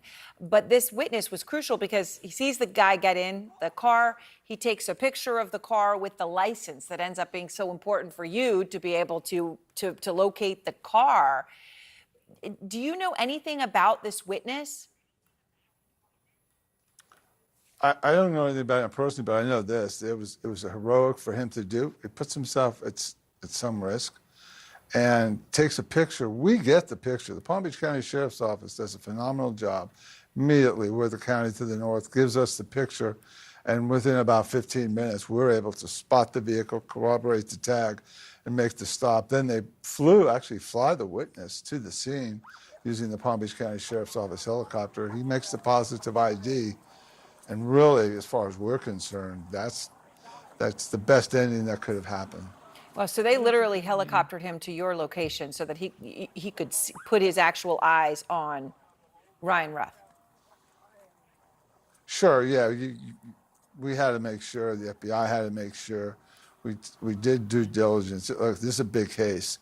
You've been talking about the U.S. Attorney General's, the U.S. Attorney's Office. They don't want local law enforcement making a mistake, and we did not. We gave them a pristine case. We handed him off intact without harming their case in any way. Now, I know that the license that the witness, took the picture of was so central to you. When did you first identify and where that license was? I mean, in terms of cameras that you might have had on the route, or how did you actually ascertain that's where this vehicle is with this license plate? It's funny, Aaron, with all the technology and the license plate readers and all the mystical things that law enforcement oftentimes have, we caught that car because my road deputy sitting at the Palm City exit on I-95 saw the vehicle, didn't see the tag, saw the vehicle, and got on the radio. I was listening, of course, and advised, hey, I think I've got the vehicle. We have a technique here. We don't just blue light a car and risk a chase. We actually have heavy-duty trucks with big front-end bumpers. We positioned our vehicle, eased him off the interstate, gave him no opportunity to run. He gave us no opportunity to have to use any force. And fortunately, we were able to shut it down and make it come out just right. And did he do anything after your officer at that exit sees him? Was it going extra fast? And did he try to do anything evasive, or just driving normally and then just pulled over with nothing? Now I'll go back to my church analogy. He not only acted like he was getting ready to go to a late night Sunday church service, he drove like it. He was obeying the speed limit. It was able to let us get into position and get him stopped. I don't think he knew we were there. The road patrol car, our technique, stay back, don't spook him into a chase, because then you risk the citizens, the motorists. Yeah. Back away, we get the unmarked in there, the big trucks, and just pinch him off, get him off the interstate. We're known for that here, Aaron. You can't go through Martin County and come out the other end if you're a bad guy without getting caught. Did you get the sense, Sheriff, from seeing him, and I know you talk about how he behaved so calmly, like he's on the way to a church service, but when you actually saw him and you were there, and you were there as this arrest happened, that he was alone, or there was anyone else involved? I mean, I don't know, was he on his phone, or what was your feeling on this sense of whether he's a lone wolf or not? Well, that's a tall order to extrapolate from what we saw, whether he was a lone wolf or not. He was alone then when we caught him, but before that, after that, leading up to it, I think, of course, I've been asked all day, what's the first question I would want to answer? I think the question is, did you operate alone, Ruth? Did you engage in some conspiracy? Did somebody send you down here? That would be the biggest deal, because if that's not the case, we have the only person involved. Former President Trump can go back to his activities and know there's not a lone wolf out there that got away from law enforcement. Sheriff, I really appreciate your time. Thank you so much for sharing all of this with all of us. Thank you, Sheriff Snyder. Sure, and it's been a pleasure. Good night. All right, you too, sir. And next, the blame game that's going on. Of course, Trump has been pointing the finger at Biden and Harris for the attempted shooting. The White House slamming Elon Musk for questioning. So, John, first of all, what do you make of what we've learned today and where things stand? Well, I think what we learned today was they're going backwards through all of his things. But there were a couple of interesting points. Number one, as Randy reported, there's that 12-hour capture of his cell phone. The wording is interesting, in the vicinity of the area. It suggests two different things. First thing is, he used the cover of darkness the night before to get through the bushes to the fence line, do his reconnaissance as to what's the best place to set up, and then he'd lay in wait there. The other alternative is that he set up his GoPro there, set it to a streaming setting, and then went back across the street where there's many commercial places and parking lots, and just, settled into. That's an important point. I mean, in that area, right across the street, there are I mean, there's a parking lot. There's places he could sit in his car if he wanted to, or in a Starbucks or something. Lots of places. There's a gas station. There's a Burger King. There's a library. There's a school. There's a big empty parking lot. There's a 7-Eleven. So within that block on Summit Boulevard there's everything. The question is, the special agent in charge, Veltri, said his phone was detected very close to that tree line where he fired from. But, when you're doing tower triangulations for a signal, there's a difference that can vary from a couple of 100 feet to a place. It could have been across the street. I think what they're going to end up doing, though, is going backwards through that phone triangulation and say, how many other days was he there? Was he building the surveillance? Jonathan, I mean, in terms of, there's questions, well, if this wasn't on the schedule, and we heard that from the acting Secret Service director, would he have just been this alleged assassin would this have been the first time he'd done that? Would he have scoped this area out? If he was sitting in that parking lot, would he have been able to see the motorcade of the former president coming to that golf club resort and then having an hour before he got to that spot? Let's unpack that a little bit. The reference to an OTR, an off-the-record movement, really is playing to the Secret Service advantage of surprise. You don't know that a protectee is going to be there. But that's not the case with Donald Trump. You only know that he is a creature of habit. If he has nothing on his schedule at Mar-a-Lago, there is a high probability that he's going to play golf. So it doesn't take a sophisticated assassin to understand that behavioral trait. If he's in town and it's a Sunday and he's not doing anything officially, you're going to hedge. I'm going to hedge, and I'm going to go to that location, because where else does he go in the area? He really doesn't travel outside of Mar-a-Lago and his controlled environments. That's where he spends his time. And if he was just watching from the outside, he would have seen a motorcade coming in, and he still would have had, from the time Trump got there to getting to that hole on the golf course, it would have been more than an hour. Well over an hour. So again, to Commissioner Miller's point, I think that as they go through this, the digital exhaust here, and there is just volumes of digital evidence here, we're going to see that this individual was probably hiding in plain sight, over at that Starbucks across the street. You're going to see a lot of pre-attack surveillance in the 12 hours or so beforehand, but on previous days. And what we haven't heard yet, what other locations was he potentially looking at? Was he looking at areas around Mar-a-Lago as well? Again, it's not normal for somebody just to wake up and go, well, I'm going to go kill the former president today. There has been a lot that has been manifesting within this individual. There's a lot around the motivation and intent that he had to launch this attack. So as this investigation pulls the mosaic of evidence together, we're going to start getting a clearer picture. We're going to take a quick break. We'll have more with the panel afterwards. I want to take up the question of how the suspect has been charged so far and what the prospects may be of additional charges against him. It's just gun charges so far. Well, thank you so much for tuning in one more time. You've heard from Anderson Cooper of CNN. Smash the like button, subscribe to the channel. We are going to actually listen to the governor of Florida, Governor DeSantis, talk about the attempt on the 45th president's life. Let's hear what he has to say. By Broward County. Also, the state of Florida has jurisdiction over the most serious, straightforward offense, which is attempted murder. I've directed state agencies to move expeditiously and to provide full transparency to the public. In my judgment, it's not in the best interest of our state or our nation to have the same federal agencies that are seeking to prosecute Donald Trump leading this investigation, especially when the most serious, straightforward offense constitutes a violation of state law, but not federal law. In addition to holding the suspect accountable, the public deserves to know the truth about how this assassination came to be. And I've directed all state agencies to work expeditiously to be able to uncover the truth in addition to holding this suspect accountable. We are going to hear from some folks that will be involved in this, starting with our Attorney General, Ashley Moody.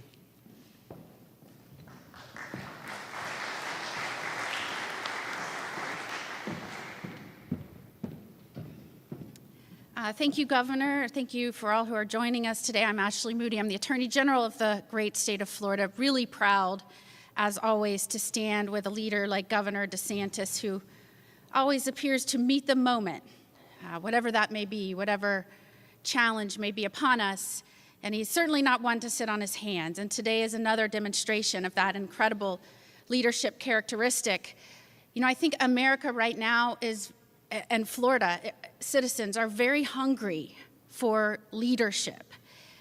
This is unprecedented to have this much focus on a presidential nominee with the type of rhetoric and threats coming out of the mouths of so many people. And I will just say, it was really disappointing to hear the president say that President Trump should be put in a bullseye just days before we saw the first assassination attempt, and then weeks later at the DNC say that that threat was still very much alive, and now again, in under 30 days, another assassination attempt.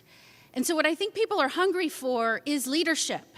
They don't want somebody to come out and say, Secret Service needs to tell us what they need and Congress should do something about it. It may very well be that more resources need to be dedicated to Secret Service. But leadership is about strategy. It's about implementing a plan. It's about determining where your gaps are, your deficiencies, and filling those in. I mean, look no further than our governor when we were hit by a major catastrophe like Ian, a hurricane, and he didn't say, somebody give them money. And he didn't say, you do this. He built a bridge in 3 days. He got it done. I told him that's what he should have ran on when he ran for re-election. That was it. The motto should have been a bridge in 3 days. And so what we need is the president to acknowledge that these agencies, not just Secret Service, but DHS, in which it is housed, are under his purview. That is what the people elected him to be, our commander-in-chief and the head of an executive branch which is made up of agencies. And that means when something happens and goes wrong, you are in the details and you are formulating a plan, and it may not always be just about money. It's about leadership. And right now, the American people need to know we're on this. Sometimes states have the ability and the jurisdiction to bring charges and go after maximum penalties that maybe the federal government does not. And that doesn't mean it's a turf war. Somebody asked me about that before. It is very common for state investigators, state prosecutors to work with our federal prosecutors and federal agents on dual tracks with different purposes. And we may have different charges here, and that's why with Governor DeSantis' leadership, I am proud that Florida Department of Law Enforcement and the Florida Highway Patrol will be looking into and investigating what happened when something went terribly wrong, when someone was allowed to remain on the periphery of a golf course in a tree line for 12 hours and get within 500 feet of the President of the United States. We also need trust and transparency. And that's why I'm very proud of the state of Florida for stepping up and this governor for stepping up and delivering that to Floridians and the American people. It is awkward, to say the least, to have a prosecutorial agency and an investigatory agency that is bringing charges and seeking to put the victim away for life, being the same agency and prosecutors that are going after the would-be assassin.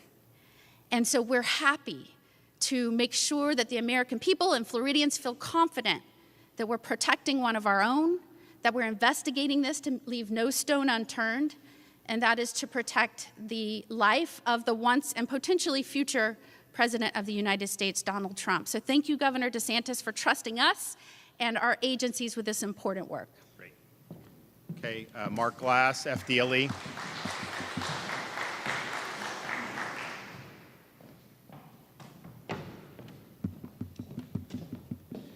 Good morning. I'm Mark Glass, the Commissioner for the Florida Department of Law Enforcement. And first, I just want to say, I want to thank Governor DeSantis for his steadfast leadership of this great state. And I also want you to know that within just hours after this heinous attempt on former President Donald Trump, Governor DeSantis took action and directed state law enforcement to find the truth, to hunt for the truth. And that's what we're doing. We're hunting. Florida is a law and order state, And we will not sit idly by while anybody stonewalls information sharing amongst our law enforcement entities. We know that if we want answers, we got to go get them. And our proud law enforcement officers and deputies are out there doing that, and we are happy to do that for this great state. Additionally, Florida law enforcement is very fortunate to have Attorney General Moody and her prosecutors to help us with finding that truth. And her Office of Statewide Prosecution is an essential partner in our quest for justice. Let me be clear on this one. Acts of domestic terrorism, such as attempted assassinations, are unacceptable, and we will not stand for that in Florida. The men and women of Florida law enforcement agencies throughout our great state are working day and night tirelessly to uncover and fight for the truth. The people of Florida deserve answers, and Governor, we will deliver those answers to you. Thank you. Okay, Palm Beach County's own Commissioner of the Department of Highway Safety Motor Vehicles, Director Dave Kerner. Thank you, Governor, and it is good to be back in Palm Beach County. Unfortunate circumstances. My name is Dave Kerner, and my capacity as Executive Director, I have operational control of the Florida Highway Patrol, and we take this assignment, Governor, with deep gratitude to be part of this important investigation. As an agency, we're cognizant of the gravity of the now 2 attempts on the life of a former United States President and current nominee for President of the United States of America. Regarding the direction by Governor DeSantis that state troopers participate in the state-level criminal investigation into this assassination attempt, there are fundamental questions that must be answered and acted upon. There is at least one person, perhaps more, that needs to be held accountable to the fullest extent of the law. The experience of the Florida Highway Patrol and their Bureau of Criminal Investigations and Intelligence accepts this mission with humility and a very specific promise. That promise recognizes that effective law enforcement is based upon the foundation of interagency and intergovernmental cooperation in the investigation. We go into this investigation with our partners in FDLE and the Sheriff of Palm Beach County and Martin County, candidly, with the promise of the exchange of information on both sides. We make that commitment. However, Governor, our promise is that if the higher-ups in the federal government refuse to provide the light of transparency, then we will fight in the shade. The people of Florida and the United States have a right to be served by a government of candor, honesty, and action, and I'm confident that we will bring you and the people of Florida those answers, no matter the manner in which we uncover them. We will do everything that we can. I know Commissioner Glass and his special agents and our troopers are fully prepared for this mission. Law and order is not merely a concept, it is a way of life that requires constant effort and attention, and our governor has never wavered from that commitment. To the sheriffs of Palm Beach County, Sheriff Bradshaw and Sheriff Snyder of Martin County, we look forward to working in this investigation in a cooperative manner. Thank you very much, Governor. Okay.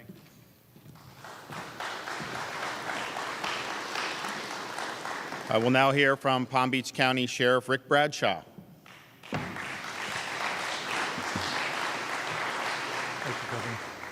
Thank you, Governor. The governor is entirely correct. We need to prosecute this guy to the fullest extent. I think that's the prosecutor side of you coming out. But we also need to make sure that all of the details that went into planning this were sufficient. And if they weren't, adjust. That's how you get better at what you do. You have to critique and have after-action reports. We work great with FDLE. I know the commissioner. My commitment to him and the governor is to provide all the resources and information that he needs to do his investigation and get this prosecution where it needs to be. And my commitment to the Secret Service, I met with the director yesterday, and my commitment to them was, when you decide the level of security that you need, I will provide all the resources necessary to make that happen. Right now at Mar-a-Lago, it's the highest level that it can be. It's the same level as when he was the president. And I can almost assure you that when he travels or if he goes to play golf again, things will probably change. But my commitment to him is, and I talked to him on the phone about this, I will make sure that my resources are dedicated to the Secret Service to keep him safe. But thank you, Governor, for doing this. I think it's going to be great information.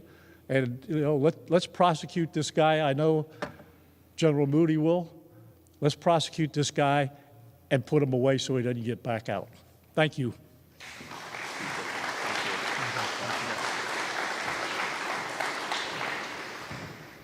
And apparently the suspect fled in the bushes when the Secret Service was shooting at him, jumped into a car.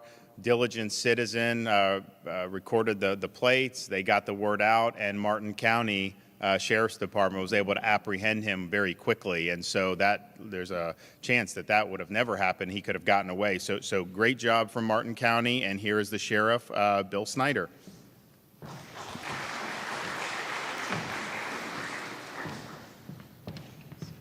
Thank you, Governor. How gracious. I'm going to be the shortest speaker up here. I just want to say this and weigh in on behalf of the men and women of law enforcement. Notwithstanding some of the political machinations that will go on, the navel-gazing, the hand-wringing, and all of that, I want to tell you something.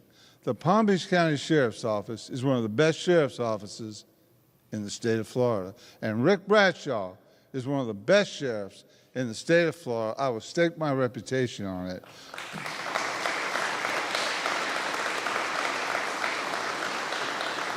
I will say this, and then I will sit down. Cops are the best people in the world. And I would go follow into hell and come back any Palm Beach County Sheriff's deputy that wishes to engage. They have my support 100%. We were honored to find that suspect before he got away. But Governor, I'm here to tell you, there's not a police officer, deputy sheriff, state trooper, Secret Service agent, or FBI agent that wouldn't have done the same exact thing we did. Cops are the best people in the world. God bless you, fellas. God bless you. Thank you, Governor.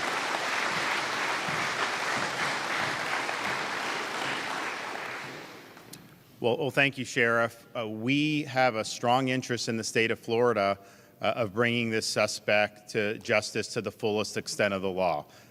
The state of Florida has the appropriate jurisdiction to be able to do that, to be able to bring appropriate charges that will lead to appropriate punishment.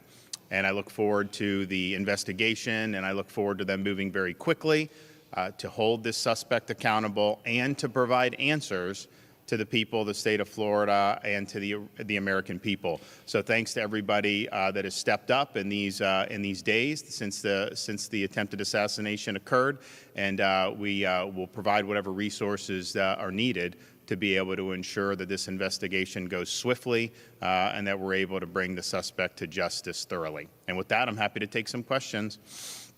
Yep.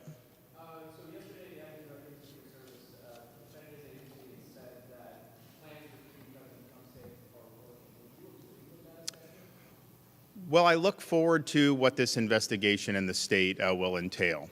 One thing that I will say is when Donald Trump was president, I played golf with him at Trump International in West Palm Beach, great golf course. And when I played with him there was a lot of security. There was dogs sweeping the holes before and after. There was a big buffer. I don't know how many golf carts were traveling. So there was clearly a lot of security. But the one thing I noticed is that when you get into that fifth hole, jail's on the left, the green is in front, and then South Congress Ave is right beyond that where the tee box for the sixth hole, and the sixth hole is basically all on that fence line, and then the 7 tee boxes on the fence line. And so just me as playing partner, as a governor, just thinking about it, I was like, that is the soft underbelly from a security perspective. You can't not notice that when you're on that golf course. And so I think there'll be questions to ask. Clearly, the former president has said that he's very grateful for the Secret Service engaging this guy and preempting him from being able to take off a shot. And so we'll see how it was that this guy was able to burrow himself in the bushes for apparently 12 hours and how that came to happen. And I don't have the answer to that. Perhaps our investigation will be able to do. But as soon as I heard news, there was a little bit confusion. Maybe there was two different people shooting at each other that didn't involve Trump. Then it was like, no, Trump was the intended target. As soon as that was clear, I was like, I know exactly where on that golf course that would have been, because that is really the obvious weak point.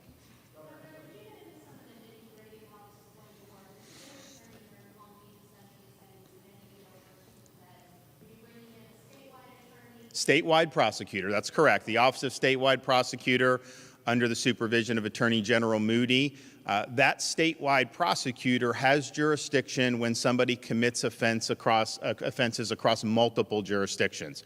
And so we know there were offenses.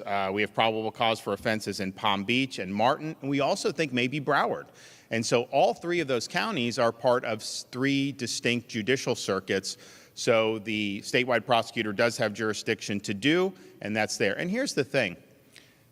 You have a responsibility in law enforcement and as a prosecutor to hold people accountable to the fullest extent of the law. It would be one thing to hand off to the feds if somehow they had more significant crimes that they could pursue. It doesn't seem that that's the case as of now. Clearly, and the FBI has admitted that this was an attempted assassination, you have that jurisdictional hook at the state level for by far the most serious offense. I think this is an offense that should merit a life in prison. And if we're not going to go to the fullest extent of the law, you're lowering the threshold to which someone in the future may try to do something like this. So I think it's really important for the people of Florida, but also for our country, that we pursue the most serious charges that are on the books to hold this guy accountable. And to say you're going to do a couple gun charges, that is not going to be sufficient to do it. So they clearly have jurisdiction in the statewide prosecutor. We have a very strong interest in holding this suspect accountable to the fullest extent of the law. And we are in a better position in the state of Florida to be able to provide answers to the public. I think back about what happened in Las Vegas back 6-7 years ago. We never got any answers about that. I think back about what happened in Butler, Pennsylvania. We've not gotten very many answers about that. I think that really erodes public confidence. And I think the Florida agencies working from local on up have an opportunity to do a thorough investigation and then to provide the truth about what's happening or what happened and how this came to be. And people deserve the truth. And so I think that there's two really significant interests, holding him accountable and then delivering the truth about how this could have happened.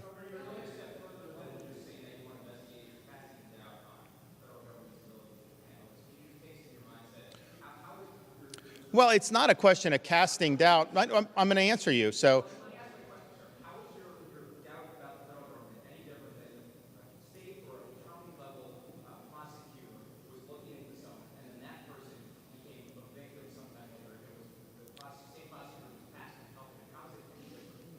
well, for a couple reasons. One, the federal government does not have jurisdiction to bring an attempted murder charge. If you look at the federal statute, it applies to current federal officials.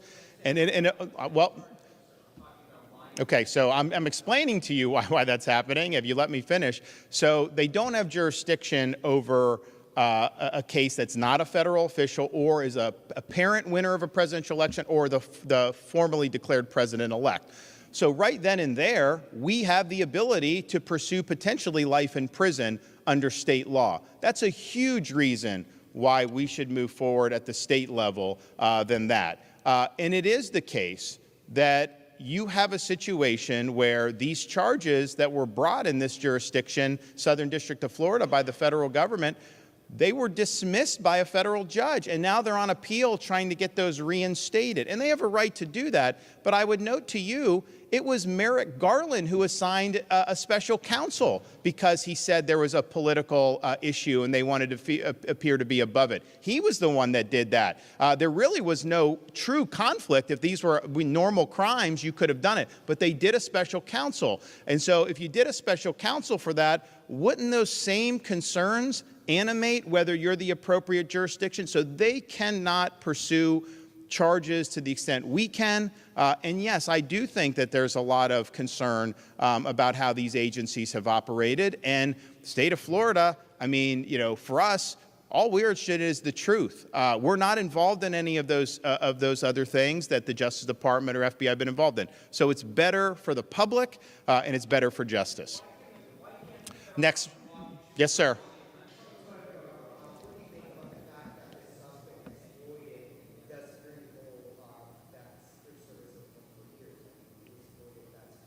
Well, that's what the investigation, I think, will show. You know, some people say, well, how would he have known to be there? But I think those of you who've covered the former president, when he is at Mar-a-Lago on the weekends, that is the #1 place he goes. So it isn't like this was like a 1 in a million chance. On the other hand, this guy went at night, and it was not on any schedule that this was going to happen. It was more of a last-minute thing. And I don't even know that the club is open yet. I think they open in October. I know, in fact, I was talking with them a week or two ago. They did a lot of overseating. I think the course is going to be in really good shape. And he's like, you got to come down and see it. But I don't think it's even open for the members yet. So why would he have chosen now to burrow in to that? I don't know the answer to that question. Our folks are going to look to see. And here's the thing.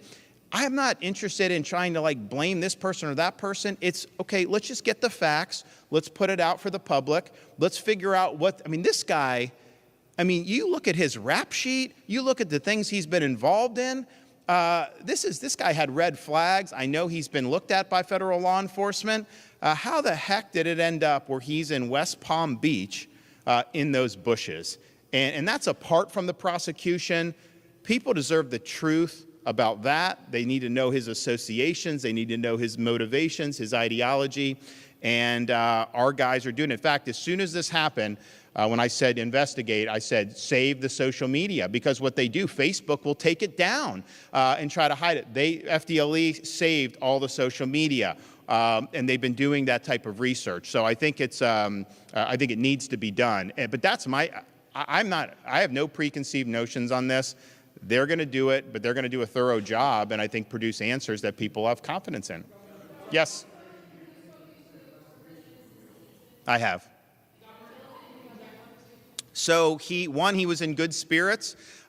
He did remark that, on that 6th hole, I think he was in pretty good shape for a potential birdie. And if you know the former president, that matters a lot to him when you're talking about this. And I told him a couple weeks ago, I said, the #1 thing I got from the Biden debate was people said, you were very reserved, except when Biden claimed he had a 6 handicap. Then you just wouldn't accept that because you knew it wasn't true, and it isn't true. So he was in good spirits, but he was a complimentary of the state of Florida taking the lead. He thought that was totally appropriate, and he encouraged us to continue doing what we're doing. So, yeah, clearly we have an interest in doing this apart from anything else, but it was great that he sees the need for what we're doing and that we're going to move forward. Yes, sir.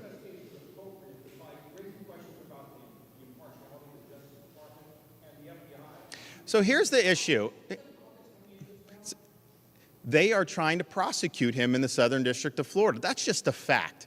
So just think about that. You have an agency, they're prosecuting him in 2 different jurisdictions right now. They're prosecuting him in Southern Florida. That's on appeal to the 11th Circuit. They're also prosecuting in the District of Columbia for the January 6th stuff. So these are 2 major cases that these agencies are involved with. And so the question is, given that, and there's a lot of people that have a lot of issues with those prosecutions. As you well know, it's not like these are prosecutions that the American people have rallied behind. It has divided this country in big ways. And so the question is, you have those prosecutions.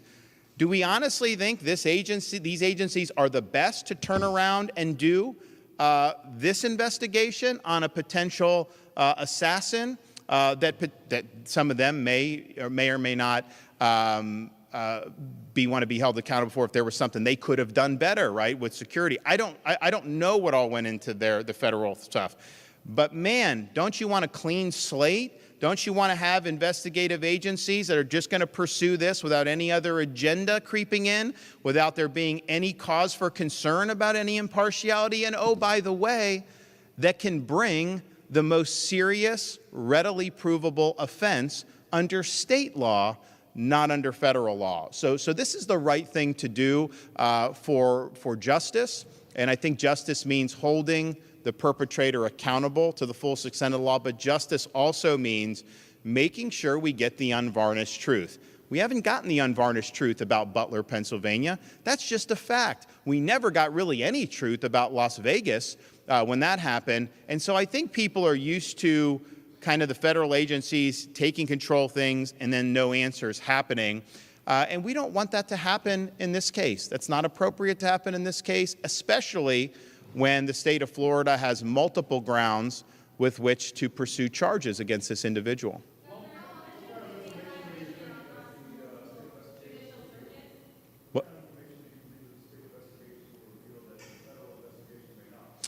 I think what will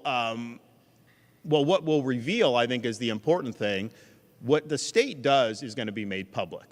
I mean, if you guys know who are from Florida, you can FOIA a lot of the stuff that's done in these investigations under Florida sunshine laws, and then they have a charge to be very frank and exercise candor with the public. I want the information to get out. I do not want any of the information kept under wraps. We're not a party to anything that happened in terms of the state of Florida government. I mean, we have been asked to help in the past on security, and we're always willing to do that. But that wasn't our primary. We were not responsible for it that day.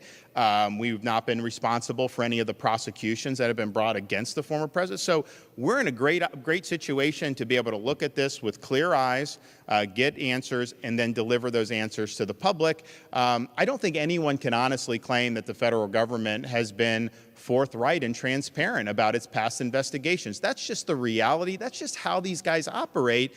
Apart from any type of political bias, that's how it's been really for many, many years. That's not how it's going to be here. And so we'll cooperate with all agency or all levels of government, because I think that some of those gun charges may be appropriate to bring, but not to the exclusion of bringing a charge for something like attempted murder.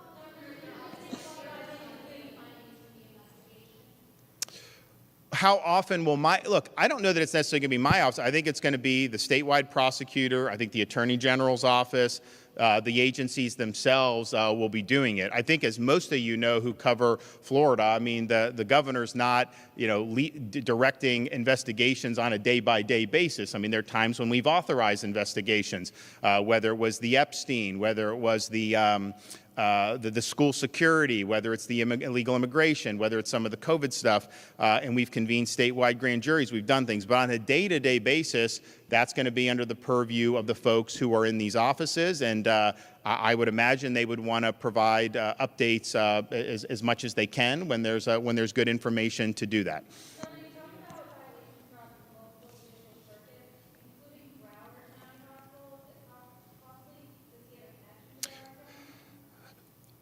I don't know if he has a connection, but I think if you look, there was it expired tags or stolen tags? Yeah, so there may be something with the tags that involve a Broward nexus. So they're still working on that. It hasn't been fully confirmed, but we know two counties for two different judicial circuits. It may be a third as well. You don't need three. If you have multiple, that's enough, and you can do that for statewide prosecutor, but it may very well may be three. And I think most people in Florida know Broward is a separate judicial circuit from Palm Beach, and Palm Beach is separate from Martin and some of the surrounding counties. Yes, ma'am.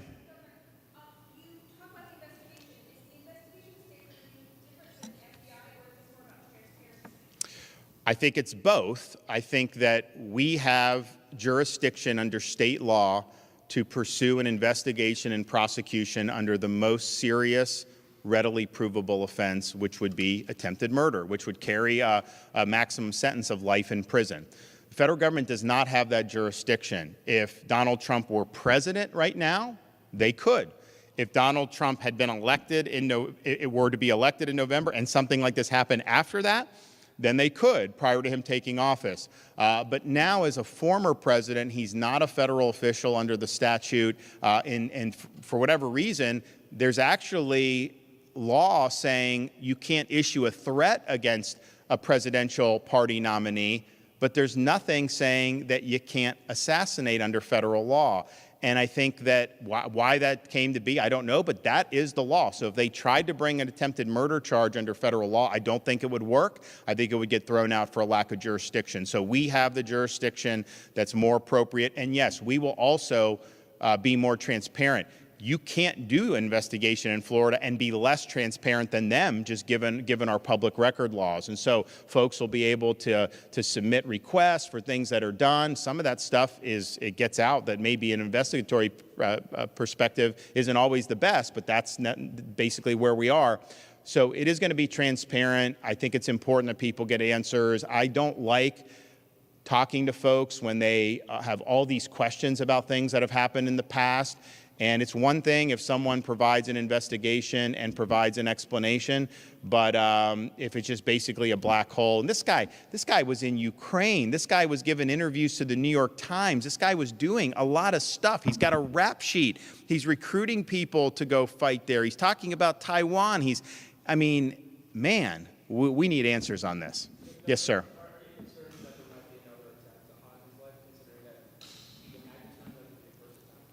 Of course I'm concerned. I mean, we have a climate right now which is not healthy for this country. And this has happened. I think it's gotten worse over many, many different years. But we are where we are. And I think the security is, of course, paramount.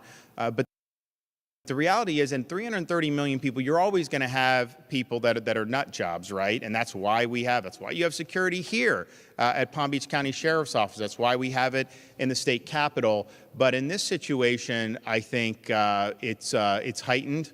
I don't think that there's anybody that's in office or running for office that has the commensurate levels of threats that have been directed at former President Donald Trump. I think that's just a fact. And to have 2 attempts within a 2-month period, I think that happened to Gerald Ford back in the 70s, but that's not something that's happened very often in the history of our country.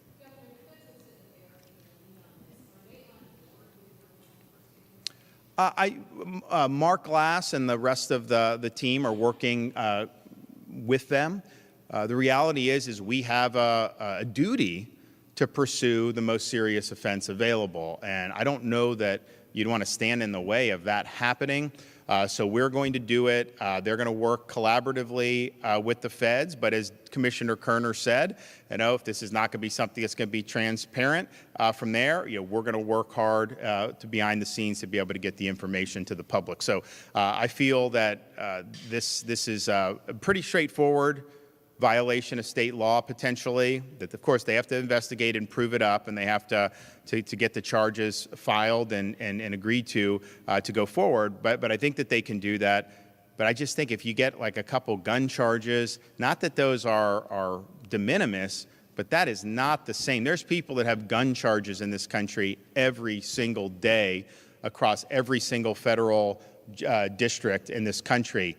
To have somebody that's waiting in the bushes with a long gun trying to take out a former president of the United States and current GOP nominee, that is not something that can be taken lightly. And if we do anything but go the fullest extent of the law on this, then I think we're sending a signal that maybe this isn't that bad, and that's unacceptable. So we're going to go fullest extent of the law.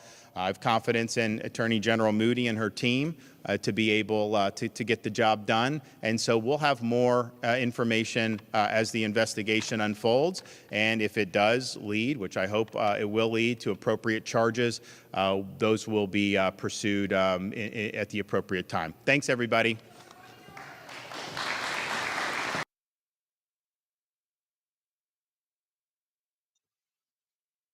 You've heard from the governor of Florida. I think is a legend too, Governor DeSantis. He said he has directed the authorities in Florida to go to the fullest extent of the law to find answers. Okay, I know you guys have heard Diddy. You've heard about Diddy's issue. Let's cover a little bit of Diddy's issue. Primarily don't like talking about issues like that, but let's see what you're talking about. Diddy is like from the African American community. entertainer, legendary producer, Grammy Award winning artist. Let's see what's up with Diddy. That picture there over Midtown Manhattan. In Manhattan is where it all went down today. A judge denying Sean Diddy Combs' request for bail after he pleaded not guilty to sex trafficking charges. Fox's Ashley Dvorkin with more.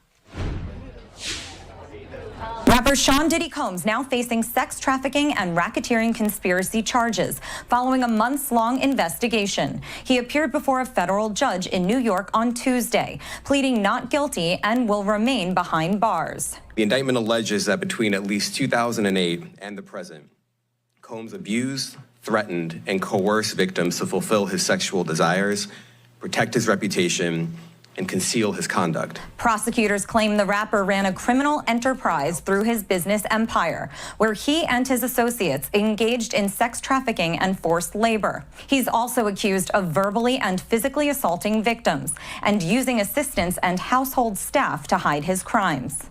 As alleged, Combs used force, threats of force, and coercion to cause victims to engage in extended sexual performances with male commercial sex workers, some of whom he transported or caused to be transported over state lines. Combs was arrested on Monday, months after federal agents raided his homes.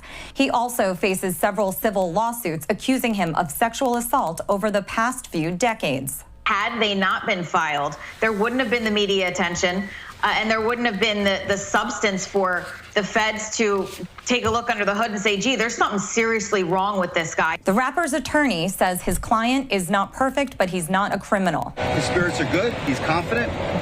He is dealing with this head on, the way he's dealt with every challenge in his life.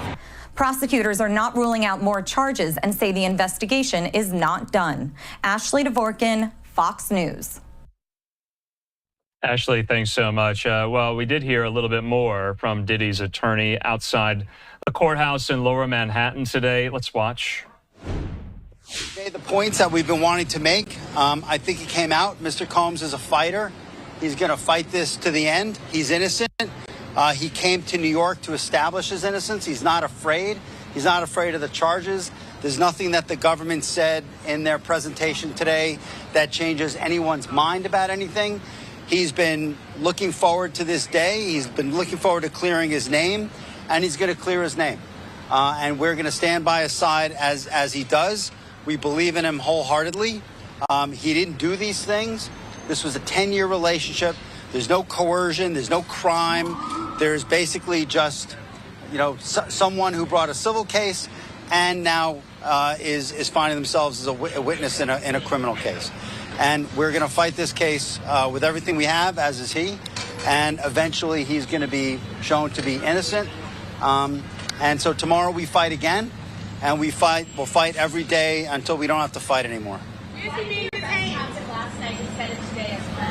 I don't know. The question is, why did it happen last night instead of today? I don't know the answer to that question. I just want to make one point very clear. We have no power. All we can do is show good faith. He got on a plane and he came here. And if he stayed here for one day before the case started or for 1 year before the case started, he was going to stay as long as he needed to stay. It ends up being only 12 days. That's fine. That's what the government wanted to do. The government didn't want him to turn himself in. He came here to turn himself in. Why doesn't the government want him to turn himself in? Because then they can't ask for detention. So they go and they arrest him. They arrest a guy who came to New York to turn himself in. But we are going to make all these points again tomorrow, and we'll make them as much as we can until we get him out. So that's all I have. Yeah, tomorrow. Huh? Tomorrow. Yeah, tomorrow. Tomorrow. Wait, what was the question? We're appealing it. We're no bail. No bail. He's detained. We're appealing it. Oh, I'm sorry. We're appealing the decision to hold him without bail. Tomorrow at 3:30. 3:30, same place. Bail appeal. Bail appeal tomorrow, 3:30, same courtroom, different judge. He's doing fine. He's a fighter. He's a fighter, and he's going to fight this. All right, I'm going to go. Thank you. I don't get into. All right, so you heard there from about their request and their efforts tomorrow to appeal the no bail decision by the judge in this case, the judge denying Diddy today the request for bail after he pleaded not guilty to these sex trafficking charges. Let's bring into the conversation someone who has walked us through and guided us through this very complex but major story. That's, of course, legal affairs journalist Megan Cuniff. She joins me. Megan, good to see you yet again. A lot has changed since you and I last spoke at this very time yesterday here. This is the 14-page indictment in my hand. 14 pages. Thought it was going to be a little longer, but it's not. I want to read the first paragraph, Megan, of the indictment. They say this: for decades, Sean Combs, the defendant, abused, threatened, and coerced women and others around him to fulfill his sexual desires, protect his reputation, and conceal his conduct. To do so, Combs relied on the employees, resources, and influence of the multifaceted business empire that he led and controlled, creating a criminal enterprise whose members and associates engaged in and attempted to engage in, among other crimes, sex trafficking, forced labor, kidnapping, arson, bribery, and obstruction of justice here. I guess my first question to you is this: how big of a deal is it that he was denied bail? The judge denying this request. I think it's safe to say, I can speak for everyone here in the Live Now newsroom, there was a collective gasp when we found that out. You were intimating as much that you weren't as surprised. Why? Yeah, I think just the nature of the charges, and then the sex trafficking charge in particular, there's a presumption that it warrants detention. And the people who've gone before him in the Southern District of New York on that charge haven't fared very well. I mean, Jeffrey Epstein, there was a cult leader who actually Diddy's current lawyer represented a couple years ago at trial and was convicted. He was detained pre-trial too. So there definitely is a precedent for this. And just given the nature of the charges, it seemed like an uphill battle for him. He does have a chance tomorrow with his bail appeal hearing. I have, in my experience, seen district judges reverse magistrate judges and say, no, they made the wrong decision on bail, and here's a package we can come up with. I'm not sure if this case is going to be one of those cases. The incidents where I've seen those have not been cases of this nature, of this magnitude, or anything like that. So it will be interesting to see what his lawyers argue tomorrow, and if they put forth any kind of new argument, or if they're just plainly arguing that the magistrate judge got it wrong. Megan, the sweeping scope of this is just hard to overlook. I mean, it's massive, the tentacles that this indictment has. We can get into that in just a moment. But you're talking about some of the judge's rationale for denying bail here in the request. Prosecutors raised this assault video from 2016 between he and Cassie in that hotel hallway. It's very disturbing where he is physically assaulting her. The rationale the judge made essentially was if he were out before the trial took place, that he could engage in this behavior again. You're saying that's pretty standard from a judge, right? Yeah, she did cite the violence, the nature of the charges, the violent nature. And yeah, I've seen that type of analysis from judges before when they're trying to do the balancing test on whether to allow bail. And I think that's a common route for them to go down. And prosecutors were, of course, really pushing that. And one thing that I think really weighed against him, and that is significant for the judge, is that pretrial services, which is an arm of U.S. District Court that's separate from the U.S. Attorney's Office, and it's supposed to be, more of a neutral assessment of what would a bail package look like. It's also the same people who do sentencing recommendations. They had recommended that he not be allowed out. They recommended he be detained pending trial. And that's a significant recommendation. And I noticed that the people who were at the courthouse today said that the judge actually, before she announced her decision, she went back into chambers and met with some representatives from pretrial services. So the fact that they didn't think that there was any kind of bond package or any kind of release package that they could approve, I think that probably weighed pretty heavily against him. So, Megan, though, the bail package Diddy's defense was offering, it's not peanuts. I mean, it's massive. $50 million they were offering, and it was denied here in a number of different ways they were offering so much. Are you surprised that that high dollar amount was denied? $50 million.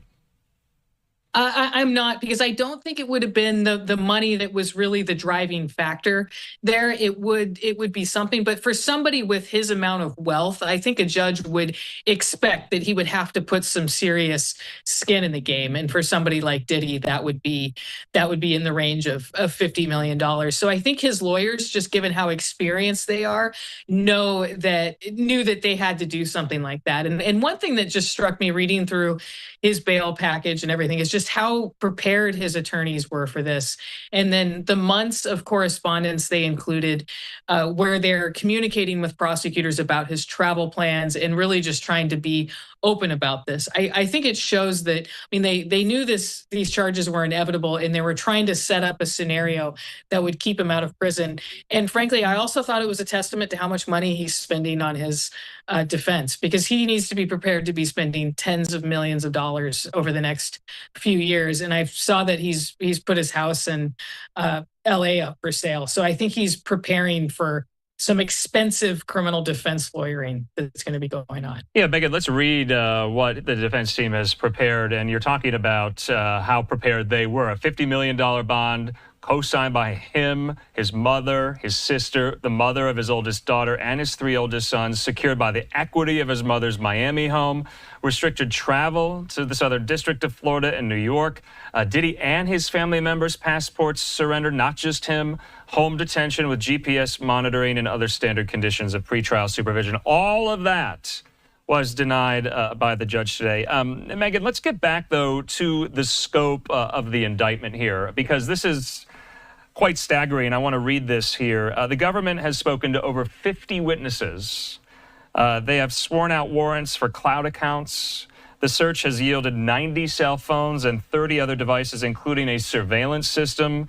And so there were 300, Megan, grand jury subpoenas here, not to mention the raids back in March in the homes there in the Beverly Hills section and in Miami. We are learning what was taken from those raids. What was taken? What did we learn today from those raids, too? Yeah, excuse me, they did mention, 3 assault rifles, 3 AR-15 assault rifles that actually had defaced serial numbers on them. And then there were some narcotics found. And then apparently they found some video evidence of this. They said they found 1,000 bottles, more than 1,000 bottles of baby oil and a lubricant that they think were used in these sexual encounters that Diddy was part of. But then there's also something in the indictment where they talk about witness coercion, and that after the lawsuits were filed in late 2023 and all these allegations started becoming public, they said that Diddy actually took it upon himself to record some of his conversations with potential witnesses where he talks about, things that they should say to try to refute any kind of investigation. And my reading of that, I got the impression that investigators know that because when they were searching his home, they found some of the recordings. Okay. So between the narcotics, the guns, and then the recordings of him talking to personal witnesses, that's been a window into it a little bit. Megan, it wasn't just we learned more from what was taken. So much was taken from these raids. We also learned what Diddy had in his hotel room last night when he was apprehended and taken into custody here. He had what appeared to be narcotics. This is according to the assistant U.S. attorney, found in his hotel last night, a pink powder that has previously tested positive for ecstasy and other drugs. So that, I thought, what was quite interesting here. Is Diddy a flight risk? Did that go into denying his bail as well? Or no, because they were surrendering passports? I did not see that in the reporting, but there is some interesting stuff in his 10-page letter that was filed this morning about wanting bail. They talk about how he actually needed to move hotel rooms. So there was some indication that last night, at least, he was going to have to move hotel rooms. So I wonder if that got federal authorities' attention. But his lawyer also said today that he was planning on turning himself in, but authorities didn't want him to turn himself in because they wouldn't be able to make a strong argument for detention pending trial. So we've had some clues there. Megan, lastly, though, You've followed the story from start to finish, and it's really just beginning. You can make that argument here. Anything in the indictment, though, stand out to you that you did not know before about this entire saga? When you first read it, what struck out to you? What did you learn that you didn't know before? I think we've heard rumors about potential bribery and what went on with the hotel video, why that was suppressed. But this comes right out and says that he bribed a hotel employee, and the U.S. attorney said at the press conference that he offered a stack of cash. So it's more just seeing this in writing and having these allegations just on paper, boom, and then he's arrested pending trial. I think it's a huge reality check, and for him it's got to be, because I always just kind of wondered, what the defense was up to over the last few months, and it looks like they did see this coming, but we're kind of hoping they would be able to stave something off. Megan, depending on the duration of the allegations, and I'm not entirely sure how far they go back, but when you take that time frame, if you were anyone in Diddy's close orbit, do you have a target on your back by prosecutors? I thought what was interesting was in listening to the prosecutor talk, it sounds like there are a lot of people around Diddy who could be considered unindicted co-conspirators. Oh. And he indicated that there's still an investigation that's ongoing. There could be possible charges, but it seems like a lot of people around him are in a position to become testifying witnesses for the prosecution to avoid any kind of criminal charges or criminal implication themselves. It sounds like there are a lot of people who could get up on the witness stand and testify as eyewitnesses to a lot of this stuff. So I think prosecutors are probably hoping to get a lot of those people lined up instead of bringing more indictments, but we'll see what happens there. All right, Megan, just lastly, any more charges coming for Diddy? Do you anticipate? Right now, no. I think the prosecutors would always say that's open, and they did do an open call for people to come and give an 800 number, so that could happen. But right now, the three charges that he has are pretty serious. In just the month. Well, this is not good news for the Combs family, for sure. His kids, these are just kids. You know what I mean? Like, they're going to watch their father go through all of this stuff. They have friends, they have family members, and everybody's just watching this stuff, and it's like, oh man, that's daddy. It's just, yeah, it's sorry. Um, I just pray for God's strength for his children, because at the end of the day, the children come first. I pray that God strengthen his children and just help them go through this time protected, and just God just be their hammer this time. You know what I mean? Like, because at the end of the day, it's like, who is gonna take care of these children right now? You know what I mean? Breaking news tonight, Sean Diddy Combs has been arrested in a Manhattan hotel this evening after a grand jury indicted the music mogul. His attorney tells CNN that he is currently being processed. The charges are unclear as of this moment. Joining us now is CNN's entertainment reporter Elizabeth Wagmeister, and also with us CNN chief legal correspondent Ellie Honing. Elizabeth, you were a big part of revealing some details about Diddy's conduct in private over the course of the last couple of months. That video led to a lot more scrutiny on what he has been accused of. What do we know at this point about what this case might ultimately be about? Abby, at the moment, we don't know what the charges are. I have information that he was arrested tonight at a Manhattan hotel. He is currently being processed. I heard from his attorney they are still maintaining his innocence. They said that in anticipation of these charges that Diddy relocated to New York last week. And here's a statement that I have from his attorney. He says, "We are disappointed with the decision to pursue what we believe is an unjust prosecution of Mr. Combs by the U.S. Attorney's Office." He goes on to say that he is an imperfect person, but is not criminal. Now, Abby, that video that you just spoke about was a few months ago when our team broke this disturbing video of Diddy violently assaulting his ex-girlfriend, Cassandra Ventura, better known as the singer, her stage name, Cassie. Now, up until this point, when we broke this video, Diddy had denied the allegations against him. Cassie is one of 10 civil suits against Diddy, 9 of which he is accused directly of sexually assault. Up until that video, he denied everything. After that video came out, he changed his tone. He apologized for his conduct in that video. But I have to tell you, Abby, just as of last week, a former member of Danity Kane, which was one of the bands from Making the Band, Diddy's show that was on MTV, she sued him for sexual assault and other disturbing allegations, and he denied that. So he continues the denials, and he still maintains his innocence, even though he has been arrested tonight.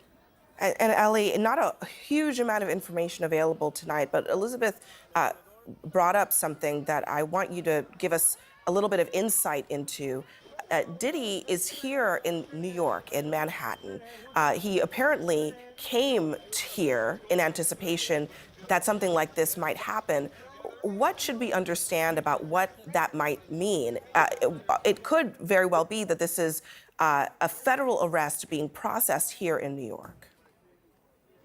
So, Abby, there are some important things we do not know, including the specific charges that have been lodged against Sean Combs. But there are some really important things we do know. First of all, based on the attorney's statement, based on our reporting, this is a federal prosecution. It's not a state prosecution. The fact that he's being processed in Manhattan tells me that's the Southern District of New York. That's consistent with the reporting that the Southern District of New York had been handling this case. That's the office I used to work at. That's an office that sort of specializes in high stakes cases. Just in the last year or so, Southern District of New York, just as an example, has successfully prosecuted Sam Bankman-Fried, Senator Robert Menendez. The other thing that we do know is a grand jury has indicted Sean Combs, meaning they found probable cause that he committed at least one federal crime. Now, as to what happens next, there will be, likely tomorrow or within the next couple days, but usually in the SDNY, you try to do it the next day, there will be an arraignment, meaning Sean Combs will appear in court with his lawyers. There are no cameras in federal court. He will be advised of the charges against him, and he will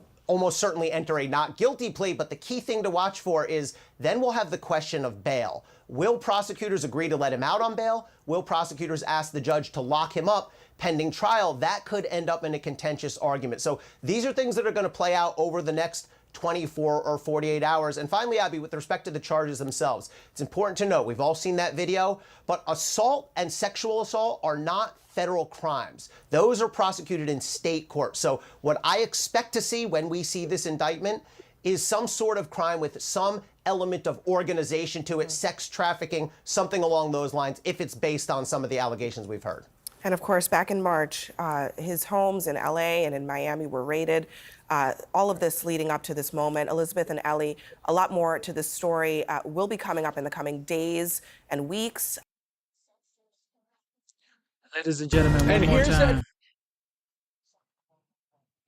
One more time. This is bad news for the Combs family. I still have to say, may God's protection rest upon his kids, because children are a gift from God. May God protect his kids. However, this isn't nice, man. This ain't good news for the Combs family. Fox News alert. The world-famous Sean Diddy Combs is expected to be arraigned on federal charges this morning following a grand jury indictment. Now, right now, the embattled rap mogul is in custody after he was arrested last night in the lobby of a luxury Manhattan hotel.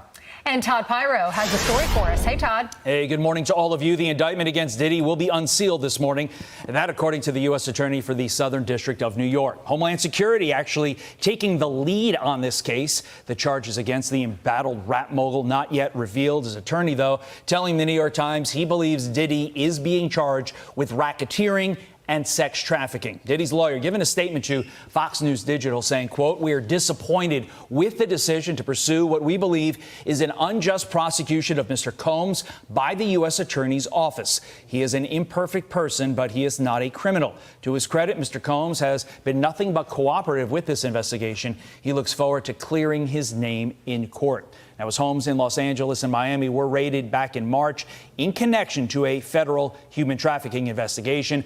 The rapper also has several sexual misconduct allegations against him, all of which he has denied. Back over to you. All right, Todd, thank you very much. This is a long time coming. Yeah, it I is. mean, we've heard about this for the longest time. This case looks huge. They got the video footage from his house, his mansions. You got the accusations flying. So, and I guess he came to New York knowing this was going to happen. Yeah, let's bring in criminal defense attorney Lexi Rigdon to talk about this. Lexi, last November, his ex, her name is Cassie Ventura, sued him for sexual assault, rape, domestic violence, and sex trafficking. The next day, though, that lawsuit was settled. A few others came out accusing him of different things as well. And then last May, that video surfaced of him with his ex-girlfriend Cassie Ventura, and I believe that was the video in the hotel, right? That's in front right. of the elevators. Yeah, what do you think is going to happen, and what will we learn when the indictment is unsealed today? Well, Ainsley, we're going to learn a lot more when the indictment is sealed. You know, especially what people really want to know is exactly what he's being charged with. But to your point about all of the information that came out of him, I mean, this was a meteoric fall from grace. I mean, he was an impresario. He was involved in the hip hop community. He became obviously very wealthy, and he knew that this was coming down the pike. First of all, the lawsuits started hitting, then his houses started getting raided, and now he's selling off his shares of various businesses. His very expensive mansion in California is up for sale. So he's clearly been preparing for this and did come to New York with the understanding that he was going to be arrested, which I can't even imagine how he must have felt about that, sitting in that hotel room in New York. But today we're going to be able to find out exactly what he's charged with, which I think will be racketeering, just like his attorney said, racketeering, potentially violations of the Mann Act, which is transferring somebody across state lines for illegal sexual activity. And those are reminiscent of what R. Kelly was charged and ultimately convicted with. So this is kind of similar to what happened in the past with him. So, Lexi, this is not the first time they've tried to go after Diddy. But what ends up happening is that the witnesses suddenly go away. Does that mean that it is different this time? I mean, we had a three-house raid. You had Florida, you had New York, and you had California. So does this mean that this time that the Fed finally has cooperation from witnesses? I think it is different this time. First of all, I think that the civil cases, which were explosive with the allegations, really brought to focus his behavior. Right. And then one of those lawsuits by a former male assistant actually has a lot of pictures and a lot of video that was referenced in the lawsuit. And so not only do I think they have obviously witnesses who are cooperating, but they also have evidence to support these charges. That was a very detailed and disturbing and surprising lawsuit that was filed by his former male assistant. Yeah, and Ainsley was talking a moment ago, Lexi, about Cassie, his longtime girlfriend. She sued him. He settled the next day. Then five more people came out of the woodwork and also sued him, but they decided not to settle. They decided they were going to fight it in court. And then you come upon these home raids, and it wasn't the local cops, it wasn't the FBI, it was Homeland Security investigations that a lot of people have never even heard of, but they're the ones who investigate sex trafficking cases. That's a unique unit, and that's why they essentially came out with bazookas. Right, and these are federal crimes. Obviously, the Mann Act is a federal crime. And then the sex trafficking. And there could also be potential for a lot of those lawsuits referenced rampant drug use and weapons. One of Cassie's allegations was that he forced her to hold a gun in her purse. I mean, so there could be also potentially a narcotics and firearm aspect to this as well. All right, what about Homeland Security? Why are they leading this case? Homeland Security is usually in charge federally of investigating human and sex trafficking cases. So that's just standard operating procedure for why they were there. But it just shows how seriously this has been taken after those lawsuits brought to light. And I think had they not been filed, there wouldn't have been the media attention and there wouldn't have been the substance for the feds to take a look under the hood and say, gee, there's something seriously wrong with this guy. And this isn't his first brush with the law. Nope. I mean, he was acquitted in 1999 of a nightclub shooting, and which involved J-Lo, which was a very sensational story. Oh, we remember. You know, he's in a world of trouble. right? But he's got a lot of money. He's got a lot of lawyers. We'll see what happens. Lexi, thanks so much. Thank you, Lexi. His lawyer said he's disappointed. Daddy's a music icon. Diddy is a music icon, loving family, a philanthropist, adoring his children, imperfect, but he is not a criminal. Please reserve your judgment until you have all the facts. He's an innocent man with nothing to hide. All right, we'll see. We'll see if his sons are involved, too, because they were all over this thing, certainly in the video. I'm Steve Ducey. That's usually the case. Like they'll say he's got a lot of money, he's got a lot of lawyers, he's got a lot of connection. But once you get to this level and this stage in indictment, this like you're toast.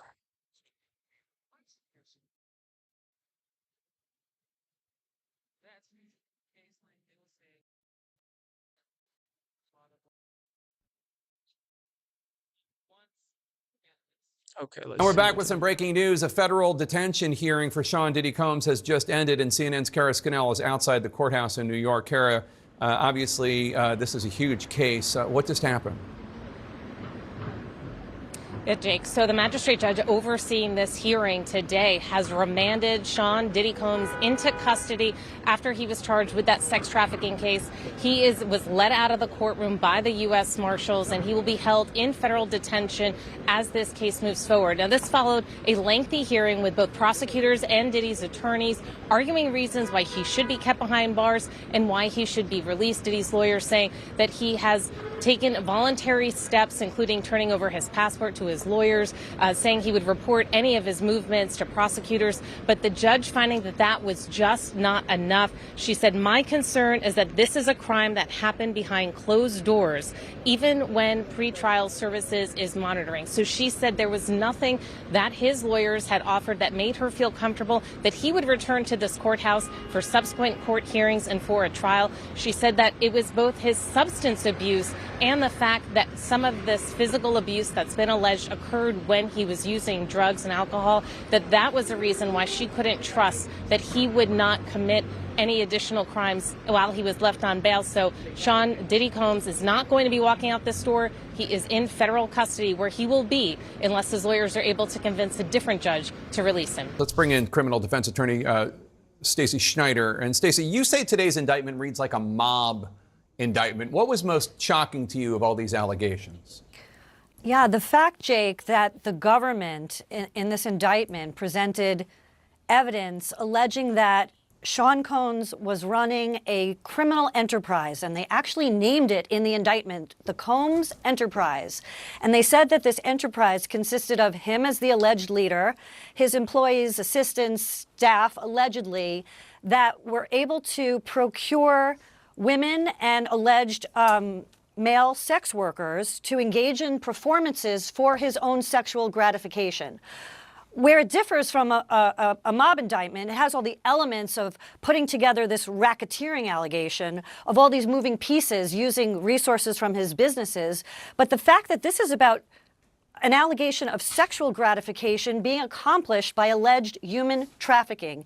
It's one of the most unique indictments I've ever seen in this area, in the area of sex crimes, because the government isn't actually prosecuting the sex crimes other than the human trafficking or the sex trafficking. They're not prosecuting any type of alleged sexual abuse to women, although that's part of this racketeering scheme. But the actual charges are racketeering conspiracy, sex trafficking, and transporting individuals over state lines to engage in prostitution. The reasoning around all of this, his alleged motivation as presented in that indictment by the government, is for his own personal gratification. And that's just the strangest type of indictment I've ever seen. But I agree with you. This indictment reads, it's very disturbing. The facts presented are out of, a very bad Hollywood story. And a lot of the evidence, alleged evidence, that's been gathered in this case was from those two raids that were conducted on his personal homes in Miami and Los Angeles. And the indictment names the things seized that he allegedly made videos of these sexual performances that have been named freak-offs. And there seems to be a ton of evidence allegedly tying this scheme together. So it's an interesting way of prosecuting it, but I understand why they did it that way. So what did you make of what Elizabeth Wagmeister just reported? And obviously, Sean Diddy Combs and his attorneys are going to get their day in court. But the idea that the government, in their characterization, does not say that anybody did any of these things non-consensually. What do you make of that? I make of that as being a big flaw already in the government's case, which the defense was quick to point out. Even if he was engaging in this alleged conduct, there was no allegation or no statement in that indictment saying that any of these alleged victims or alleged witnesses willingly participated in some of these acts that people find offensive, that are sound to be offensive. And that's a very important part of the case. What was the consent? But there are enough charges here where outside of what the alleged victims are going to say about how he was using the resources allegedly from his enterprises, his businesses, his well-known bad boy entertainment, his clothing line resources, his liquor line resources. Allegedly, there were funds used from that resources to engage in this alleged prostitution activity across state lines, and that's why it's a federal case, because it's across straight lines. So there are some problems that the defense has brought up originally, but it seems like, just from reading this 14-page indictment, that there is enough physical evidence to perhaps get a conviction in this case. We shall see. These are allegations. So the Office of the Southern District of New York seems awfully confident about their ability to handle the scope and complexity of the case. But still, why do you think it took them so long for them to go after Combs, considering they allege his crimes have been going on for more than a decade? My theory is that the government had an easy time putting together this final prosecution because of all the civil actions existing against Sean Combs right now. The case with Cassie, which that video was shown, his former girlfriend, where he was seen assaulting her. It looked like certainly that he was assaulting her on video. I think the government and investigators were able to accumulate all this easy evidence that was just handed to them from the attorneys who prepared the civil cases that are now pending against him. I think things just started piling up, and eventually Sean Combs got to a place where his luck ran out, and therefore he was indicted and arraigned. Stacey Schneider, thanks so much. It's about to be a hot winter for Diddy right now, man. Money can cause you to do things that you never ever thought you can do. But God is in control. What prosecutors were arguing is not only does your client pose a flight risk, because obviously he's incredibly wealthy, has access to planes and a lot of staff, even though you said he turned over his passport to you months ago. They were also worried about him being able to interfere with witnesses and calling them. And so I guess the question is, how do you assure the court that that won't happen if prosecutors are saying this is someone who's attempted to bribe security staff and has already threatened and interfered with witnesses? So I think the most important thing, even more important than the passport, is that Mr. Combs came to New York on September 5th. As soon as we realized that this indictment was going to be coming down in a matter of weeks, maybe months, but sometime soon, Mr. Combs got on a plane, left his home in Florida, flew to New York. I called the prosecutors myself. I said, Mr. Combs is in New York. Do you want to know where he is? If you want to know where he is, I'll tell you where he is. But he wants to surrender. He's here to surrender. They didn't want him to surrender because if he surrenders, they don't get to tell the judge that he's a flight risk and he's a danger. Because who, as a danger and a flight risk, would fly to New York and surrender? So they didn't want him to surrender. So since September 5th, you had known, you expected it was likely he was going to formally face charges. So I really knew he was formally going to face charges on March 25th, the day of the searches, when Homeland Security searched his Los Angeles home, his Miami home, and his airplane. I knew that day by looking at the search warrants. I mean, I've been doing this for a while. This is not my first or 100th rodeo, that this was going to come as a matter of time. What I realized in early September is that it was coming soon. And so it was time for Mr. Combs to come to New York, which he did. And let me just point out one very important thing. The prosecutors are seizing on something that happened 8 years ago. You know, this video that we've all seen, and it's a bad video for Mr. Combs, and he said so himself when he gave his apology. This is 8 years ago. And the prosecutors are talking about him bribing a hotel security worker. There was no criminal investigation. This was just a matter of personal embarrassment because he and the person in the video were in the midst of a 10-year relationship. That was difficult at times, that was toxic at times, but it was mutually so. And this whole notion that Mr. Combs is forcing drugs on someone is just nonsensical, and it's going to prove to not be true. Well, on that video, he initially denied the allegations when his then girlfriend, who is in that video, filed a lawsuit last fall.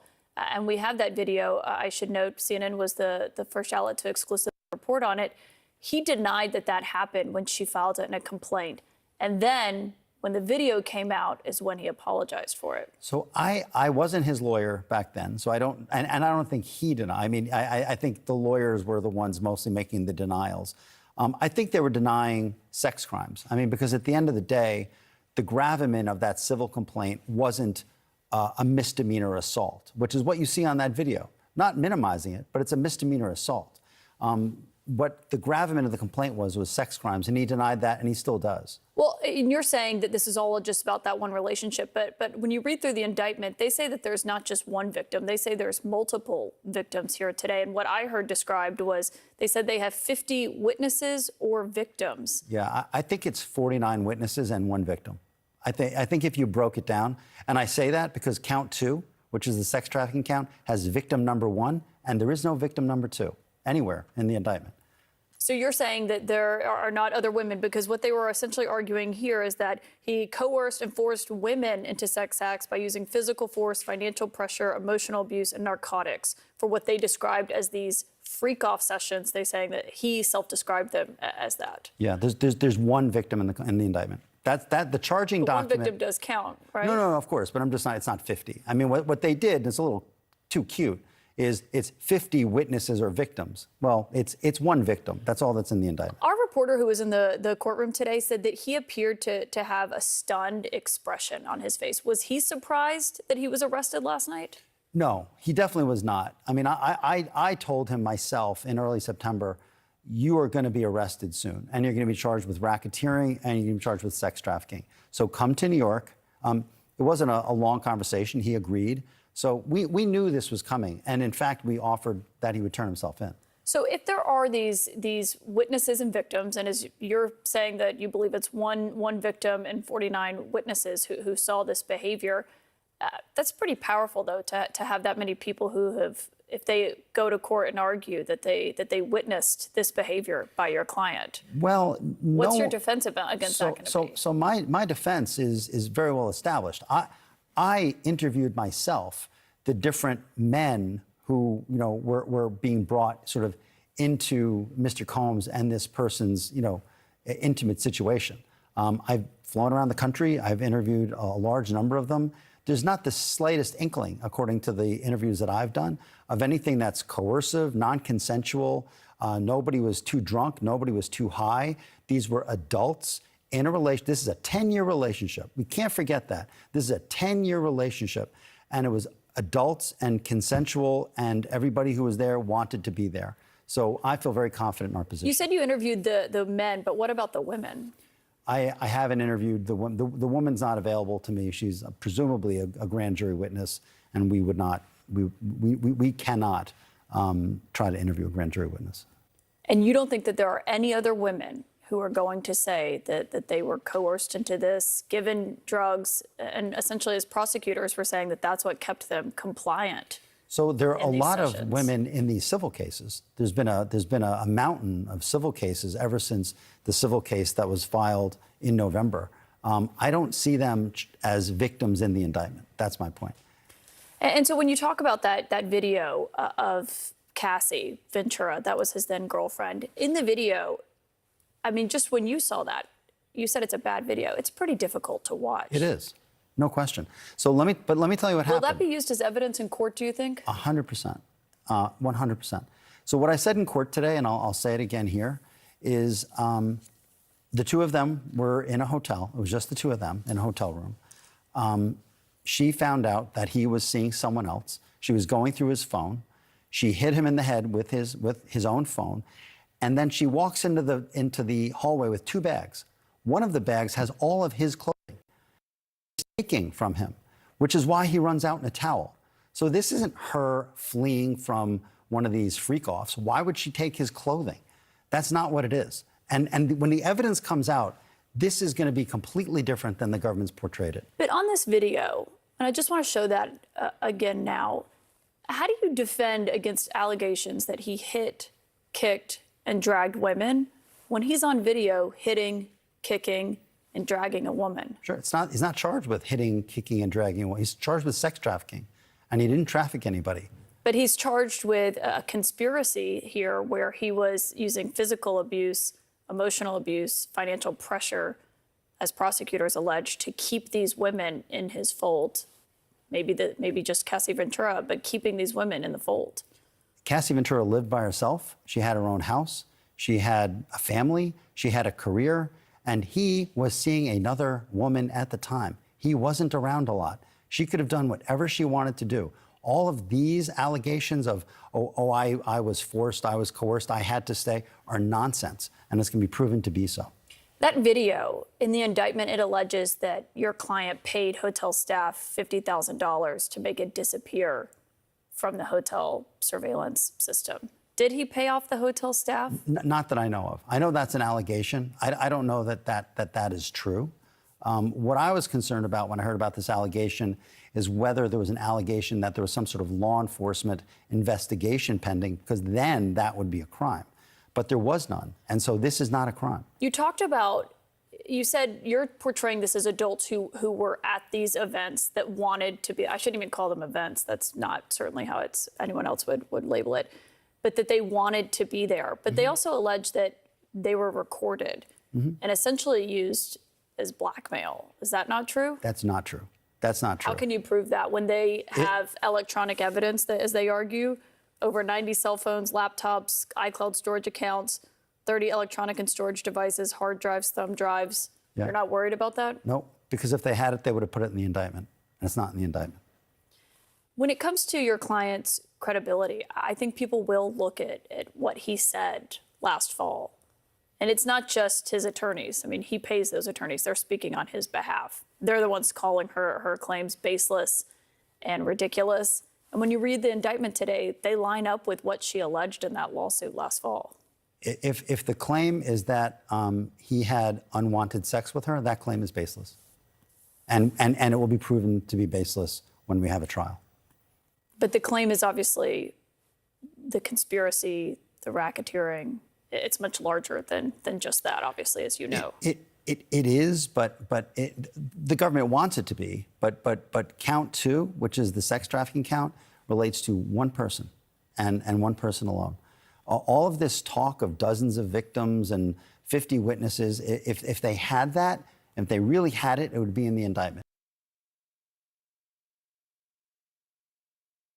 Ladies and gentlemen, like I said, I do not like reacting or talking about or elaborating on topics like that, because that's another man's issue.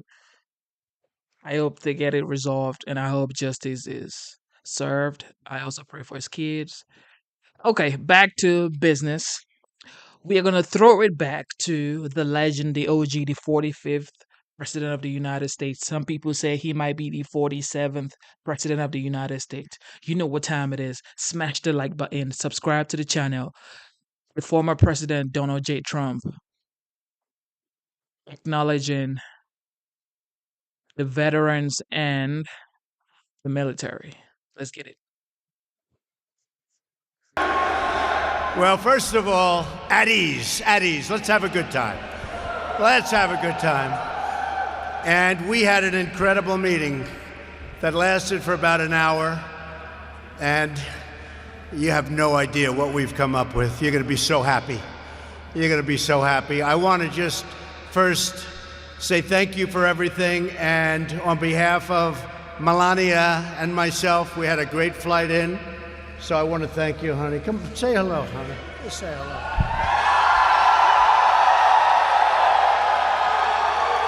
I'm very honored to be here tonight. Thank you for your service, for your sacrifice, and keeping us safe and free. I'm very proud of you, and on behalf of our nation, I'm wishing you a Merry Christmas and a happy and prosperous New Year. Thank you again, and to your families.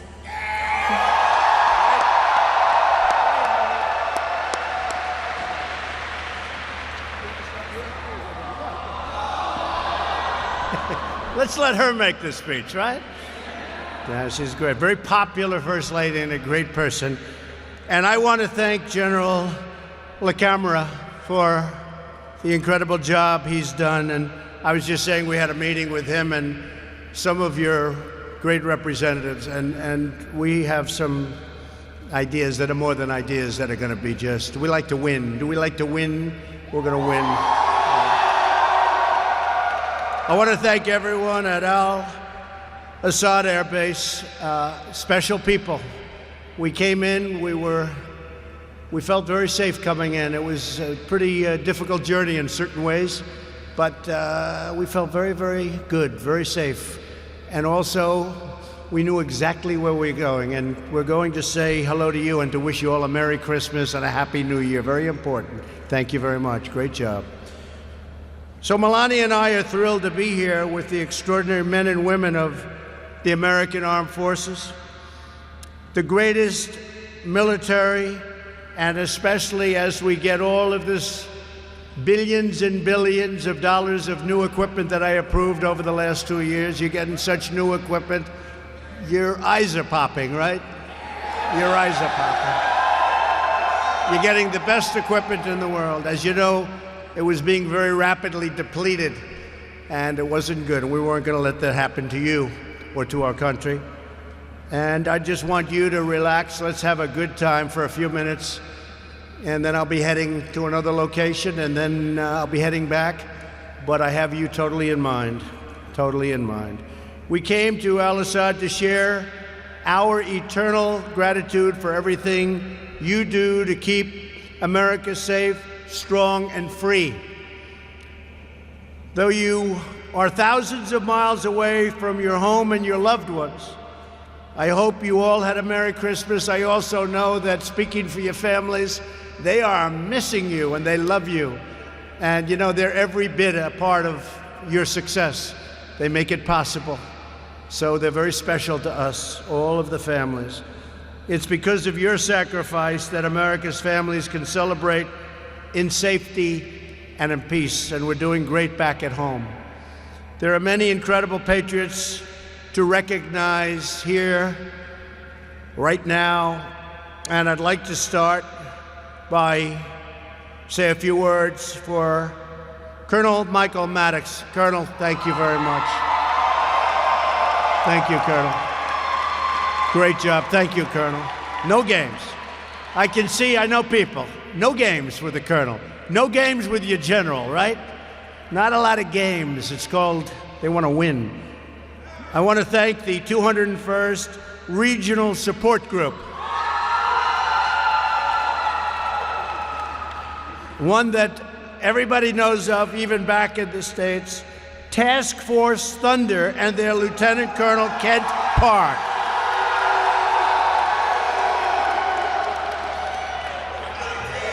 There's a reason for that name, Thunder, isn't there? The 443rd Air Expeditionary Squadron and their great commander, Major Dicey Ritz. Where's Dicey? Thank you. Great, fellas. Great. The 1st Expeditionary Rescue Group and their commander, Colonel Michael Gurshard. Where's Michael? Thank you. Thank you, fellas. The 3rd Cavalry Regiment and their commander, Colonel Jonathan Byram. Brigadier General Austin Renforth. Where's Austin? Austin. Thank you, Austin. Thanks, Austin. Everyone at the Special Operations Joint Task Force. Thank you. Where the hell are they? And all personnel who reside at Camp Havoc. You know what that means, Camp Havoc. Also joining us this evening is the U.S. Ambassador to Iraq, Douglas Silliman. Douglas, thank you very much. Great job, Douglas. Great job. The courageous men and women at Al-Assad Air Base are on the leading edge of our fight to vanquish America's terrorist enemies. You know that. The other reason I'm here today is to personally thank you and every service member throughout this region for the near elimination of the ISIS territorial caliphate in Iraq and in Syria. 2 years ago, when I became president, they were a very dominant group. They were very dominant. Today, they're not so dominant anymore.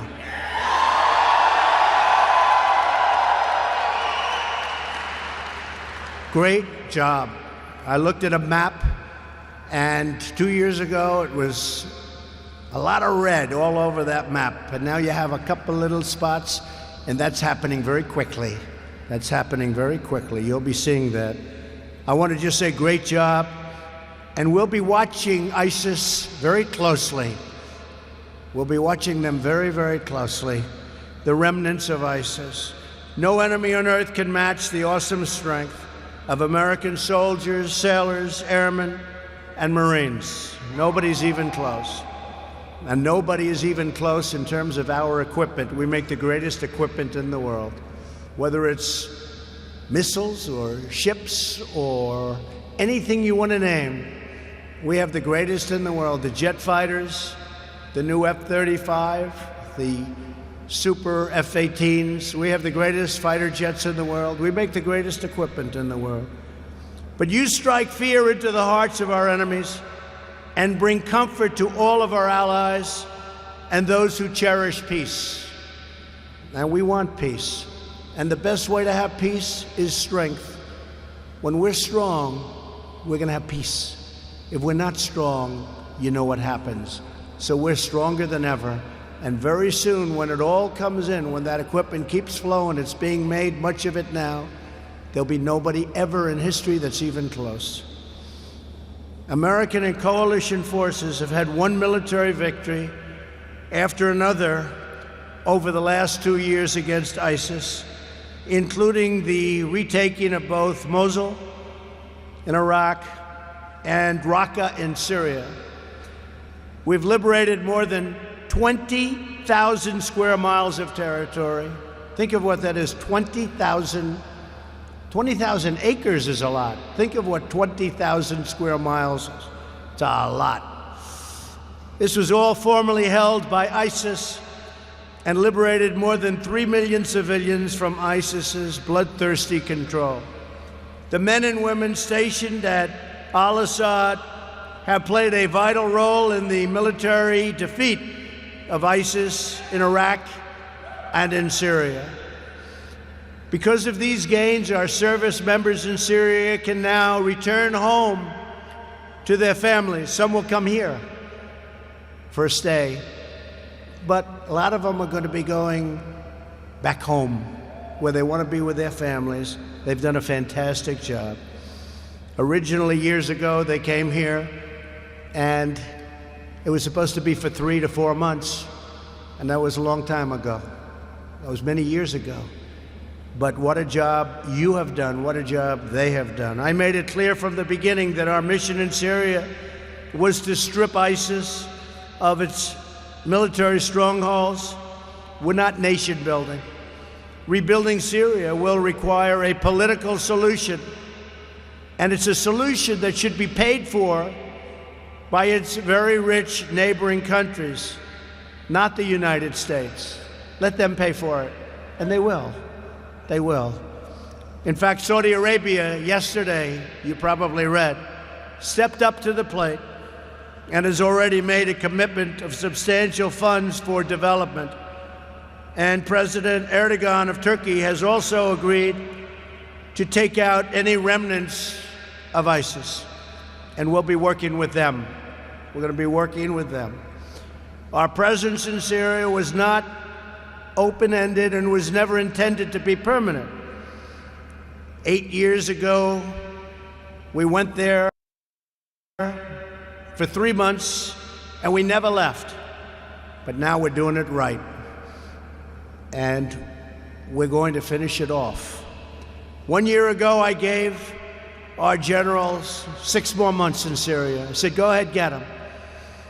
And it turns out it was really a year and a half ago. I said, go get them. We need 6 months. Go get them. Then they said, give us another 6 months. I said, go get them. Then they said, can we have one more, period of 6 months? I said, nope. I said, I gave you a lot of 6 months, and now we're doing it a different way. And we're doing it, and you're doing it, folks. You're doing it. Just the remnants. The men and women who serve are entitled to clear objectives and the confidence that when those objectives are met, they can come home and be with their families. Our objective in Syria was always to retake the territory controlled by ISIS. Some people said we've already retaken 99%. That's a number that comes up a lot. And if you look at the map before and after, it looks like 99%. Now that we have done so, the nations of the region must step up and take more responsibility for their future. And also, they have to confront those remnants of ISIS and take them out very easily, if, after we're totally finished, they're even left at all.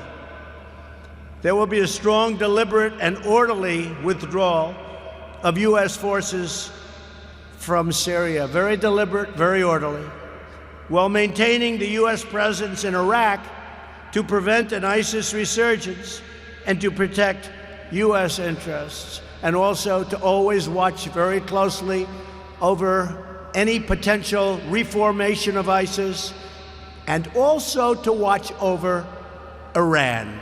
We'll be watching. While American might can defeat terrorist armies on the battlefield, each nation of the world must decide for itself what kind of future it wants to build for its people and what kind of sacrifices they are willing to make for their children. America shouldn't be doing the fighting for every nation on earth, not being reimbursed in many cases at all. If they want us to do the fighting, they also have to pay a price. And sometimes that's also a monetary price. So we're not the suckers of the world. We're no longer the suckers, folks. And people aren't looking at us as suckers. And I love you, folks, because most of you are nodding your head this way. We're respected again as a nation. We're respected again.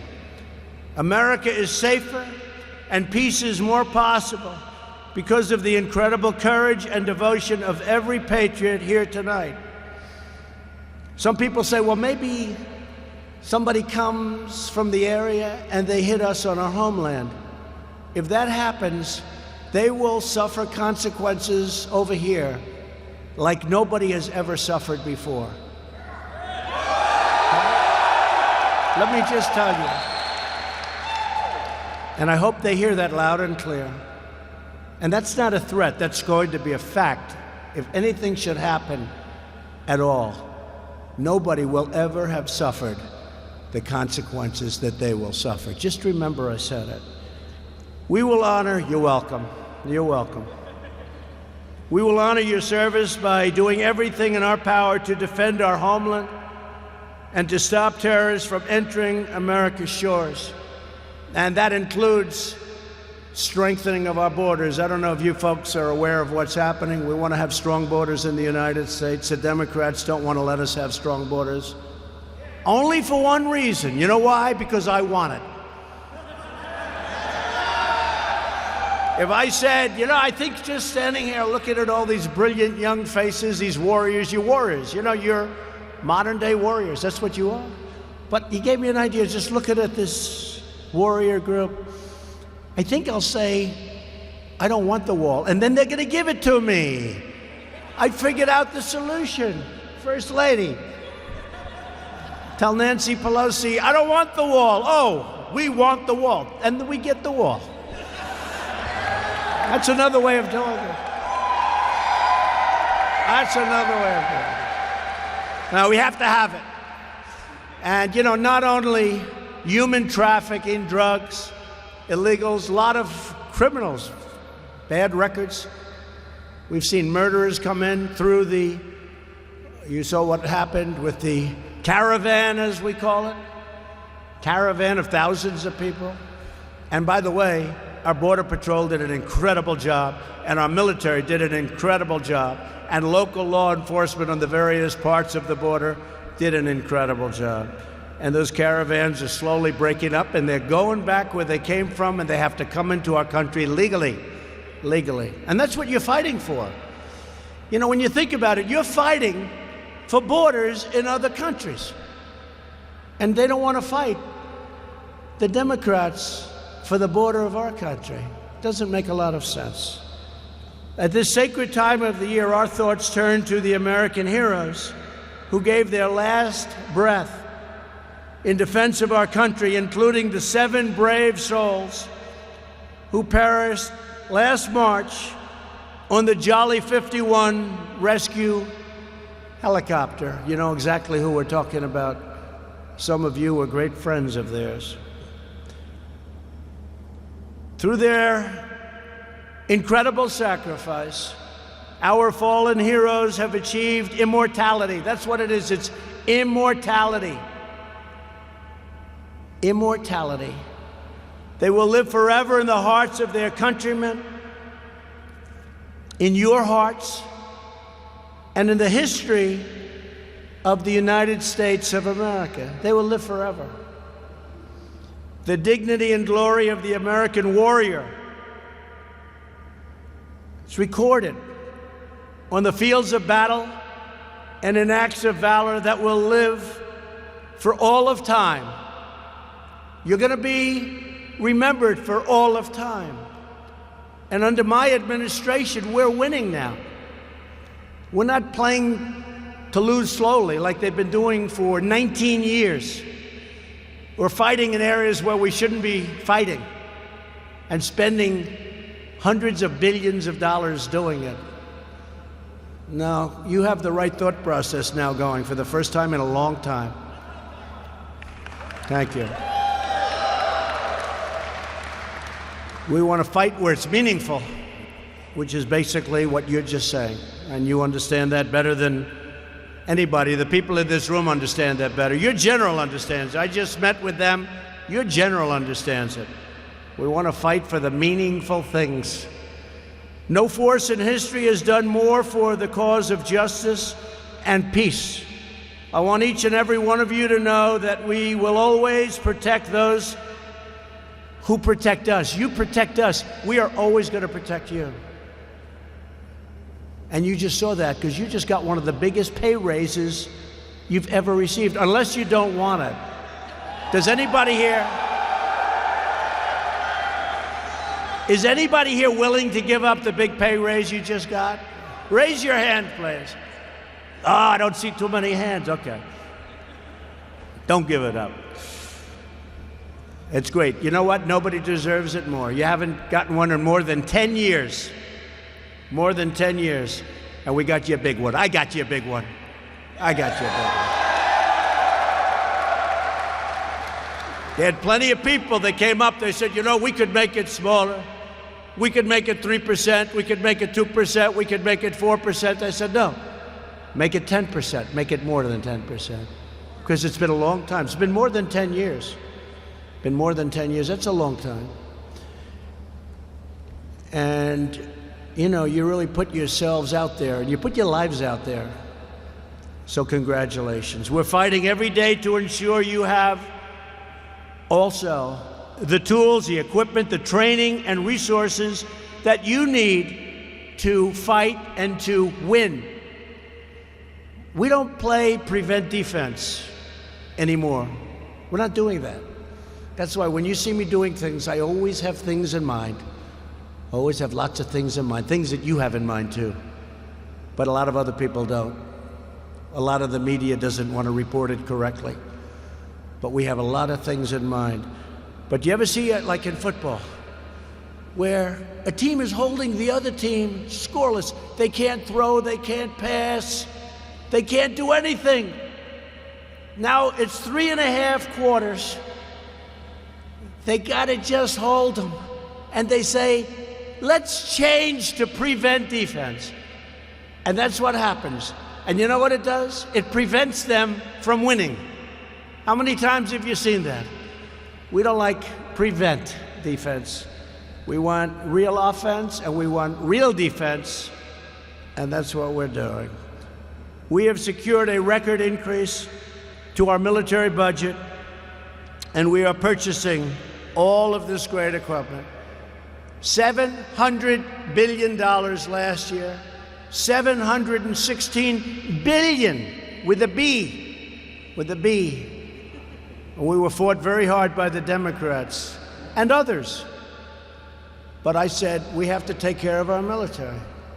I mean, I want to see costs come down too, but not when it comes to our military. You have to have the finest equipment anywhere in the world, and you have that. $716 billion. And this year, again, we're going to be, don't tell anybody because nobody else knows, even a little bit higher. But we have no choice. We can't play cheap with our warriors, our military. We can't play cheap with victory, and we're not going to. We understand the best way to preserve the peace is to be prepared for combat, and the surest way to prevent conflict is to be totally unyielding and totally ready for conflict if that should happen. America is a peace-loving nation, but rest assured, if we are forced to fight, we will engage the enemy with overwhelming force, like never before, like nobody's ever seen before.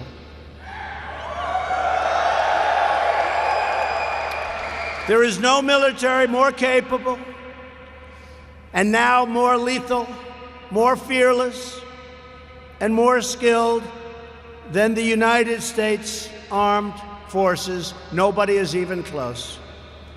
Our faith and confidence in you is absolute and total. You are the sentinels who watch over our nation. You are the warriors who defend our freedom. You are the patriots who ensure the flame of liberty burns forever bright. That's who you are. That's who you are. To everyone at Al-Assad Air Base and every American serving overseas, may God bless you. May God protect you. And may God always keep you safe. We love you, we support you, we salute you, we cherish you.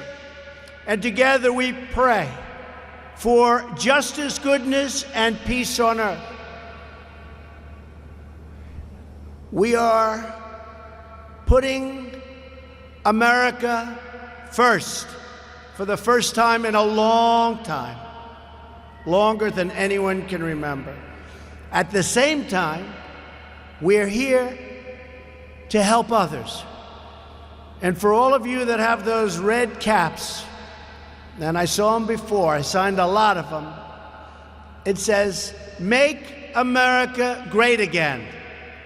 And you know what? That's exactly what we're doing.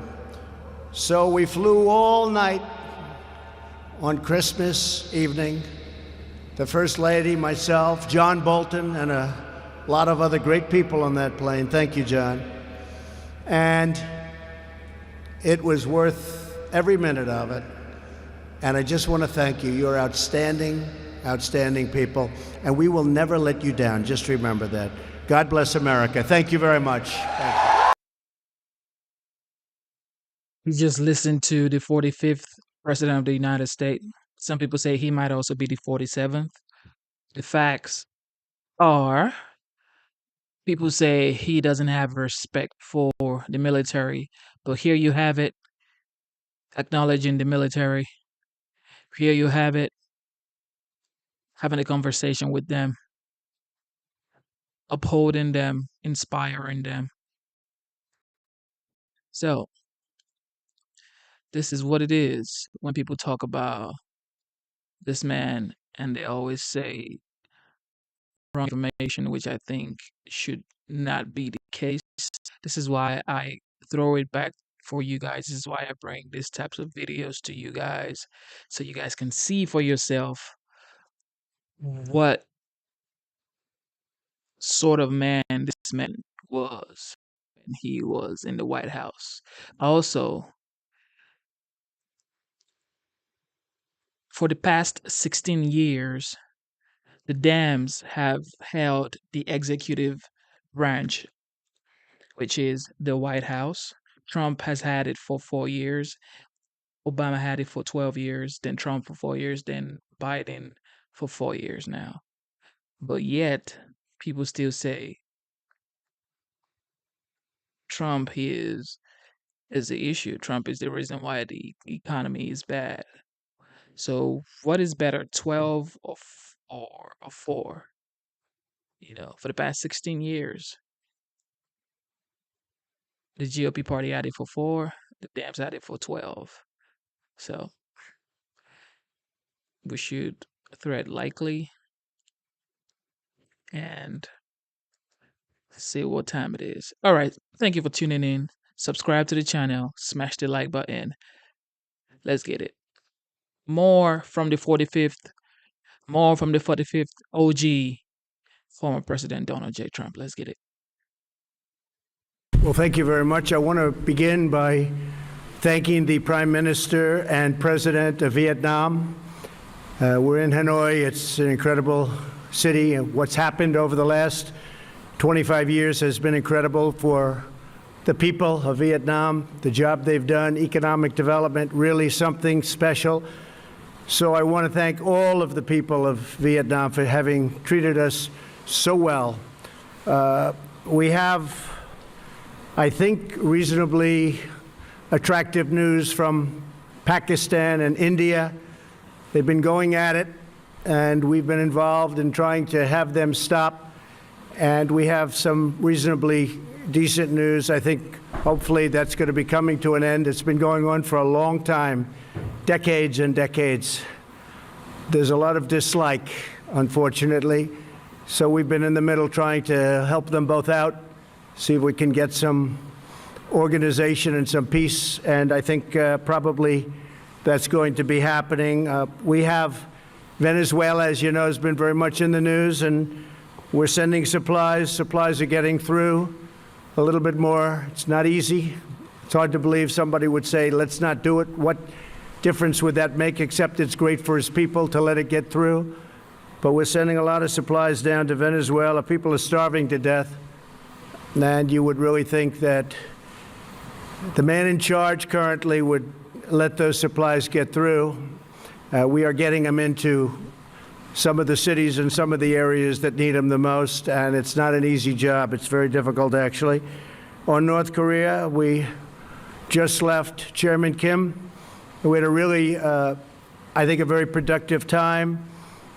We thought, and I thought, and Secretary Pompeo felt that it wasn't a good thing to be signing anything. I'm going to let Mike speak about it.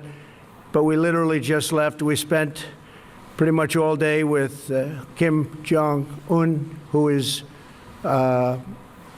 he's quite a guy and quite a character, and I think our relationship is very strong. But at this time, we had some options, and at this time we decided not to do any of the options, and we'll see where that goes. But it was a very interesting 2 days, and I think actually it was a very productive 2 days, but sometimes you have to walk. And this was just one of those times, and I'll let Mike speak to that for a couple of minutes, please. Thank you, Mr. President. We had been working, our teams, the team that I brought to bear, as well as the North Koreans, for weeks to try and develop a path forward. So at the summit, we could make a big step along the way towards what the two leaders had agreed to back in Singapore in June of last year. we made real progress. And indeed, we made even more progress when the two leaders met over the last 24, 36 hours. Unfortunately, we didn't get all the way. We didn't get to something that ultimately made sense for the United States of America. I think Chairman Kim was hopeful that we would. We asked him to do more. He was unprepared to do that. But I'm still optimistic. I'm hopeful that the teams will get back together in the days and weeks ahead and continue to work out. It's a very complex problem. We have said since the beginning that this would take time. Our teams have gotten to know each other better. We know what the limits are. We know where some of the challenges are. And I think as we continue to work on this in the days and weeks ahead, we can make progress so that we can ultimately achieve what it is that the world wants, which is to denuclearize North Korea, to reduce risk for the American people and the people all around the world. I wish we could have gotten a little bit further, but I'm very optimistic that the progress that we made, both in the run-up to this summit, as well as the progress that the two leaders made over these past 2 days, put us in position to get a really good outcome. And the President and Chairman Kim both felt good that they had made that progress, but couldn't quite get along the line any further to make a deal that would have been bigger at this point. I hope we'll do so in the weeks ahead. Thank you, Mr. President. Thank you. All right, Major, please. Is this process being more difficult? Sorry, Mr. President. Has this process been more difficult than you thought? And was the North Korean demand for lifting of some sanctions the real sticking point here, in that you did not want to do that and they did? And will it was about the sanctions. Will there be a third summit, Mr. President? Basically, they wanted the sanctions lifted in their entirety, and we couldn't do that. They were willing to denuke a large portion of the areas that we wanted, but we couldn't give up all of the sanctions for that. So we continue to work, and we'll see, but we had to walk away from that particular suggestion. We had to walk away from that. Will all the sanctions that are currently in existence remain, sir? They're in place. You know, I was watching, as a lot of you folks over the weeks have said, we've given up. We haven't given up anything. And frankly, I think we'll end up being very good friends with Chairman Kim and with North Korea, and I think they have tremendous potential. I've been telling everybody they have tremendous potential, unbelievable potential, but we're going to see. But it was about sanctions. I mean, they wanted sanctions lifted, but they weren't willing to do an area that we wanted. They were willing to give us areas, but not the ones we wanted. John? As we know, I mean, there's an incredibly complex set of issues that are at play here in terms of lifting the sanctions and what denuclearization is. Right. Did you get any distance toward sort of what Kim's vision of denuclearization is? We did. Because we there did. was a line of thinking that he wants to keep some nukes. Yeah. I mean, would you allow him to do that? And if you Well, I don't, John. I don't want to comment. Excuse me. I don't want to comment on that exactly, but he has a certain vision. And it's not exactly our vision, but it's a lot closer than it was a year ago.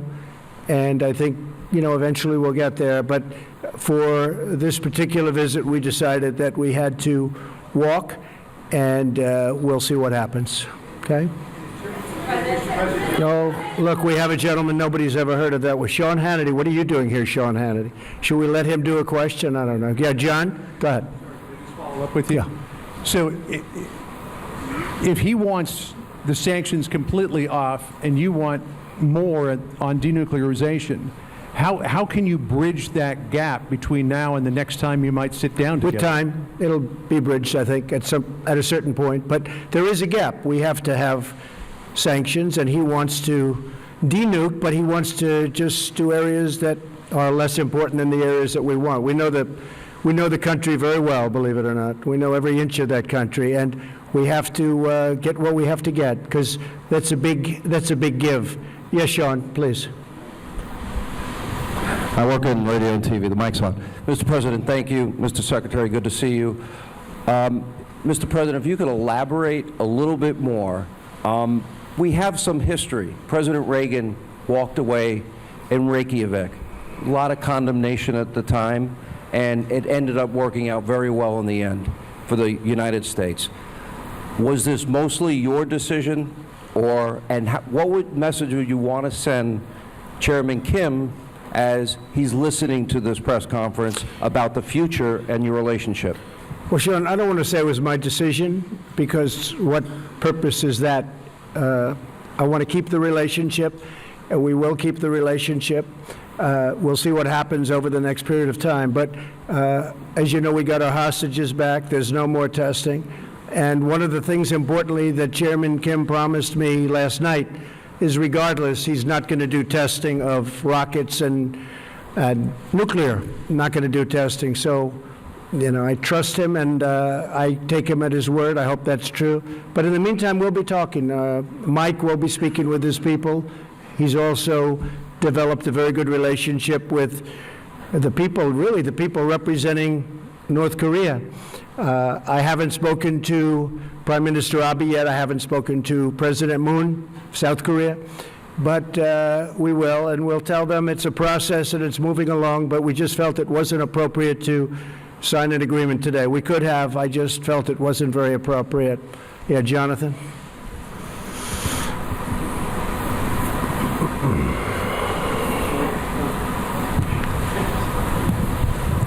Thank you, Mr. President. Two questions, if I may. First, did you learn anything new about Chairman Kim through this meeting? And secondly, of course, while this was going on, the drama back in Washington, your former lawyer, Michael Cohen, who worked for you for 10 years, his office right next to yours, right by yours at Trump Tower, he called you a liar, a con man, a racist. What's your response to Michael Cohen? Well, it's incorrect, and you know, it's very interesting because I tried to watch as much as I could. I wasn't able to watch too much because I've been a little bit busy. But I think having a fake hearing like that and having it in the middle of this very important summit is really a terrible thing. They could have made it 2 days later or next week, and it would have been even better. They would have had more time. But having it during this very important summit is sort of incredible. And he lied a lot, but it was very interesting because he didn't lie about one thing. He said no collusion with the Russian hoax. And I said, I wonder why he didn't just lie about that too, like he did about everything else. I mean, he lied about so many different things, and I was actually impressed that he didn't say, well, I think there was collusion for this reason or that. He didn't say that. He said no collusion. And I was a little impressed by that, frankly. He could have gone all out. He only won about 95% instead of 100%. But the fact is there is no collusion, and I call it the witch hunt. This should never happen to another president. This is so bad for our country, so bad. You look at this whole hoax. I call it the Russian witch hunt. I now add the word hoax. It's a very, very bad thing for our country. But I was impressed with the fact that he, because the most important question up there was the one on collusion, and he said he saw no collusion. So we'll see what happens, but it was pretty shameful, I think. Yes, ma'am, please. President Trump. President Trump. Go ahead. How about one of you instead of three? Well, actually, I do have the microphone, I guess, so. Excuse me. Person in the front. Go ahead. No, not you. Excuse me. Yeah, we'll get to you. Thank you. Thank you, President Trump. Jane Tan with CNN News and Guangdong Television. What was the atmosphere like when you walk away from the negotiation table? I think it was very good, very friendly. This wasn't a walk away like you get up and walk out. No, this was very friendly. We shook hands. There's a warmth that we have. Now, I hope that stays. I think it will. But we are, we're positioned to do something very special. This has been going on for many decades. This isn't me. This should have been solved during many presidential runs, and people talked about it. They never did anything. I get a kick out of so many people from past administrations telling me how to negotiate when they were there. In some cases, for 8 years, they did nothing. But I think the relationship was very warm, and when we walked away, it was a very friendly walk. Mike, you might want to speak to that for a second. No, I agree. I talked with my counterparts as well. Look, we hope we do more, but everyone's very focused on how we continue to build on this. We are certainly closer today than we were 36 hours ago, and we were closer then than we were a month or two before that. So real progress was made. I think everyone had hoped we could do just a little bit better, but the departure was with an agreement that we would continue to work on what has been an incredibly difficult problem. Both sides are resolved to achieve it, and everyone walked away in that spirit. And may I add, you and Chairman Kim are from very different political systems. You are from different generations. And what do you find? It's a very different system. I would say that's true. Well, how do you find you guys in common? Because we saw the atmosphere. We just like each other. I mean, we have a good relationship. Yeah, it's a totally different system, to put it mildly, but we like each other, good relationship. Go ahead in the back. Go ahead. Mr. President, do you think it was premature to have held the summit when all these things had not been tied down? I mean, in the White House schedule last night, it said signing agreement today. And I wonder whether, as a follow-up question, whether you could just sketch out what the next few months look like. Thank you. You always have to be prepared to walk. I could have signed an agreement today, and then you people would have said, oh, what a terrible deal, what a terrible thing he did. No, you have to be prepared to walk. And, you know, there was a potential we could have signed something today. I could have 100% signed something today. We actually had papers ready to be signed, but it just wasn't appropriate. I want to do it right. I'd much rather do it right than do it fast. Yes, please, go ahead. Go ahead. Go ahead. Go, first, go, yeah. You have to speak up. Yes, and, oh, yes. I'm a reporter from South Korea, and I appreciate your effort to advance denuclearization in Korean Peninsula.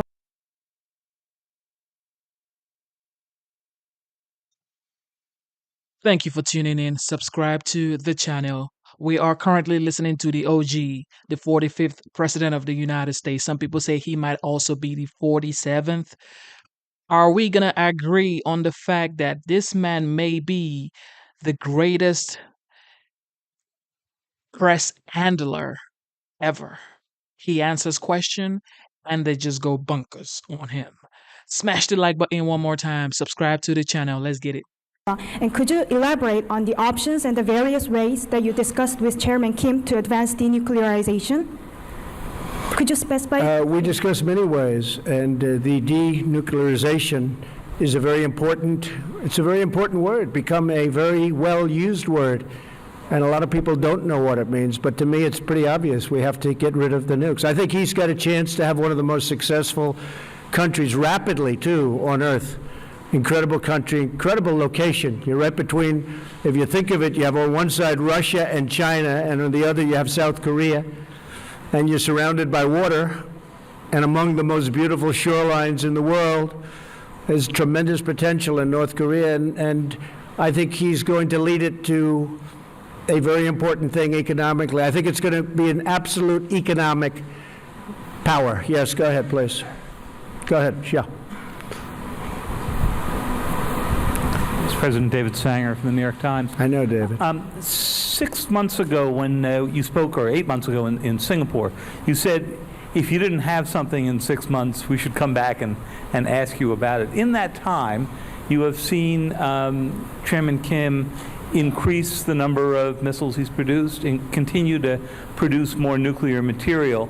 And that's been a pressure point on you because he's showing that the arsenal is getting larger while this is going on. Well, some people, David, are saying that, and some people are denying that. They have shots from above, way above, and some people are saying that, and some people aren't. But I could have taken that out today. But I think you and others would have said we didn't get enough for what we'd be giving up. So, and you know, don't forget, we're partners with a lot of countries on this, if you think about it, with the sanctions. We have a whole big partnership with the United Nations and many countries, including Russia, China, and others. And then, of course, South Korea is very important to this whole thing, and Japan. I don't want to do something that is going to violate the trust that we've built up. We have a very strong partnership.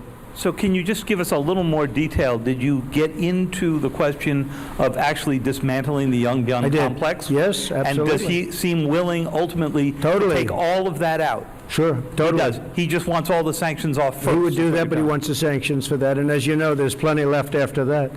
And I just felt it wasn't good. Mike and I spent a long time negotiating and talking about it to ourselves. And I felt that particular, as you know, that facility, while very big, it wasn't enough to do what we were doing. So he was willing to do Yongbyon, but you wanted more than that, I assume? We had to have more than that, yeah. We had to have more than that, because there are other things that you haven't talked about, that you haven't written about, that we found, and we have to have. That was done a long time ago, but the people didn't know about. Including the uranium, the second uranium enrichment plant. Exactly. And we brought many points up that I think they were surprised that we knew.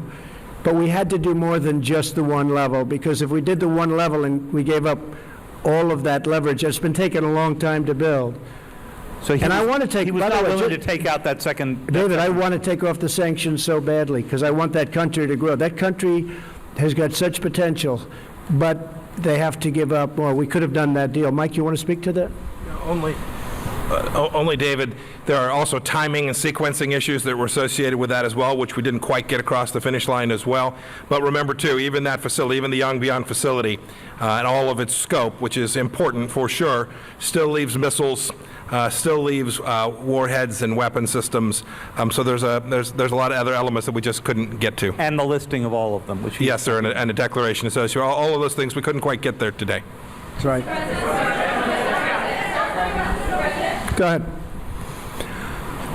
Thank you, Mr. President. Thank you. I just wanted to clarify, when you talk about what you would be willing to give up all of the sanctions for, are you still thinking that you want North Korea to give up everything to do complete, verifiable I don't want to say that before you lift sanctions? Yeah, it's a good question. I don't want to say that to you because I don't want to put myself in that position from the standpoint of negotiation, but, we want a lot to be given up. And we're giving up. And we'll have to, we'll be helping them along economically, us and many other countries are going to be helping. They're going to be in there. They're prepared to help. I can tell you Japan, South Korea, I think China, so many. And speaking of China, we're very well on our way to doing something special, but we'll see. I mean, I am always prepared to walk. I'm never afraid to walk from a deal. And I would do that with China, too, if it didn't work out. Are you concerned if you're not able to reach an agreement that the testing will start again, or that while all of this time is happening, they're continuing to develop their program? He said the testing will not start. He said that he's not going to do testing of rockets or missiles or anything having to do with nuclear. And all I can tell you is that's what he said, and we'll see. Yes, go ahead, please. Go ahead, please. In the back. Red, in the red. Thank you. Thank you, Mr. President. Yes, thank you. Jessica Stone from CGTN. I have a question about China, as you were talking about. You talk about China being willing potentially to help economically, and the fact that you've talked or will talk to Presidents Moon and Prime Minister Abe. How would you describe China's role in facilitating the engagement that's happened so far between Pyongyang and Washington? I think China's been a big help, bigger than most people know. On the border, as you know, 93% of the goods coming into North Korea come through China. So there's a great power there. At the same time, I happen to believe that North Korea is calling its own shots. They're not taking orders from anybody. He's a very strong guy, and they're able to do things that are pretty amazing. But 93% still come in from China. China has an influence, and China's been a big help. And Russia's been a big help, too. As you know, there's a pretty small part of the border, but nevertheless significant, about 28 miles, and things can happen there, too, and they've been a help. Yes, go ahead, please. Thanks, President. Jen Chen with Shenzhen Media Group of China. In your meeting with Chairman Kim this morning and yesterday, did the topic of China come up? If so, what can you share with us today? And you probably will have the end of Mar-a-Lago summit in March with Chinese President Xi Jinping. What would you like accomplished with your agenda regarding China at that time? Thank you. We did talk about China today a lot, and he's getting along with China, and so are we. And we are, we're right now, you look at what's happened to our country. We've picked up trillions and trillions of dollars of net worth. Our stock market is almost at its all-time high. Our economy is incredible. Our unemployment numbers are among the best we've ever had in our history. Individual groups like African American, women, you just take a look at any group, Hispanic, you saw that, just came out, the best in history, African American, best in history.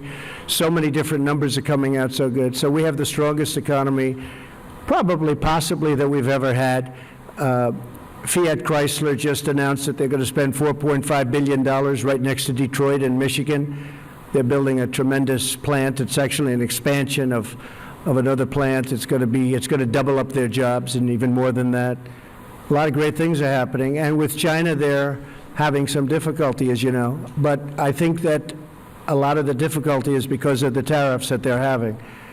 And in addition to that, we're putting a tremendous amount of money. You saw trade deficits went down last month. Everyone was trying to find out why. Well, we're taking in a lot of tariff money, and it's going right to the bottom line, and it has reduced the trade deficit. So we'll see what happens with China. I think we have a very good chance. Their numbers are down, but I don't want that. I want their numbers. I want them to do great. But we've been losing anywhere from $300 to $500 billion a year with China for many, many years. And again, like other things, many presidents should have done this before me, and nobody did. So we're doing it. Go ahead, please. Me? Right here, this gentleman. Chado Cole from NK News, Specialist North Korea News. Good. What's your message for President Moon, who has effectively reached the glass ceiling as far as inter-Korean cooperation is concerned due to sanctions, and what's next for U.S. ROK military drills? Well, I like President Moon very much. We have a great relationship. Believe it or not, I have a great relationship with almost every leader. A lot of people find that hard to understand, but I do. But some take advantage of our country like you wouldn't believe, and when they know I know it, which I know in every case, maybe it sort of freezes them up a little bit. But we do. We have a lot of good relationships. We'll be calling President Moon very soon as I get by the phone on the plane, and he'll be one of the first calls. I'll be calling Prime Minister Abe of Japan, telling him about where we are and what we're doing. But I'll be making those calls. No, he's working very hard. President Moon is working very hard. He'd love to see a deal.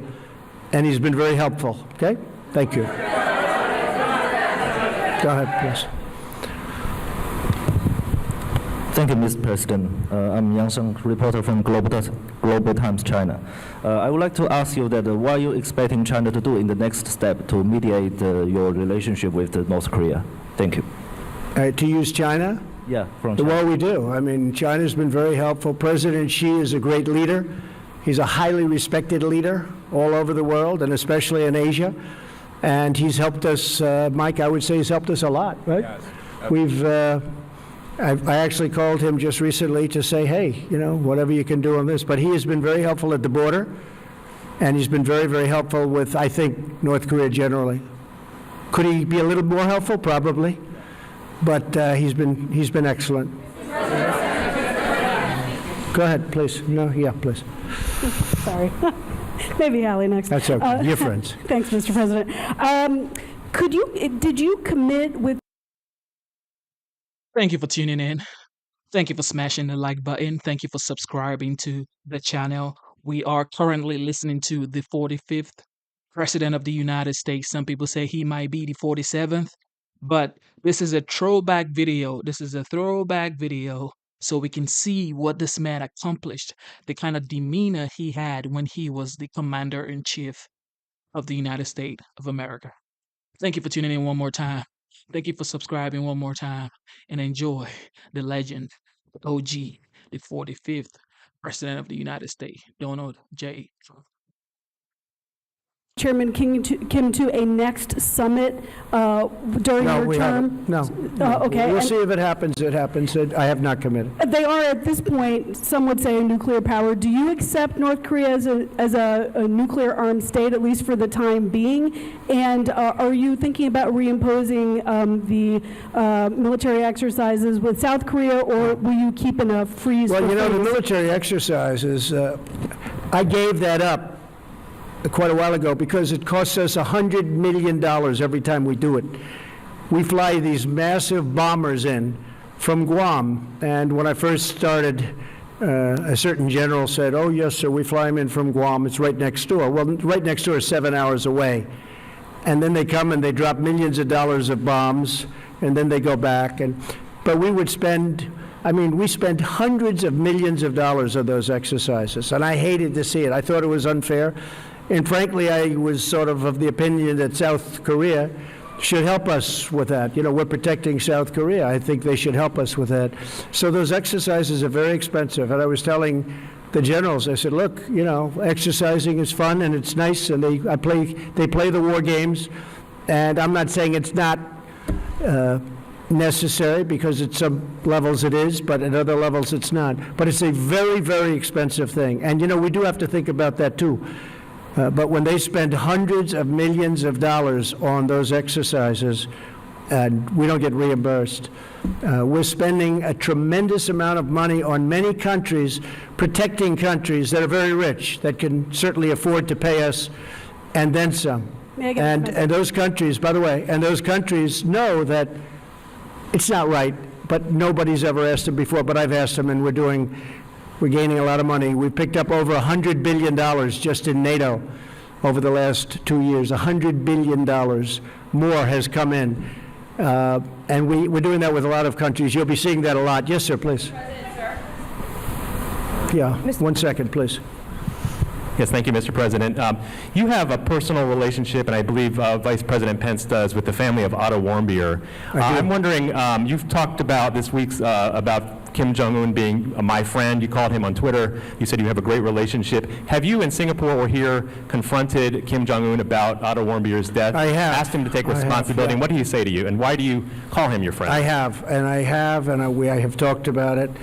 And I really don't think it was in his interest at all. I know the Warmbier family very well. I think they're an incredible family. What happened is horrible. I really believe something very bad happened to him, and I don't think that the top leadership knew about it.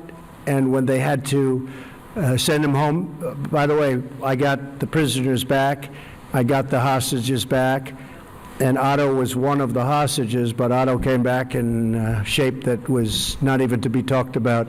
I thought it was horrible. Now, the others came back extremely healthy, but Otto came back in a condition that was just terrible. And I did speak about it, and I don't believe that he would have allowed that to happen. It just wasn't to his advantage to allow that to happen. Those prisons are rough. They're rough places, and bad things happened. But I really don't believe that he was. I don't believe he knew about it. Did he tell you that he did not? Did Kim Jong-un tell you? He felt badly about it. I did speak to him. He felt very badly. He knew the case very well, but he knew it later.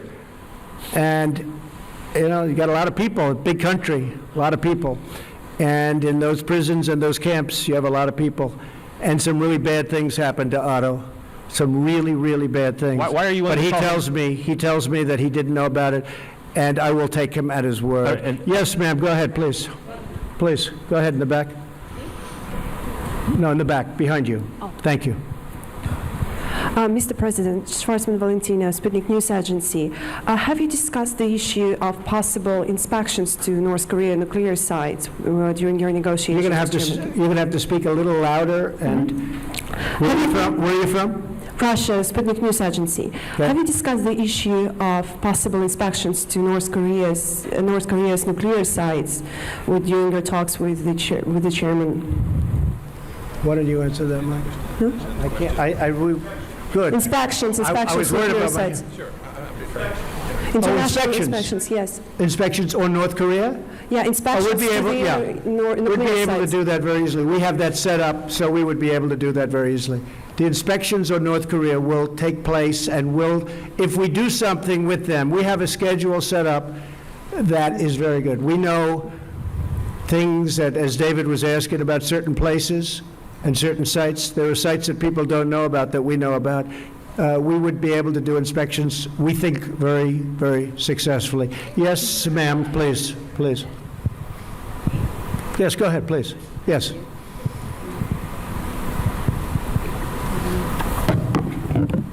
Thank you, Mr. President. A lot of people here, by the way. A big group of people. Yes. Go ahead. Khan News Israel, Mr. Good. President. Good. Following this engagement with North Korea, you're trying to bring peace to the Middle East. Right. The peace plan is about to be introduced in the near future, and as you have mentioned before... Well, we hope. We hope. We're working hard on the peace plan, and we hope it will I be. believe you do, but as you mentioned before, it will require Israel to make compromises to the Palestinians. As far as you know, is Prime Minister Netanyahu willing to make these compromises, which are very much needed? And a second question, Mr. Netanyahu is about to be indicted today with corruption allegations. Do you wish to tell him something on this occasion?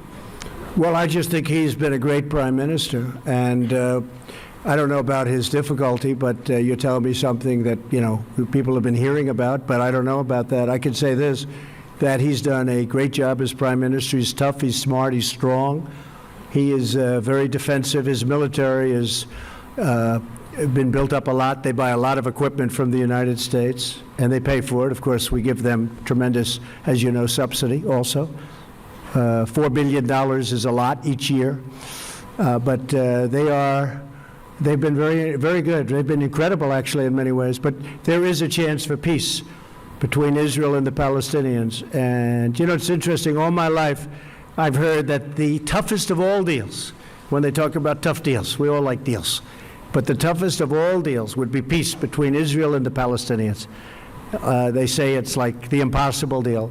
I'd love to be able to produce it. We'll see what happens. You know, we were paying the Palestinians a lot of money, and I ended that about 2 years ago because they weren't saying the right things. And I said, why would we pay somebody that's not saying nice things about us and not really wanting to go to the peace table? And they've been much better, and we'll see what happens. But I think we really, I think we have actually a good shot at peace between Israel and the Palestinians. Yeah, go ahead, please, sir. Mr. President, I'm from China. My question is, do you still believe it is possible that the North Korea and U.S. relation could be like the U.S. and the Vietnam relation in the future? You have to go again? Do you still believe that it is possible the relation between U.S. and North Korea in the future could be like the relation between U.S. and Vietnam? Yeah, I think we're going to have, we have very, very good relations. And by the way, speaking of, you mentioned Japan, we have a lot of good things happening with Japan. We have trade talks started. For years, Japan has been sending millions and millions of cars in, and as you know, it's not been a very fair situation for the United States. We're starting trade talks with Japan. They actually started about 3 months ago, and I think we'll have a very good deal for the United States. But that's been a very unfair situation. Prime Minister Abe understands that, and that's fine. Yes, sir, please, back there. Thank you, Mr. President. I'm Ching Yichang with Shanghai Media Group.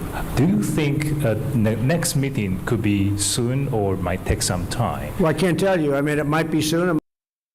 Thank you for tuning in one more time. Subscribe to the channel. We go live every single day. I live stream every single day talking about the 45th, talking about the election coming up, and also why are you voting for Kamala or why are you voting for Donald J. Trump? Let me know in the chat, man. Put it in the chat. Today is currently the 18th of September 2024. It is currently 5:19 a.m. Eastern Time. Smash the like button, subscribe to the channel. Let's get it. It might not be for a long time. I can't tell you. I would hope it would be soon, but it may not be for a long time. And are you I could have done a deal today, but it would have been a deal that wouldn't have been a deal that would have been something that I wouldn't have been happy about. Mike would not have been happy about. We had some pretty big options, but we just felt it wasn't appropriate, and we really want to do it right. Yes, in the back, in the back. Yes, ma'am, please. Debbie Edward, ITV News. At which point did it become clear to you that you wouldn't be getting a deal here in Hanoi? The language from yourself and Kim Jong-un was very positive last night and even this morning, and therefore was it a mistake to No, come I think here? the language was good all throughout. The language has been good even now, but you know, I don't go by language because we had probably the toughest language in the history of diplomacy, if you call it diplomacy, at the beginning, and yet we became very friendly. I don't believe there was any tougher language ever than that. But again, this was something that should have been handled by other presidents long before me, and long before they had the kind of power that they have. But it wasn't. It should have been done by many. I'm not just blaming the Obama administration, which, by the way, it did nothing, absolutely nothing on North Korea. It allowed things that happened and to happen that were very inappropriate. But I'm not blaming the Obama administration. I'm blaming many administrations. Something should have happened. But I don't think the rhetoric's been bad at all. Initially, it was horrible, but now it's been very good. All right, one more. How about you? Go ahead, please. Please, go ahead. Go ahead. South Korea. Jong-an came from South Korea. Good. Channel 8, 동아일보, South Korean media outlet here. I'd like to ask you, you said that we do not particularly know when there will be North Korean leader will be willing to come to the table and take the actions that's been required.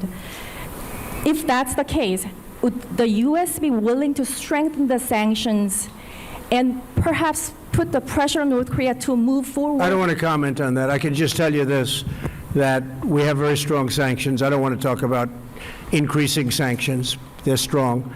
They have a lot of great people in North Korea that have to live also, and that's important to me. And I would say this, my whole attitude changed a lot because I got to know, as you know, Chairman Kim very well, and they have a point of view also. So I don't want to really talk about that. I just think that hopefully for the sake of South Korea, for the sake of Japan, and frankly for the sake of China, I was talking to President Xi, who really is a man that gets the respect of a lot of people. I say you can't love having a nuclear state right next to China, and he doesn't. He really doesn't. He would like to see that problem solved, too. So that's it. Well, ladies and gentlemen, I'm about to get on a plane and fly back to a wonderful place called Washington, D.C. So thank you very much. Thank you, fellas. Thank you very much. All right. Subscribe to the channel, smash the like button. You've just listened to the legend, the 45th President of the United States. Like I always say, some people say he might be the 47th. Who knows? Nobody knows, but God knows for sure. As long as we vote and as long as the universe wants it to happen, it is going to happen for sure. Smash the like button one more time. Subscribe to the channel. This is going to be the last video we're going to stream tonight. It is the legend, the OG, Donald J. Trump, at the New York Economic Summit back in, I think, 2018 or 2019. Let's listen to the OG. Let's go. Well, thank you very much, Barbara.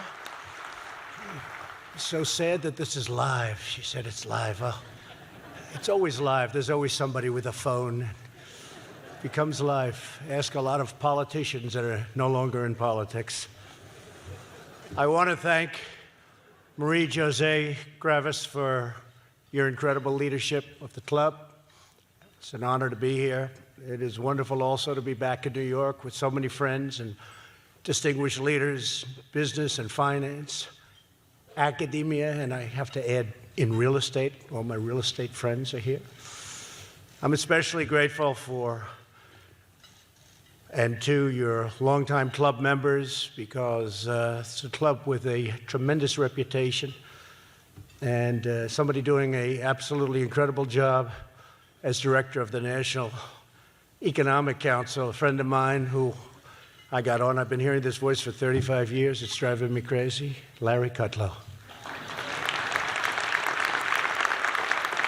Always calm, always cool, and he's just Larry.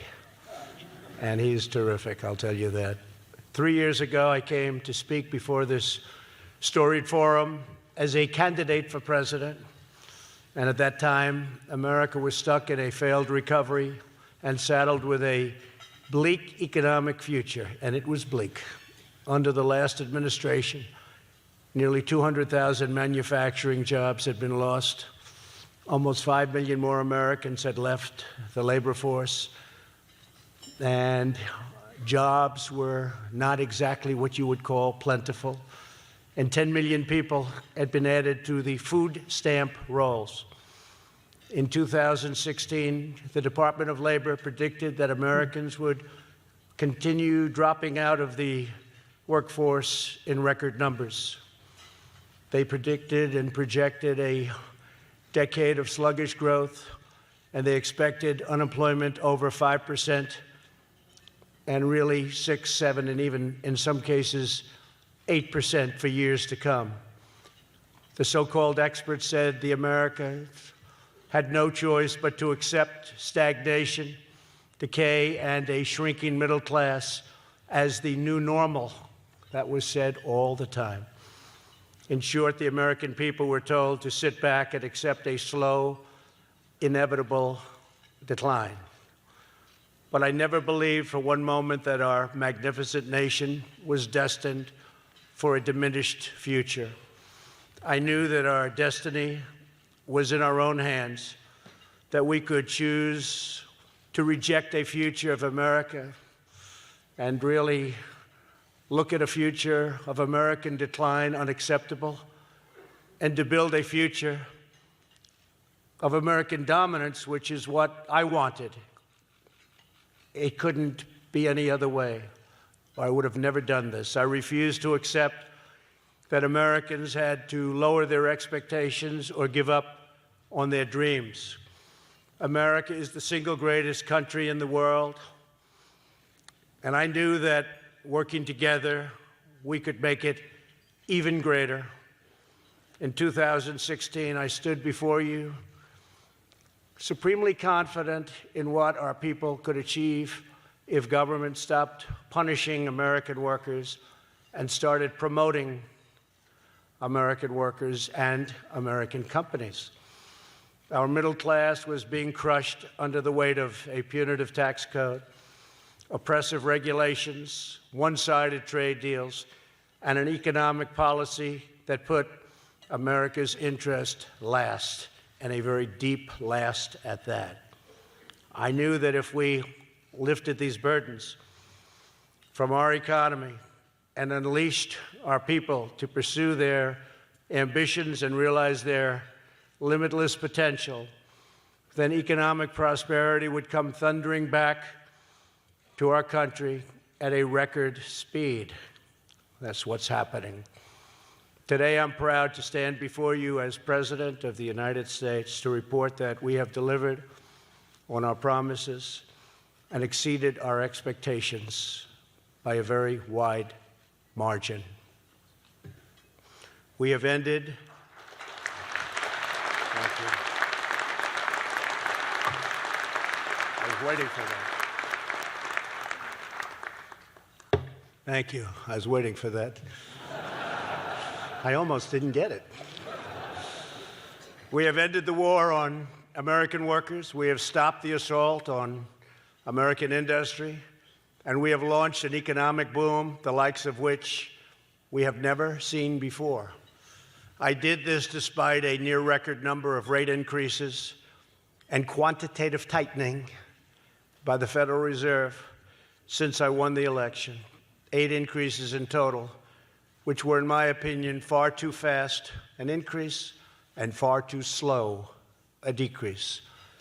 Because remember, we are actively competing with nations who openly cut interest rates so that now many are actually getting paid when they pay off their loan, known as negative interest. Who ever heard of such a thing? Give me some of that. Give me some of that money. I want some of that money. Our Federal Reserve doesn't let us do it. I don't say, thank you, thank you. The smart people are clapping.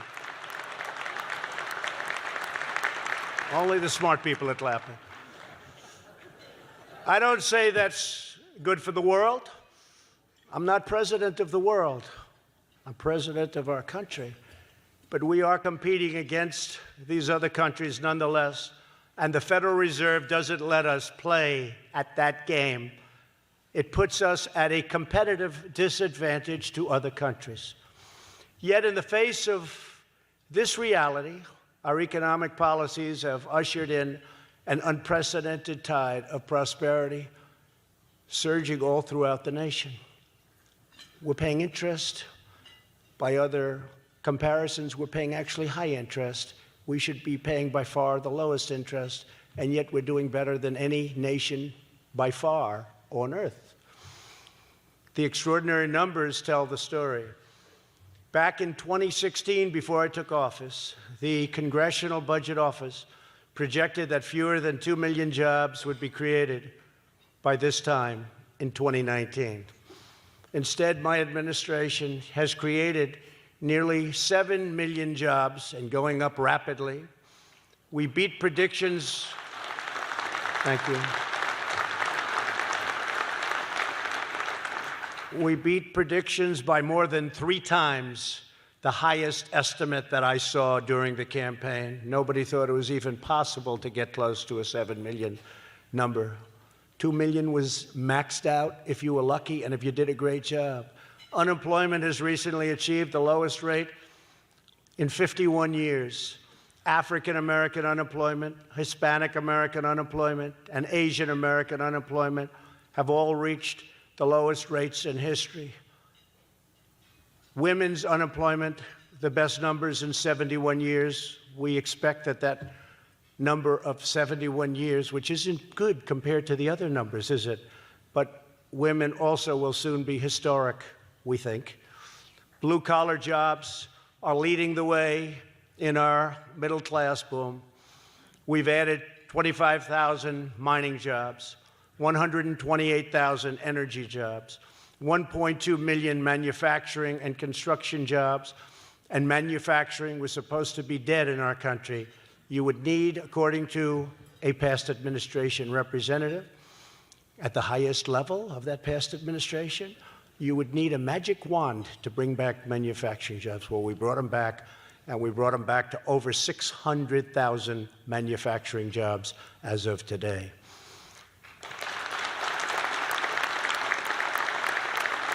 And those are very important jobs. Nearly 7 million people have been lifted off, very importantly, food stamps. 7 million people off of food stamps. And we're getting Americans off of welfare and back into the workforce.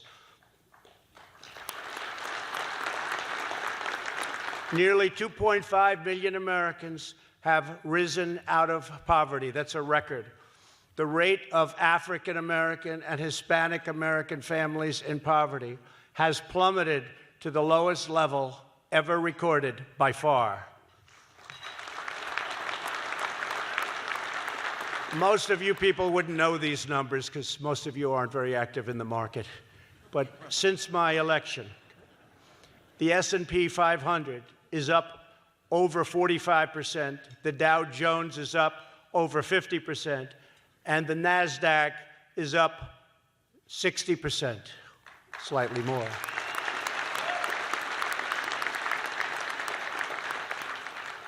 And if we had a Federal Reserve that worked with us, you could have added another 25% to each one of those numbers. I guarantee you that. That doesn't happen.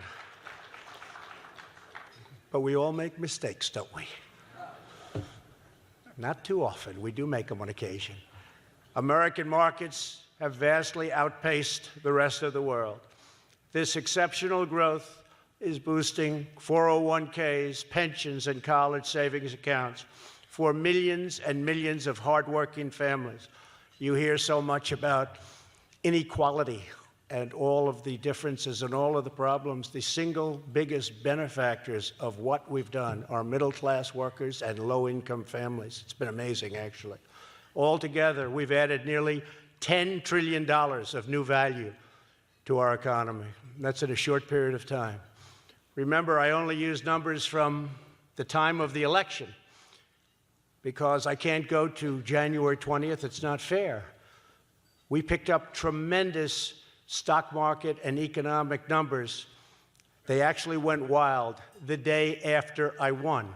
I think that should be attributed to us, not attributed to somebody else, because it would have gone in the opposite direction. It would have gone in the opposite direction had the other result taken place, which fortunately it didn't.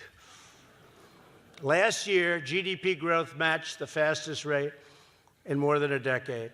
and it was the best of the G7 countries by far, by far.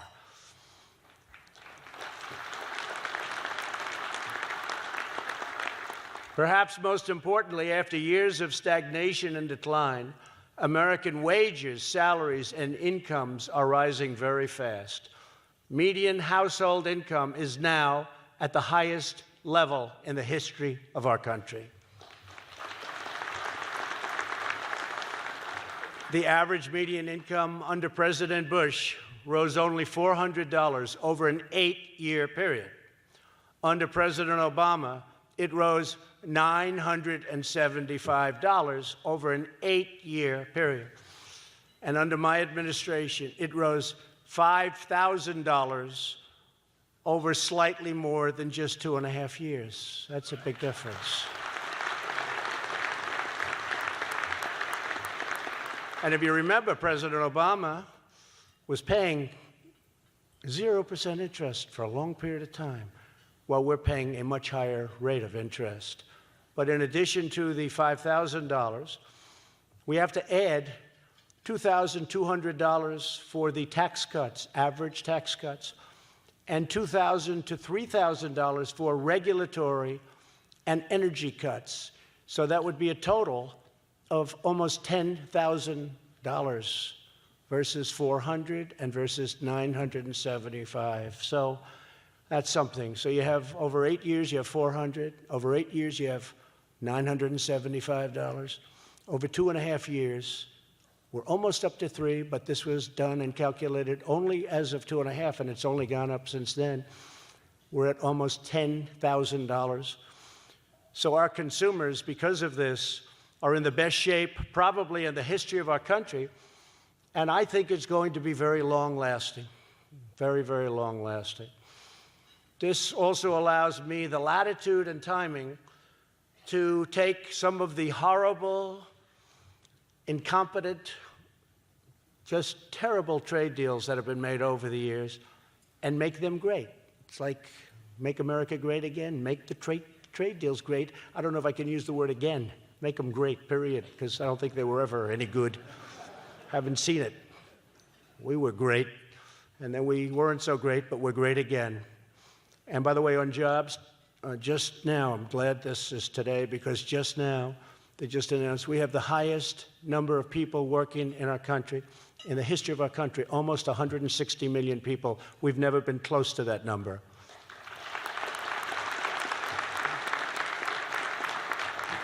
So we've achieved this stunning turnaround because we've adopted a new economic policy that finally puts America first. As president, I understand and embrace the fact that the world is a place of fierce competition. We're competing against other nations for jobs and industry growth and prosperity. Factories and businesses will always find a home. It's up to us to decide whether that home will be in a foreign country or right here in our country, our beloved USA, and that's where we want them to stay and be and move to. If we want our families and communities to prosper, America must be the best place on earth to work, invest, innovate, build, pursue a career, hone a craft, or start a business. We want companies to move to America, stay in America, and hire American workers. My mission is to put our country on the very best footing to thrive, excel, compete, and to win. For many years, our leaders in Washington did the exact opposite. They imposed the highest corporate tax rates in the developed world, so high that people couldn't even understand what they were doing, and they would leave. Very, very smart executives didn't want to leave, but they would leave, sending our jobs and everything else all aflutter. They waged an unethical regulatory assault on the American people. They tried to shut down American energy, and by the way, they're still trying. You want to see energy shut down? Take a look at what I'm competing against on the other side. Once again, thank you so much for tuning in. Thank you for being a part of the channel. Thank you for subscribing. Thank you for smashing the like button. We are currently listening to the legend, the OG, the former President Donald J. Trump. Some people say he might also be the 47th President of the United States. Smash the like button, subscribe to the channel, listen to the former President Donald J. Trump deliver remarks at the Economic Club of the New York Business Moguls 4 years ago. Let's get it. I don't think they even believe in energy. So far, I haven't found any form of energy that's acceptable to them. I think they think the factories are just going to work without energy, don't they? They don't have a clue, these people, but I don't want to mention it yet. I want to wait a little bit longer. Let them go a little bit further so they can't take it back. Because as a campaign, I like it. I like it very much.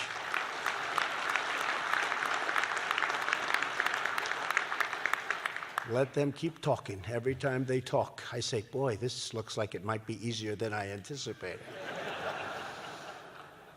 They passed the disastrous trade deals that encouraged the shuttering of American plants and the offshoring of American jobs by the millions.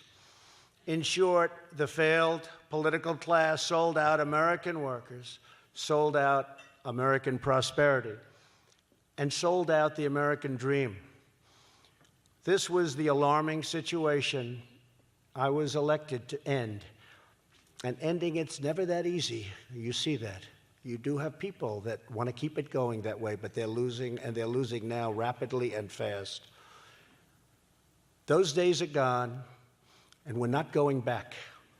As you know, one of the key insights of economics is the power of incentives. Unlike past leaders, my goal is to ensure that this power works for America's favor and for America's workers and for America's companies. We want the incentives created by our tax, trade, regulatory, and energy policies to be pro-growth, pro-worker, and 100% pro-American, and more is yet to come. If we take back the House in 2020 and retain the Senate and the White House, you will see things that even this room, and you've experienced a lot of great times over the last 2.5 years, but even you will be surprised to see. We have tremendous economic potential. We have tremendous potential. We have tremendous economic potential. At the heart of our economic revival is the biggest tax cut and reforms in American history. We provided massive relief for working families, saving $2,000 a year for a typical family of four. To bring jobs back, we lowered our business tax rate from the highest tax rate in the developed world down to a very competitive number, not quite the lowest, but getting close. And we may even be able to get there one day, in the not too distant future. And by the way, we're taking in more tax revenue with these greatly reduced rates, 21%, and it was 39%, but when you added everything else, it was well into the 40s, and you couldn't bring your money back because that was prohibitive. Both ministerially and from an economic standpoint, the rate was so high. But we brought it down to a level that we're very proud of, and we think we can bring it down still more, and yet we have more tax revenues coming in to our Treasury than we've ever had before. That tells you something right there. Since then, nearly $1 trillion have returned to our shores where that money belongs. Couldn't get it back. No matter what you did, you couldn't do it. It was not only the rate being so high, but the bureaucracy, the documents, the signings, nobody could do it. To promote investment in distressed American communities, our tax plan created nearly 9,000 opportunity zones, which are one of the biggest successes that you've ever seen. I don't think there has ever been anything like it. Worked with Tim Scott, Senator Tim Scott, South Carolina, and many of the great senators that we do work with, and frankly, Congress. So we passed something that nobody thought was possible to get passed, and nobody thought it could ever work the way it is. Capital gains on long-term investments are now taxed in an opportunity zone at zero, and money is flooding in. Investment is pouring into these long neglected communities. The government wasn't putting money in, nobody was, they were dying. And now tremendous, they call it neighborhood push. It's incredible what's happening. It's not spoken of by the fake news media, but they should speak about it, because I will tell you, it's one of the great successes that we've all had. And it's employing tremendous numbers of people, and you have communities that were down and totally out, and they're reviving like nobody's ever seen. Opportunity zones, remember those two words. We believe in no American left behind, and we understand the enormous power of investment, capital, and opportunity to revitalize communities and bring hope where it is needed the most.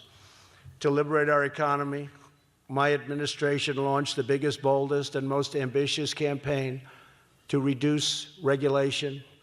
Nobody has ever come close. No administration has ever come close. In 2.5 years, we've done far more than any other administration, whether it was 4 years, 8 years, or in one case, more than 8 years. Nobody's come close to doing what we've done with regulations.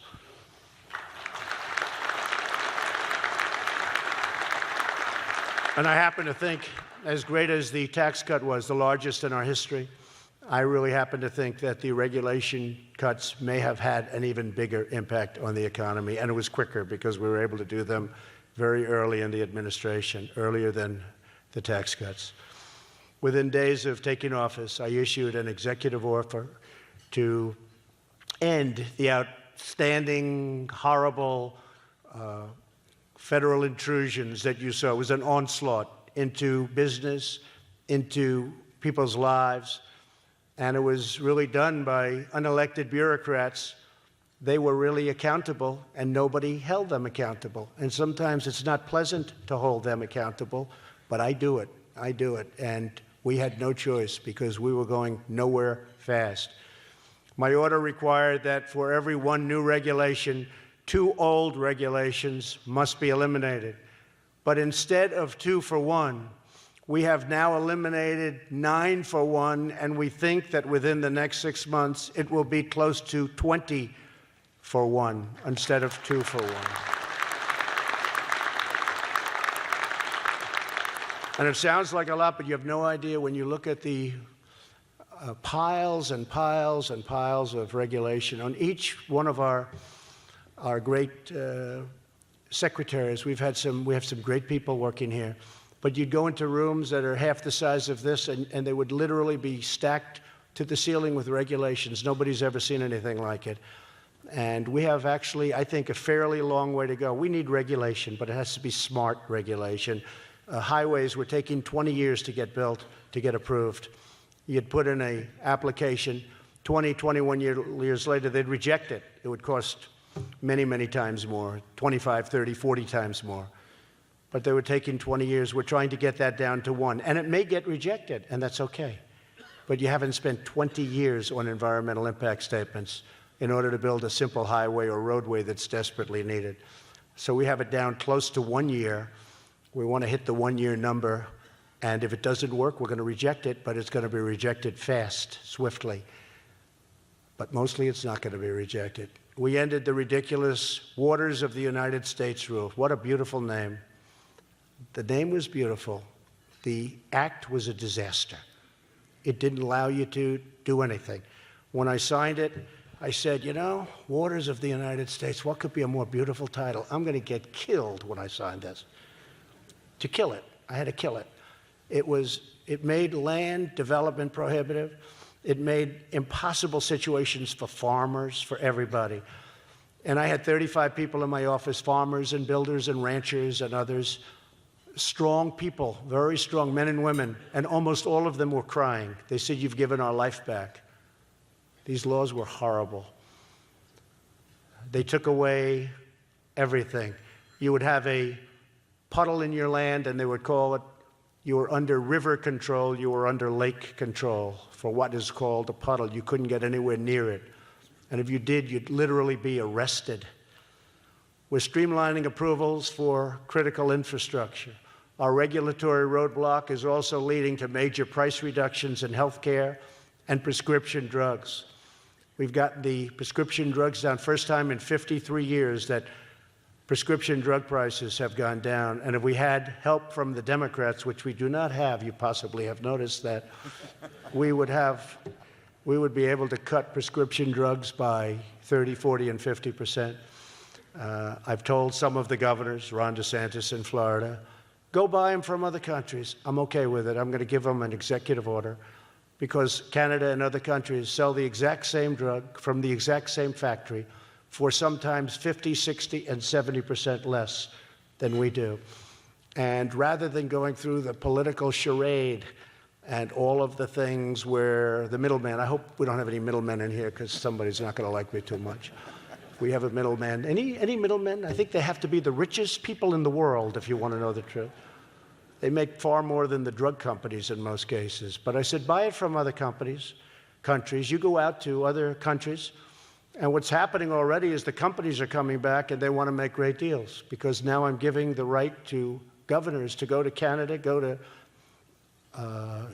England, go all over Europe, where the prices are so much less. Because we were forced to pay for all research and development, and they didn't pick up any of the costs.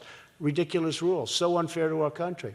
I said, buy them from other countries and pass along the savings. The savings will be staggering, and we're starting that program. But as soon as we start that program, watch what happens with the drug prices. They'll come down over here. Because it's the same companies that make the drugs. It's the exact same companies, hard to believe. Altogether, our regulatory cuts, as mentioned, save American households thousands and thousands of dollars every year. The foundation of American liberty and prosperity has always been the rule of law.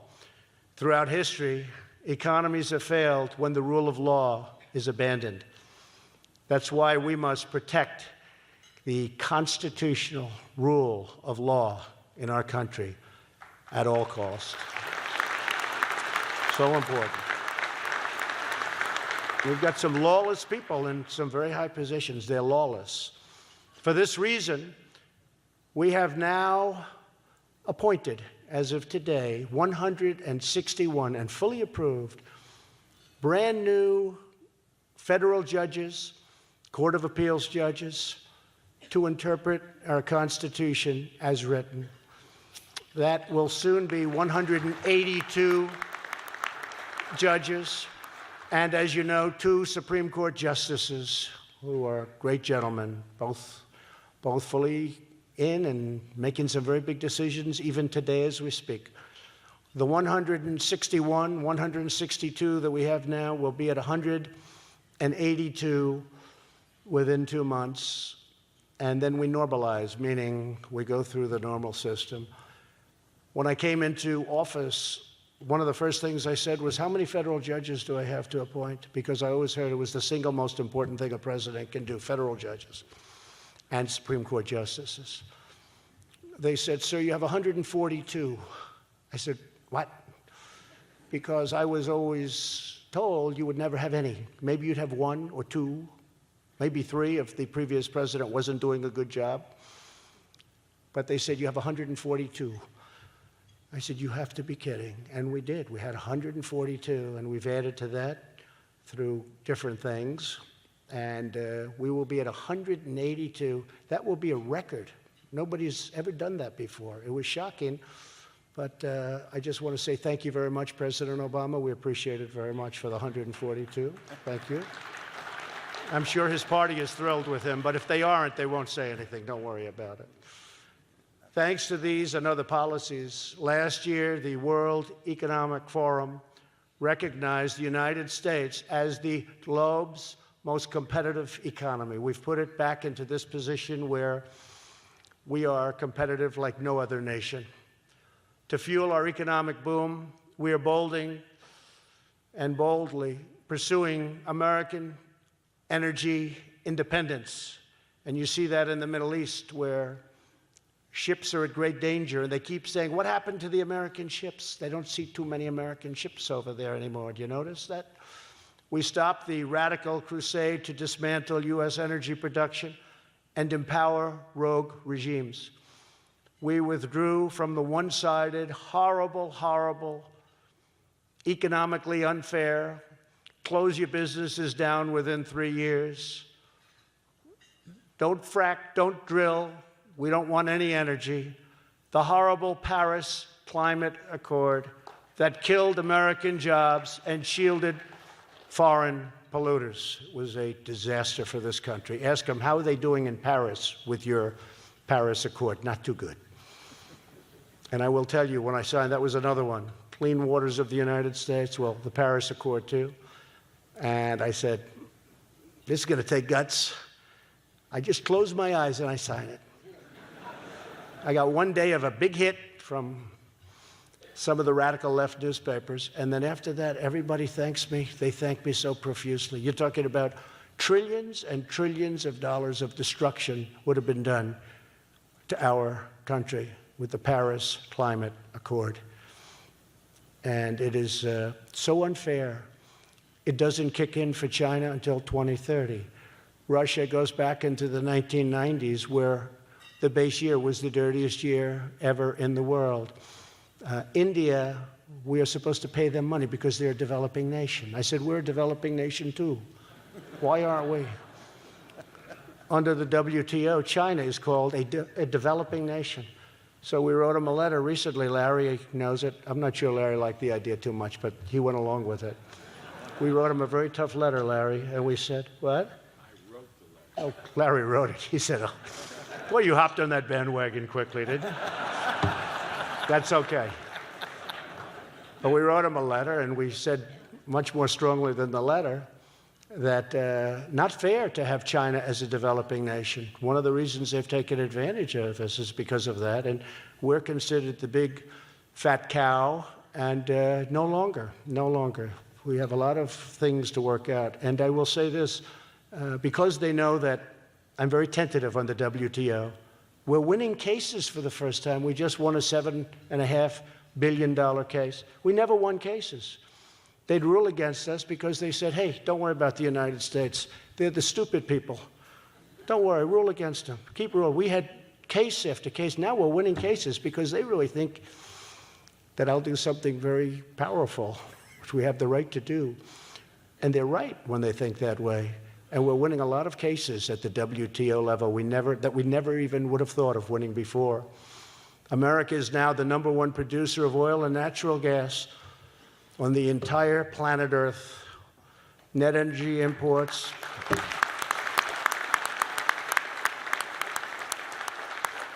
Net energy imports, this is so great, set a historic low. It's a 58-year low, but that's only because they only go back 58 years, meaning I assume if it's low now, it's lower than it used to be.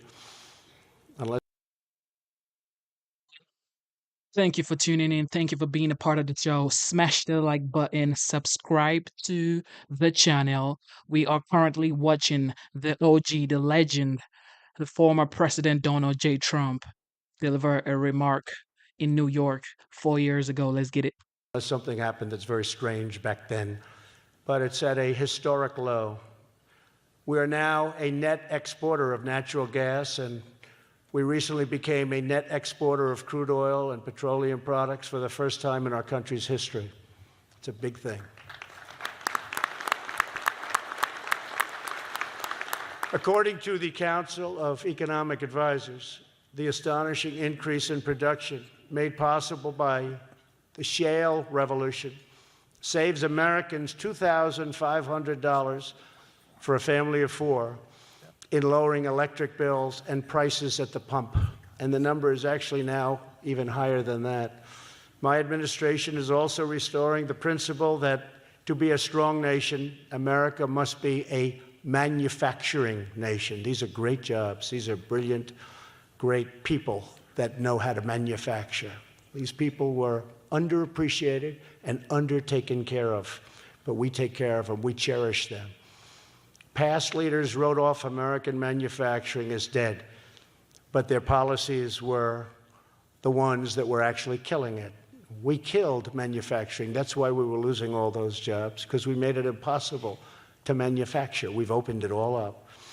After losing And this is a number that's hard to believe, and I've been saying it for 3 years, and I know it's right because the fake news has never corrected me. If it was wrong, it would have been headlines. Trump made a mistake. But they can't say it after losing 60,000, can you believe that, factories under the previous 2 administrations. America is now gaining over 10,000 brand new, beautiful factories, and many, many more than that want to come back in, because under my administration, we're producing jobs and incentives for these companies to come back. I'm calling, as an example, Prime Minister Abe of Japan. I say, Mr. Prime Minister Shinzo, we have a tremendous problem. We have big deficits with your country. You got to start building plants. He's building many, many car plants now in the United States that he would have never built here if you didn't have this kind of a president. And he's very happy to be doing it. But they're all coming back to the United States. They want to be where the action is. Very simple. They want to be where the action is. This is where the action is. There's nobody close. There's no country close. When I meet with the leaders of countries as they come in, kings and queens and prime ministers and presidents and dictators, I meet them all. Anybody wants to come in. Dictators, it's okay. Come on in. Whatever's good for the United States. We want to help our people. But the first thing they say to me almost always, congratulations on your economy. They all say it. Congratulations. It's incredible what's happened to your country. It's incredible what's happened to your economy. First thing they say in almost every instance. But central to this comeback is a series of bold initiatives to reform a broken system of international trade. We want thriving commerce with as many countries as possible, but trade must be fair, and to me it must be my favorite word, reciprocal. It's not reciprocal. We're getting it to be much more reciprocal. The American market is the most valuable and coveted market anywhere in the world. Those who want access must play by the rules, and they have to respect our game and our laws, and they have to treat our workers and businesses fairly, not the way they've been treating them over the last 25 years. America will not be taken advantage of anymore.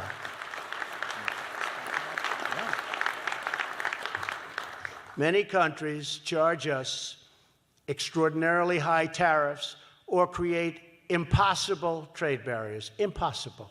And I'll be honest, European Union, very, very difficult. The barriers they have up are terrible, terrible. In many ways, worse than China.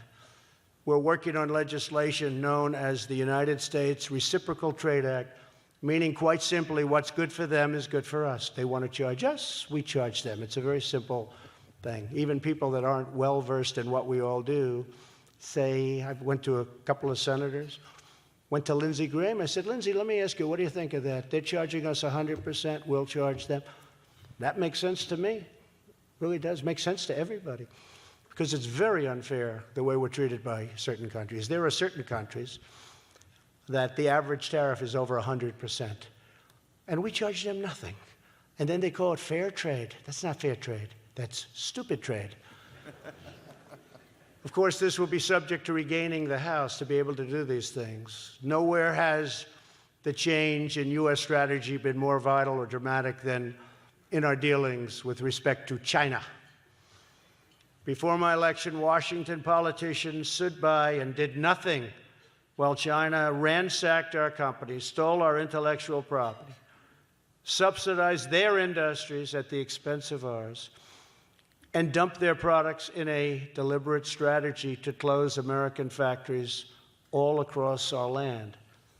For many years, Americans, leaders have just sat back. Maybe they didn't understand what was going on. It's impossible to believe that. But they just let it happen. And it's gotten worse and worse and worse. And now we've changed it. It's changed a lot. I'm sure you haven't noticed, but it's changed a lot. In particular, since China's entrance into the World Trade Organization in 2001, no one has manipulated numbers better or taken advantage of the United States more and I won't use this word cheated. I will not say the word cheated, but nobody's cheated better than China, but I will not say that. We'll say that off the record, okay? And there's only about 600 cameras back there. In fact, that is a big group up there. Good, I hope you use it, because it's true, and they understand it's true. And I don't blame China, by the way. I blame our leaders, because we should have been doing what they were doing. They did it to us. We didn't do it to them. We were defenseless. We had no leadership. This is for a long time. This is long beyond the Obama administration. So I don't blame them. I said this to President Xi. I was making a big speech in China. I had 5,000 people in front of me, and I was talking about how bad China was. And I said, this is not going over well. I was in Beijing, this massive hall, and I looked down at President Xi. He was sitting right where Larry is. He was not as imposing a figure as Larry Kudlow, but he was quite imposing. And I said, you know, I think he's getting very angry. And then I realized, how do we save this? This is going to be a disastrous afternoon.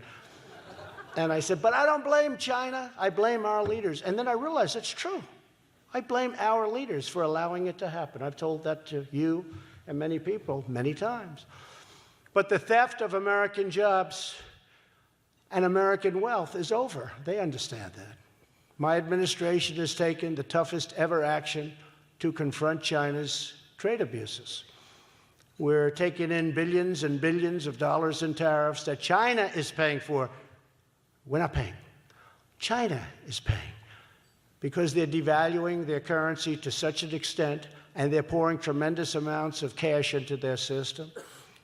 They're having the worst year in more than 57 years, more than half a century.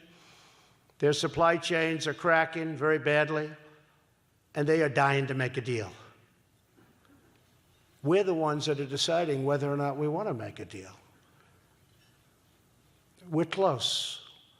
A significant phase one trade deal with China could happen soon.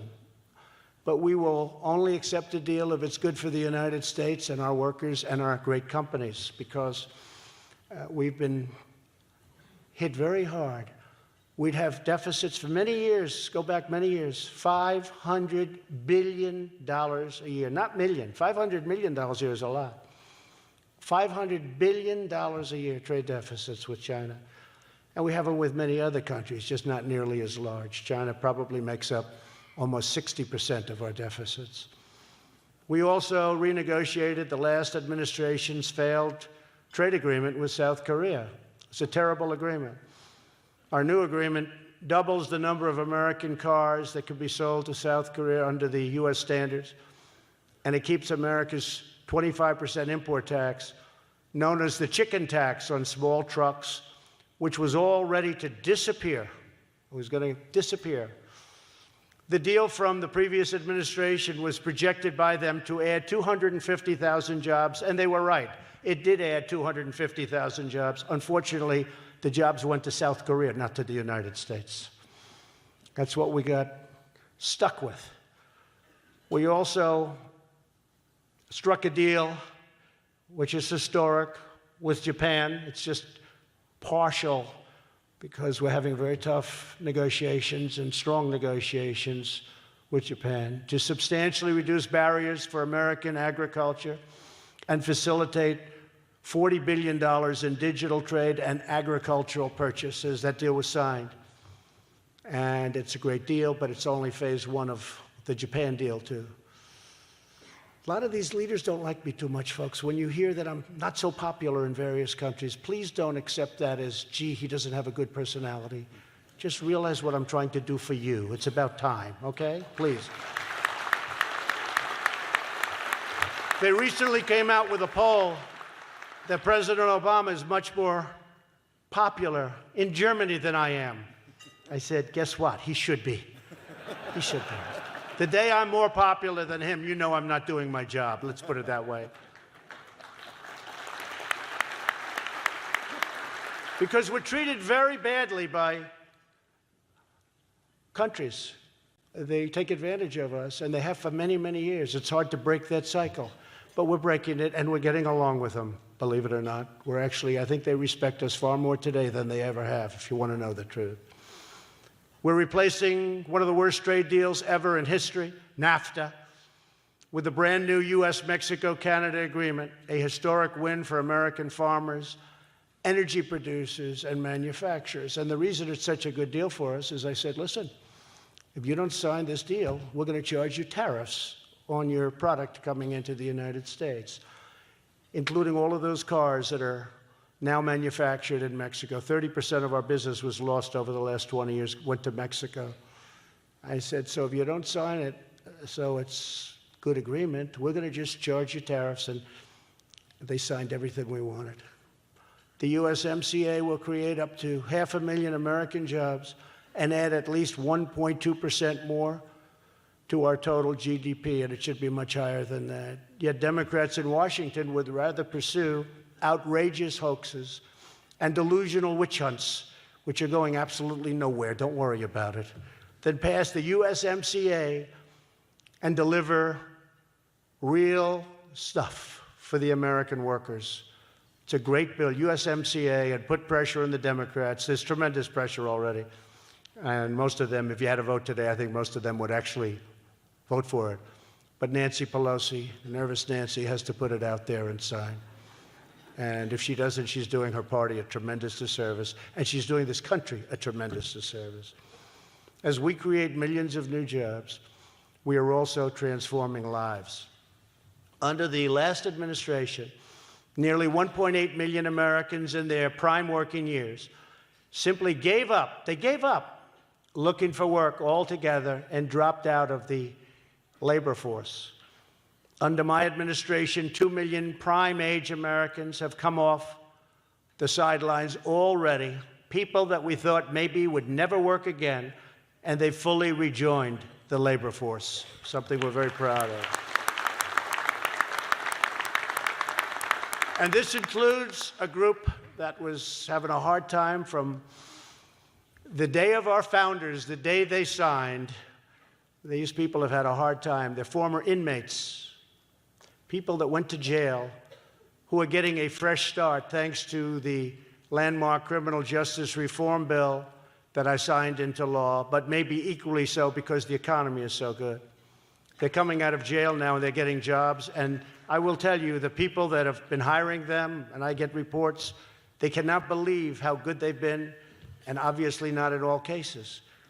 But it's incredible. First time they've ever had an opportunity. They get out of jail and they end up with a great job, and they cherish the job more than you would, more than I would. They can't believe what happened to them. And they're doing a phenomenal job. First time it's ever happened in the history of our country. It's really terrific.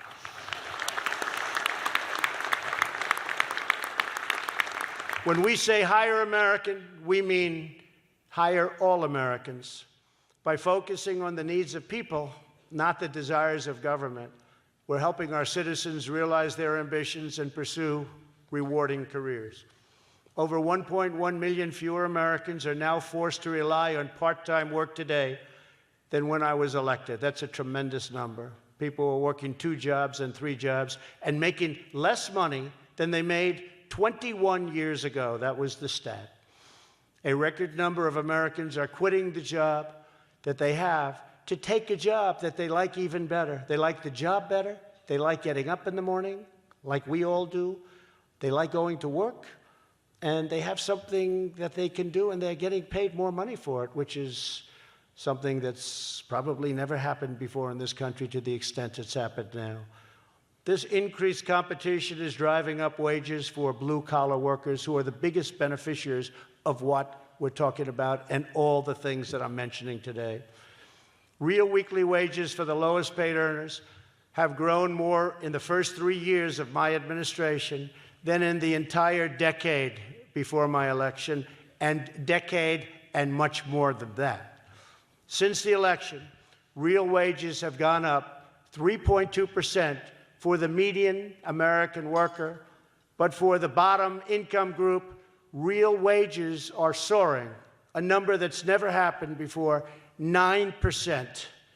And that means you might make a couple of bucks less in your companies. You know what? That's okay. That's okay. This is a great thing for our country. When you talk about equality, this is a great thing for our country.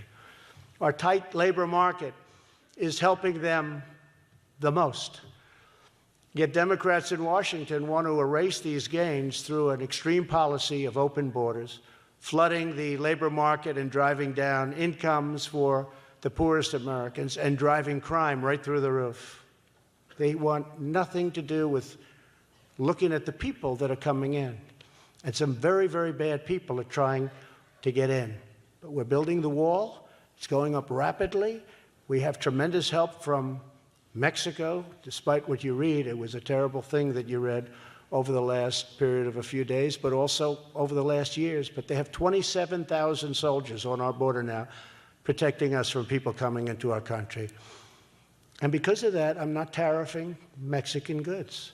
So it works out well for everyone. But we have 27,000 Mexican soldiers, and they play by different rules than our people. If our people speak rudely to a person coming. One more time, thank you for tuning in to the live show. Subscribe to the channel, smash the like button. Let's get it. Listen to the OG, the legend, Donald J. Trump. Coming in, it means they get the electric chair. It's a very unfair situation. Our border is so, our laws are so bad, our immigration laws. It's so sad.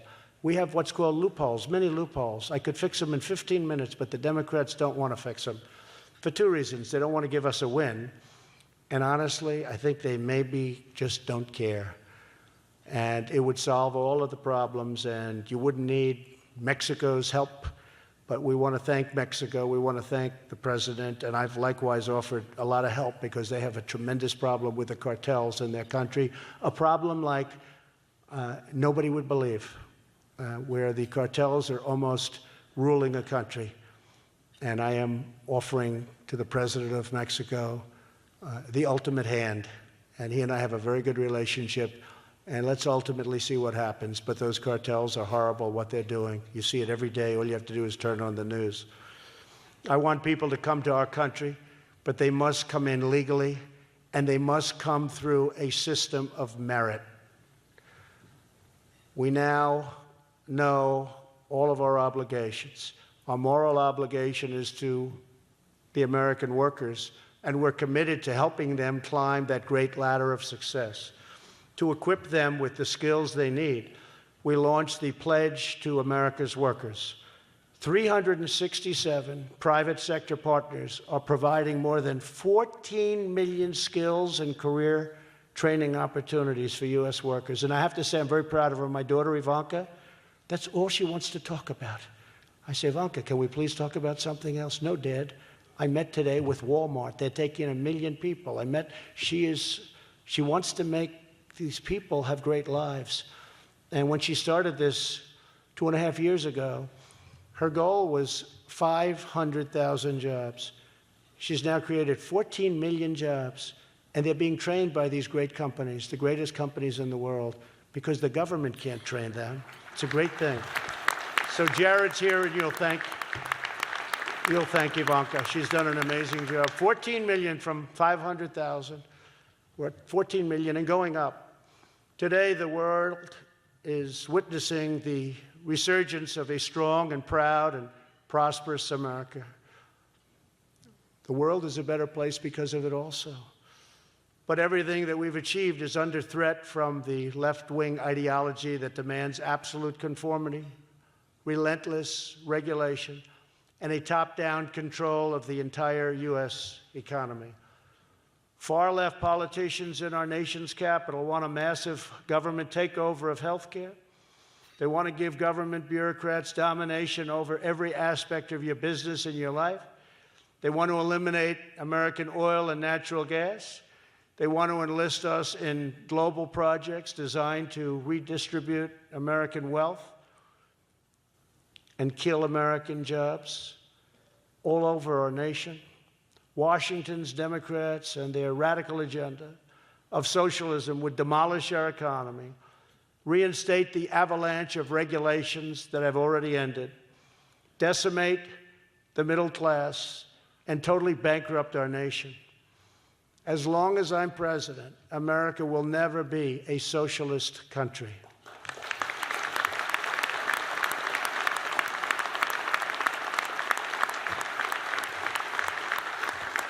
We are reawakening the majestic spirit of enterprise and exploration, discovery, and all of the other things that we need to create that exceptional character that our nation is developing now more than at any time in the past.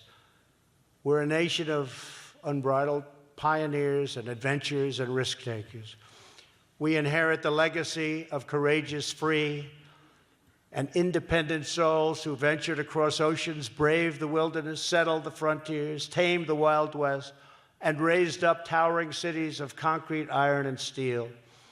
Our American ancestors produced miracles of science, lost so many lives, but launched revolutions in technology, created groundbreaking new industries, built the railroads that linked our cities, fashioned the skyscrapers that touched the clouds, and gave us the most prosperous nation to ever exist on the face of the earth. This is our American heritage. This is who we are. This is who we will forever be. We believe in the dignity of work and the nobility of each and every American worker. We believe the future is forged in the mind of the American inventor, the soul of the American craftsman, the heart of the American entrepreneur, and the faith of the American investor. We know that there is nothing we cannot achieve as one team, one people, one family, and one glorious nation under God. With everyone here today and millions of patriots across our land, we are making America stronger, prouder, and greater than ever before. And ladies and gentlemen, the best is yet to come. Thank you, God bless you, and God bless America. Thank you very much. One more time, you are listening to the legend, the OG, the 45th President of the United States. Some say he might be the 47th. Subscribe to the channel. We stream every day. Well, I stream every day. My name is Genesis, the first book of the Bible. Okay, you know what time it is. You know what time it is. Thank you for tuning in. God bless you. We got one more video to go. Let's see what's going on in the present day today. It is currently 6:22 a.m. Today's date is September 18th, 2024. We're still going now. Let's get it. Despite nationwide pleas to cool things down after the second assassination attempt on Trump, Democrats and the liberal media are right back at it, treating the former president like he's some kind of unique threat. Hillary Clinton, never one to miss the spotlight, argues that the media isn't doing enough to paint Trump as a danger. I don't understand why it's so difficult for the press to have a consistent narrative about how dangerous Trump is. The object in this case is Donald Trump, his demagoguery, his danger to our country and the world. Americans need to understand that they have to take Trump both seriously and literally. He has said what he wants to do. He and his allies with Project 2025, his desire to be a dictator. Hillary's friends in the media couldn't wait to jump in, quick to twist the story and pin the blame on the GOP and Trump himself for the assassination attempt. The Trump campaign is seizing on this apparent assassination attempt as a way to rile up his base. Violent rhetoric in America in presidential campaigns has been unprecedented since Donald Trump first came onto the scene in 2016. The violence is coming from them. The former president certainly could do a lot to make himself safer. If Donald Trump wants Kamala Harris and others to stop saying that he is a threat to democracy, then he should stop threatening democracy. Quit blaming folks until you decide to take a look at what's coming out of your mouth. Right now, you have a former president who, yes, has been the target of apparent assassinations twice, but is also an instigator of political violence. All right, Jesse, they've called him Hitler. They say he's dangerous. He's an existential threat. And Hillary doesn't understand why it's so difficult for to have a consistent narrative about how dangerous Trump is. What does she want, a bounty on his head? She does. Fidel Castro, we tried to assassinate him. Dictator Mao, Stalin, we fought a Cold War against him. Mussolini, Hitler, we went to World War II against those guys. Gaddafi, Saddam Hussein, two dictators we violently overthrew. So when you have a media industrial complex that repeats that this one politician is a dictator, it goes deep into the American subconscious that sees a dictator as someone that needs to be eliminated. And it's in our DNA as Americans, whether it's a king, an autocrat, or a dictator, to want to push them out of power because of what happened in the Revolutionary War. And you're inviting lost souls looking for a reason to live, to want to be a hero, to want to be a savior, to save democracy. And look at how the media is characterizing this guy, Ryan Ruth. They've called him a crusader for causes. They've called him a super citizen. They've said he has a sense of duty that's apparently driven him. Those aren't the things you call an assassin. Those are crazy things that should never be associated with a guy. Now, after the first assassination attempt, guy was a little opaque. And so Trump said, let's have a moment of unity for this country. And even Joe Biden said, let's calm things down.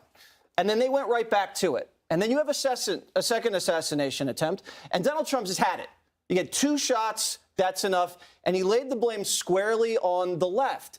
And instead of having a little bit of self-reflection, the left got defensive. And they said, no, you're responsible for people trying to kill yourself. And then Don Lemon says, basically, Trump needs to stop running or else he's going to get more bullets. That's crazy. We are in a danger zone right now, Judge Jeanine, and I'm really, really praying for the health and safety of this president. You know, Harold, if Donald Trump's rhetoric is to be blamed for his own assassination attempts, if someone tried to assassinate, God forbid, Kamala, blaming Trump would be off the table, wouldn't it? I mean, he wouldn't be responsible for that too, would he? Good to be with you. I don't blame any specific person. I've tried to say over and over again that we live in a time where all of this seems to be being catalyzed and empowered by kind of a circular reinforcing media and social media. I think we live in a time where people are able to say things and hide behind pseudonames, hide behind a social media. Things that would not have been said, people may have thought 10, 20, 30, 40 years ago, but now people feel empowered to say them. We've all, unfortunately, around this table had things said about us and even things that sounded like the person wanted to be violent against us.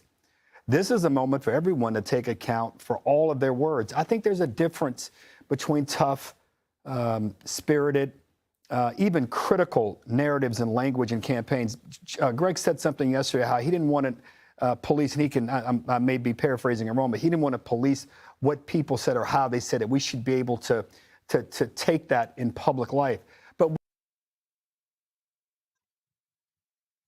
one more time, thank you for tuning in. Subscribe to the channel, smash the like button. This is the thing. Are we supposed to blame the OG for the attempt, the 2 times attempt on his life? Or are we supposed to say, you know what, that's it, the bullshit, and then make sure we ramp up the security details around him? Isn't that supposed to be the conversation?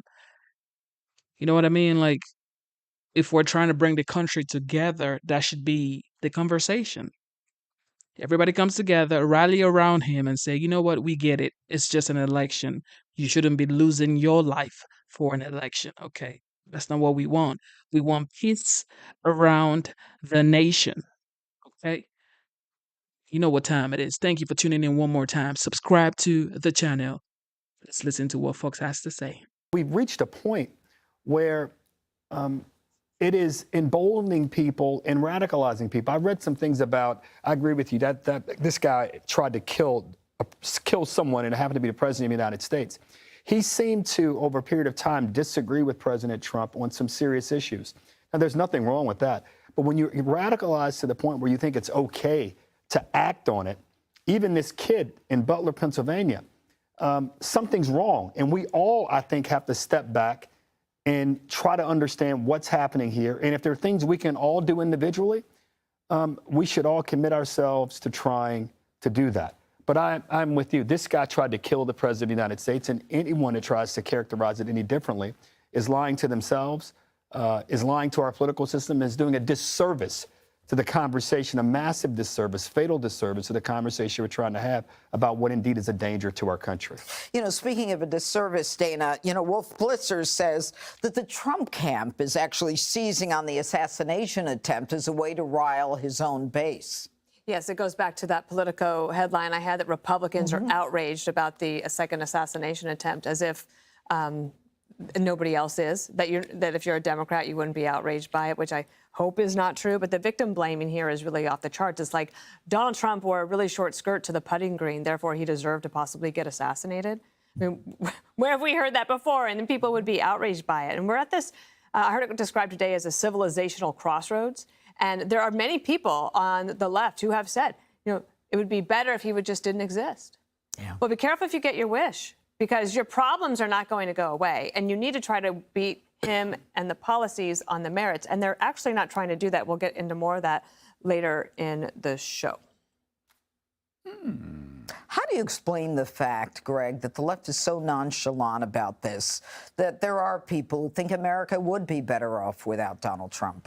Well, I would like to step back and take a look at the mentality, because I think Harold is right. This is like an endless game of rhetorical ping pong. Trump gets attacked. They say he's bad. He gets attacked again. They say he's worse. It's not going to change. I think it goes back to, well, there are two things. One, it's the sunk cost of your investment. Why continue with the rhetoric when you know there are destructive consequences? Because you've already invested so much time and effort in that. You've come too far in this mentality to stop now. How do you reconcile all those years of emotional and career investment in hating one person? Why do people stay at a lousy job? Why do people stay in a lousy marriage? Why do people persist in a bad political idea? It's because if you let it go, you feel like your life's been a waste. So you have people like Morning Joe can look positively embarrassing when he makes a statement, and the next day he'll double down on it because he can't let go. So you stay in it and you sink lower into this sunk costs instead of being smart, cutting your losses and chalking this waste of time up to experience. If you chalk it up to experience, it's not a waste of time. But also, I do think that this rhetoric is born from an evolutionary byproduct that's been turned on its head. Normal people, when they protect themselves and their loved ones, there are no ethical restraints. There are legal ones, but there are no ethical ones. You will break the law to protect your family, your children. You'll even break the law for your pet. The left turned this upside down.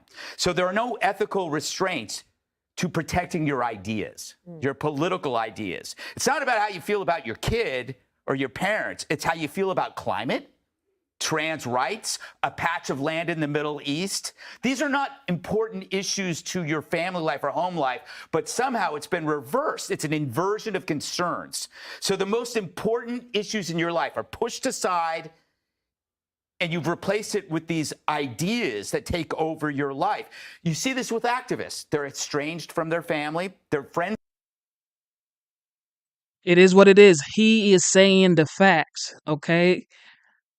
The five always saying the facts every single time. Smash the like button, subscribe to the channel. What do you guys think about what they're saying right now? You think it's facts or you think it's bull? Let me know. I do think for a fact that, nobody should be targeting the former president of the United States, especially in his own country. God, hey, relax. It's an election. It's not like a do or die thing. We should be pursuing peace. Okay? Peace. If there's enemy within, how are you gonna actually rally together, come together, unite to then fight the enemy outside? That's not something that should be a conversation. People within should be united. Subscribe to the channel one more time. You know what time it is. Let's get it. circle is tiny. They struggle with jobs. They can't pay their rent. They can't pay their bills because this bigger mission has taken over their lives. I must glue myself to the freeway. I must splatter paint on art. I must threaten to kill the president. It's as though they've taken the idea of no ethical restraint and applied it to larger ideas. I see Hitler everywhere, therefore I can kill Hitler. Scary. Click here to subscribe to the Fox News YouTube page to catch our hottest interviews and most compelling analysis. You won't get it anywhere else. Okay, somebody just said, I am more upset about this than kids, getting shot. No, I'm not. Everything deserves attention. Everything deserves attention. Everything deserves attention. The kids in school deserve attention. This matter also deserves an attention. It's not, okay, it's not like there's a level of importance to it. It's like, okay, this is a former president. He deserves attention. And these are kids in school. They deserve to be secured. Okay? Just my opinion. I'm not saying, I don't care about the kids or I don't care about the former president. I do care about both of them, just like the economy and just like the border. Same thing. Everything has to be You can walk tended into to. a room like this where people cheer when you step onto the stage and you might think for a second that you're kind of special. Then you go home and your kids remind you very quickly you're actually not that big of a deal. My sweet daughter reaches up, pats my shoulder and says, "It's okay, Mommy. One day you can be pretty too."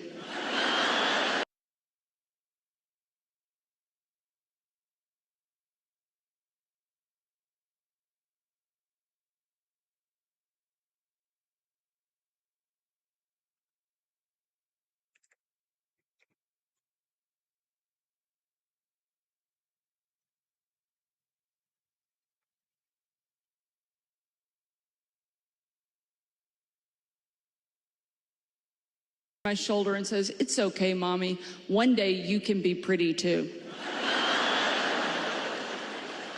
So my kids keep me humble. Unfortunately, Kamala Harris doesn't have anything keeping her humble.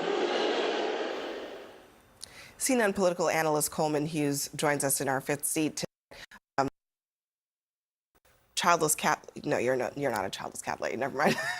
In many different ways. I don't have cats. I don't have children. I'm not a lady. But they're doubling down on this. Really, I mean, I cannot understand what the rationale is for this. I don't understand why you would want to alienate such a huge sector of the electorate with these kind of unwise comments. I think there's a way that you can support large families. There's a way that you can talk about the fact that the birth rate is in decline, not just in America, but all around the world, and that's a huge problem. There's a way to talk about that without just kind of gratuitously disrespecting people. And let's be honest, most of these politicians have huge egos on both sides. A lot of people who get into politics are not humble, and certainly having kids doesn't make you humble if you otherwise have a huge ego to begin with. And also, I mean, I don't understand the idea of making, I mean, the joke actually would have been really funny if she had just left it as her daughter's cute comment, honestly. Yeah. Why go that extra step? I don't know. If my childless uterus was not on the bingo card of being a talking point for Republicans in 2024. Like, the way that childless women is the priority of their talking points, from J.D. Vance to Sarah Huckabee Sanders, is just unnecessary. It doesn't make sense to me. I hope we can all agree. I'm the only woman sitting here at the table without children, that, like, I am still a humble person. I still care about this country. I still can give back. I've been a public servant most of my life. Having children makes no one more better or less better than anyone. And you don't know people. Fake, fake, fake. Cap, cap, cap. Always capping. All of this is like, this is something that was said once and that was like a long time ago, and now that's what they're doubling down on. So we should forget about the economy. We should forget about the high grocery prices. We should forget about the high gas prices. We should forget about the things going on People are struggling to eat. Single moms are struggling. And you're talking about what was said a couple of months ago, a couple of years ago? Bro, chill. Stories. So you are not just insulting people because you think folks are making choices. You don't understand why they don't have children. Also, parental cosplaying is shameful. It's a shameful thing to do, and you don't have kids so that you can use them as a prop in order to tell a heinous remark about someone who actually is a parent to children. I have 4 kids, only one of whom I had, and the others I adopted. It's the idea that Kamala Harris's stepchildren are not people she raised when all the parents are agreeing this is, I don't know what else to say. To use parenting as a prop is repulsive. It just shouldn't matter, though, whether you're a part parent of this that I think is deeper than just like callous comments. I mean, there are people. Somebody spoke about we should forget about the company's price gouging. The question you should be asking yourself is why weren't these companies price gouging during the OG's era? Why weren't they price gouging during Trump's time? Why?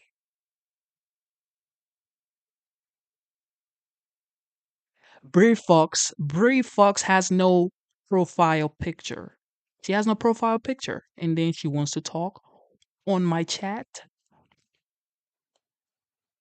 On the right who do believe fundamentally that it's immoral to not have kids, that women are being tricked into deferring childhood. That's become part of the talking points. I mean, this conservative lawyer, Will Chamberlain, right as Biden dropped out, he posted this on X. Real simple, under-discussed reason why Kamala Harris shouldn't be president. No children. I mean, is that a part of the political right that really needs to be kind of addressed? Yeah, I don't agree with this. Look, I have 4 kids too. Having 4 kids was the greatest thing that ever happened to me. And also having a stepmother who raised me for a large portion of my life was also one of the greatest things that happened to me. And so I understand the value of people who step into other people. It's like the dams always shoot themselves in the foot. Somebody just said Noah Lennon, I don't want to butcher your name. He says because they didn't have the opportunity to price gouge during Trump's time, that's why they didn't price gouge. So you mean to tell me they have the opportunity now to price gouge because there is someone weak and someone who would not hold them accountable, and you want to vote for the same weak person? And the same weak person is telling you they're going to hold these people accountable when they cannot hold them accountable right now? I'm done with you guys. People's families and blend together and help raise children that aren't their own. So I don't love that. I in full disclosure, I've only seen the clip. I haven't seen if she said anything after or what the full context of the remarks is. But we also live in America, and we're all free, to make choices about our lifestyles and about our family choices and so on and so forth. I think having families is wonderful. It may not be for everybody, and some people may not be able to, and some people can't for various reasons. And I don't think anybody ought to be demonized for that. So my view is my kind of Republican Party welcomes everyone. We do encourage families. We encourage life. But we also encourage everybody to do what's best for themselves in their own personal situation and respect other people's choices. That's my view. Is this the time where I mentioned the IVF vote on Capitol Hill that failed today because Republicans voted against it? That seems like a political layup that they could have just let it go, especially since Trump. I mean, you now work for the Trump campaign. Trump has said he's the biggest supporter of IVF. He wants the government to subsidize it. Meanwhile, over on Capitol Hill, they can't even pass a bill giving women the right to have access to it. I mean, listen, Schumer has his bill for the day, but we know where the President Trump stands. He's made his position clear. He's willing to move the Republican Party to him. But I do want to get back to Sarah Huckabee Sanders' comment. I, too, was blessed to have a stepmother. I wouldn't be here. I wouldn't be able to have normal conversations without a stepmother. So I found that comment to be actually offensive. I don't know what more to say about that. I'm disappointed in Sarah was saying that. I'm sure I'm going to get criticism from the campaign. But I have to sort of defend somebody who's a stepmom. It's a tough job. People step into that role. It's usually a difficult dynamic. My mom excelled at it. I'm sure your mom excelled at it. I'm sure you excelled at it. And we should reward that and sort of speak of that in a very high tone. But I do agree with Scott. You can choose what path you want to go, but trying to pin, what Senate Republicans are doing with the Schumer bill on President Trump. President Trump's position is clear. He supports IVF. He's willing to put pressure on insurance companies. It's not sort of the conservative position that I'm used to. It's sort of not an economic position that the old sort of Republican Party's used to. But the party's moving to where he is, and you'll see this vote today. But I'm pretty sure if you would take this vote when he's in the presidency, it'd be a vote that passed. Well, why? I'm going to give... Because it's going to be a different bill. The details are always, the devil's always in the details. If you look at the details of this bill, it's not just straight up IVF, it's other things. It's cloning, it's all these other things that sort of make Republicans say, we're comfortable with IVF, but why are you loading it up with a bunch of poison pills? Let's just do IVF. What about the immigration bill? Well, the immigration bill is a Because bad it seems bill. like whenever there's an opportunity to actually govern on issues that Republicans say they support, they don't actually govern and pass them, like an immigration bill, because Donald Trump gets on the phone and calls people and says no, but then on immigration, he's silent. I mean, he could have called and said, support it. Yeah. Or you know how bills work. They could have reworked the bill. They could have done a lot of stuff. They just didn't. J.D. Vance didn't even show up. But Schumer's not trying to govern here. Correct. These are show votes. It's common. It happens all the time in the Senate and in the House. Republicans do it. Democrats do it. Brian's right. There are things in this bill that Republicans don't want to support. But also the platform of the Republican Party right now is set by our nominee, who is a strong supporter of IVF, in fact wants to pay for some of it, which even makes me squeamish as a fiscal conservative. But that's his position, and that's our platform, and Democrats have lied about it this entire campaign, and they really should stop. All right, there you have it. There you have it. Smash the like button, subscribe to the channel. You guys are the best. You guys are the absolute best. God bless you. God bless you. God bless you.